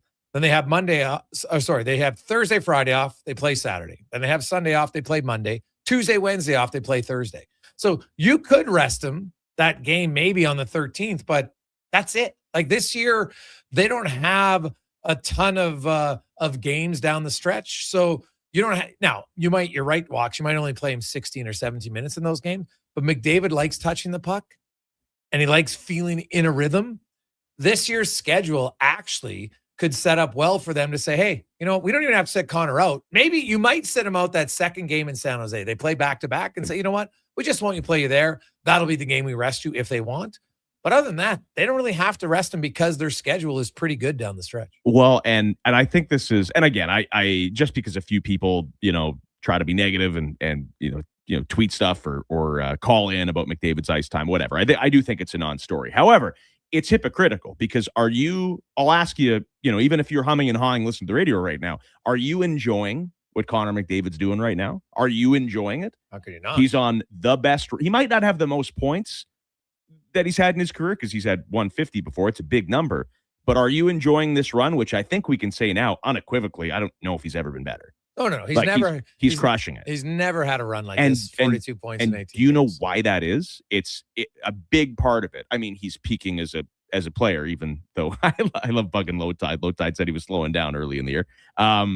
He walked that back. But it is the condensed schedule because everybody is maybe like a quarter step slower. Guys are getting tired. You're playing every second night. And McDavid loves it and can handle it, and not everybody can. Yeah. So if you think he's playing too many minutes, I hope you're enjoying what he's doing because that is a result. Yeah. Where they might rest him actually is after the Olympic break. Yeah. See how Canada does. They played 3 games in 4 nights. And he openly admitted it that after 4 Nations, and that was brutal. It was after 4 Nations. They played an afternoon game in Philly. It finished Thursday night. Obviously, they partied. Then they played an afternoon game in Philly, and that was no good, if I recall. No, well, he was kind of running on fumes for a bit there. Because I remember talking to him, and he goes like, not that he partied like got hammered, but they were just out late, and he kind of joked like, I'm not out late very often anymore. And so when you're not, you get your body clock off, and so it took him a while to get back. So if you're the Oilers, I could see them looking and saying, hey, what? He'll play one of the Anaheim or LA games. We're not going to play him in both because, you know what? We're looking at the bigger picture. Now, he might say, wait a sec. I guess you're right. What if Canada gets shocked and they're not in the final? Well, then that's obviously a little bit different depending on when they play. But, they do have options there. I think that might be more of the time if they want to rest him than doing it late in April. If I remember, because they were coming off the 4 Nations and he scores the game-winning goal, obviously. So, spirits are high, emotions are high. I think it was even a surprise he played in Philly because I thought the consensus was he wasn't going to play, but he was right there, right? No travel. He's already on the East Coast. And I think last minute, if I remember, they were like, well, F it. He wants to play, get in there and play. But he never really it took him a little while to kind of get his feet back. So I would guess we'll see how the schedule is. And he's coming back from Italy also. Maybe they learned their lesson a little bit. But I agree with you. I mean, there might be a game there where you're like, hey, Connor, just relax for a little bit. And it's the same with Draisaitl. Not that we expect Germany to be playing to the bitter end, or who knows if those guys stay for the closing ceremonies and all that stuff. Oh, I'd be shocked if that's why you're there. Yeah, I'd be shocked if they stay. We'll have to talk to, I'm sure you have as well. I'll have to talk to Landon Ferraro about being an Olympian, which is pretty cool. As much as I think we all missed best on best. 2002 Salt Lake is still even better for me than 2010. 2002 was my best Olympic hockey memory because it had been 50 years and you got to see Lemieux and Sakic and Yzerman and all those guys. Again, it was coming off of Nagano, which was heartbreaking, the shootout. And then 06 was a bust. Obviously 2010 they get back, and 2010 is obviously at home. It's a seminal moment for Canadians, but I still go back to Salt Lake City, man. I thought, and you're of the vintage, I thought 02, I was far more into 02 than I was into 2010. Well, it's probably, and I was into 2010, but it's because they lost 98, right? Yes, like 98, because Canada and 2006 hadn't won in many years. But the reason 2002 they hadn't lost, they lost 98. So now you're just like, God, we gotta win. And it had been 50 years. Yes, yeah, exactly. Because I remember too. I think my earliest just intense Canadiana hockey moment was the Lillehammer with that was the Forsberg goal on Corey Hirsch, right? And they had Nedved for some reason. And Paul Correa was on that team, and Wally Schreiber. Sean Burke was in goal, Wally Schreiber. No, Corey Hirsch. Corey Hirsch. Yeah, Wally Schreiber, the Edmonton guy, Sean was Burke on that was team. in goal on that team? He might have been when it was in French. When it was in France in 90. And 92, Burke played on the national team and the Olympic team in 92. Okay, but Hirsch was the goalie in the final for the Forsberg goal in Lillehammer. Really? I know. Yes, he's on the stamp. He's on the Forsberg stamp. No, because that's Burke and Kidd were on the team. Looking it up. Burke played 7 out of the 8 games, and Trevor Kidd played the other one at 92. I'm at 92. You're talking 92 or 4? I'm talking the Lillehammer, wherever that was. Is that 94? That must have been 94. Okay. So 92 is in. Why do I say Manderville? Manderville. That's not what the France Olympics in 92. No, this is gonna kill me. I got to look it up. It was in France. Albertville. Albert. Classic Canadian Tire commercial. All right, the line's brought to you by Nisku Ford. Let's get into it at niskuford.ca, where all this month get rates as low as 0% or choose rebates as high as $10,000. Details at niskuford.ca. The big line, Nuge, McDavid, and Hyman remains intact. Podkolzin and Draisaitl, Kapanen. I want to talk about Kapanen a little bit. He's been great. And Mangiapane draws back in with Roslovic, Savoy, and then Janmark, Lazar, and Frederick. So Mangiapane back in. I've never really loved the term showcase because, who's learning what? Maybe there's a pro scout that is in attendance and, wants to see his motor or whatever. But I think everyone knows who he is. He knows, they know what the problem is, and they know he's available. I look at this as a dad's trip thing, right? 100%. Which everybody's playing. Which also, you just talked about they're kind of doing Hamilton dirty and this and that. You want to treat your players professionally and fair. So I go back and forth. The fact that it's a dad trip, it's a really nice nod, and you're going to see 2 goalies playing 2 games in Chicago, Nashville. Everyone that's not in, you're probably going to see come in. And part of me too, I guess it's not the playoffs. Part of me too says, is a dad's trip really the reason to tailor your lineup? But here we are, and Mangiapane gets in. Maybe his final game is an Oiler. We'll see. I do give you credit. You were pretty early on the Mangiapane skepticism, and the stuff that you were saying early in the year has really bore fruit. It's just there's really no fit for him. Yeah. Well, and every now and then a blind squirrel finds the acorn, but I Mangiapane, to me early on, I was just like, I'm watching Arvidsson and Skinner and basically slightly different things here, and holds on to the puck a little bit too long, fell down a ton like Arvidsson, and it's just both are great, but the holding on to the puck long in the offensive zone, it's not like, when I say long, it's not like one Mississippi, two, but in the NHL, it's one. If you go one Mississippi, the play's all of a sudden gone. Like that opening that you had is gone. And you watch the teams when they attack, the quick puck movement, boom, boom, and now you get guys off their heels, right? Because everybody's such a good skater. They can recover if you give them a half second or a second to recover. And, Mangiapane, like I know everyone's like, oh yeah. And like that contract when they signed it, like, it was lauded. People liked it. Yeah, around the league, they liked it. And not that is the basis of a good because contract. I look back at Edmonton, and in hindsight, say, you know what, whatever. You look and say, would I've gone Connor Brown at 4 years at $3 million, or Mangiapane 2 at 3.6? Because Brown's a better skater, always, and like you knew exactly what you'd get from Connor Brown, right? And exactly the role you'd fill in. And I think they were thinking that Mangiapane was going to strike oil again, like he did in Calgary, but that was a one-off, man. Other than that, he's a 17, 18 goal scorer, right? Yeah. That's what he is. And so, you bet big, like Frederick obviously hasn't panned out yet. And like Frederick's showing some signs here of life a little bit lately, like his game. I actually thought that fourth line was pretty good. Me too. I liked it. Right? I liked it. They only, they didn't play a ton. No. 9 minutes. Well, no fourth line does, but and that to me, like Janmark, Lazar, and Frederick, that's fine. That could easily be your fourth line come playoff time. Easily. Because this team needs to be built on, and they are a forward away, maybe two, depending on, Savoy or, if Howard finds his game or whatever. You want to have three lines that are really a threat to score and can roll no problem. And then your fourth line it's spot duty. Like that's what it is. The Oilers are not going to be a four role team.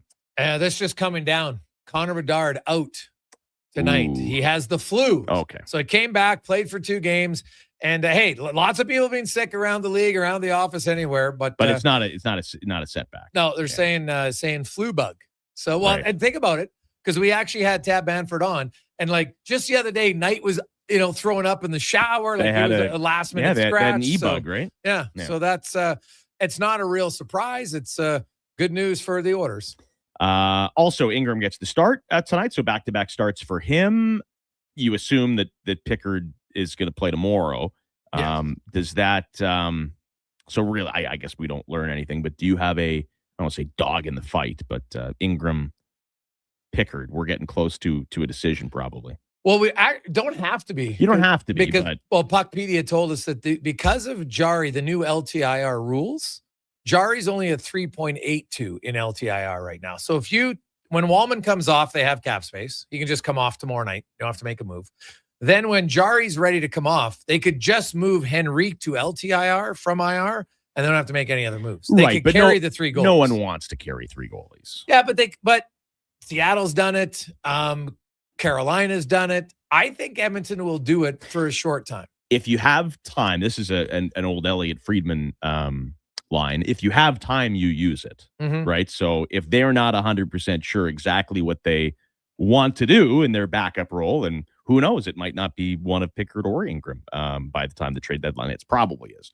But if you have time, I suppose use it. But I don't know. 3 goalies is and then you got to see too how, because the priority in all of this is get Jari going, right? Get Jari comfortable, because he's still your de facto, your de facto number 1. And lost in all of this, I know people are hard on the Oilers, and they have been inconsistent, no doubt. And at the same time, they've been playing over the last month their best hockey of the season. They've done this with 2 barely NHL backup goalies, which I do view that as a positive, right? I think Pickard's days as an NHLer are behind him, and Ingram was not necessarily, it's not like he was ready to come up and he was lighting up the A. They had no choice, and they've won a pretty good whack of games lately with 2 guys that are arguably not NHL goalies. Well, if you look at Ingram's, but Kevin Woodley did say Ingram's game was not suited for the AHL because the AHL is so chaotic. But he's also a guy that hadn't played. But since he's come up, he's played very well in every game but the Boston game, right? And so Is he a competent backup? For sure, to me. I'd have no problem if you want to run Jari and Ingram. I don't think Me too. That's my tandem. Yeah. And I know people like Pickard and the team likes Pickard, but to me it's time. Yeah, I don't if they have the time, I don't think that they need to do it cap wise. Unless there's some other things going on. But I'm sure you have the conversation. And now, no goalie loves the 3 goalie thing. But some of like Matt Murray talked about it and said he thinks it's the best thing. Right? Like for the starting goalie, now you don't have to be the backup in the back-to-back. You can literally have the day off. Now, I could have a whole conversation like, hey, wait a second. Are goalies this fragile now that they can't even dress as a backup? Like it's that hard for you? So that's my one. Don't get me started. My one beef about this would be that. Well, that's also like people saying, oh, the best job in sports is the bullpen catcher. Why? Well, you want to play. Yeah. You know? Oh, you don't have to do anything and you get paid. I don't know. It is the Titan Supply pregame show. Before we go to break, because I'll get you to weigh in, it is the River Cree over-under contest. This is how it works. We'll give you a little prop, something to watch for tonight, and send us a text on the Weiss Johnson text line, 1-833-401-1440, over or under, whatever we tell you, and you could win $100 to the River Cree Resort and Casino, where you can catch all your favorite sports, including the NFL playoffs, live on the big screens at Tap 25 and in the Center Bar. Visit rivercreeresort.com. Dad's trip. Every dad wants to see their kid get a point. Every kid wants to get a point for their dad. The Oilers, they can be a bit of a top-heavy team. We know there's like 5 guys that get points all the time. The number is 7.5 of different Oilers to get a point tonight in front of their old man. 7.5. Over or under. Text us 1-833-401-1440. Well, I actually think the Oilers, now with Dards out, their odds of scoring more go even up. I think it's the opposite. You think Chicago's going to try to play? Chicago gives up. They do give a up fair amount. So. But if Chicago keeps scoring, Edmonton has to keep scoring. Yeah. Right? I thought Edmonton was going to win tonight, so I will say over. So you're guaranteed McDavid and Draisaitl pretty much. Nugent Hopkins, probably a Bouchard. Barry Kapanen right now is on fire. Probably a Bouchard. Yeah. So there's your 4. The bottom 6, one of the 2 lines will chip in. Get one goal and then you're covered, right? Yeah.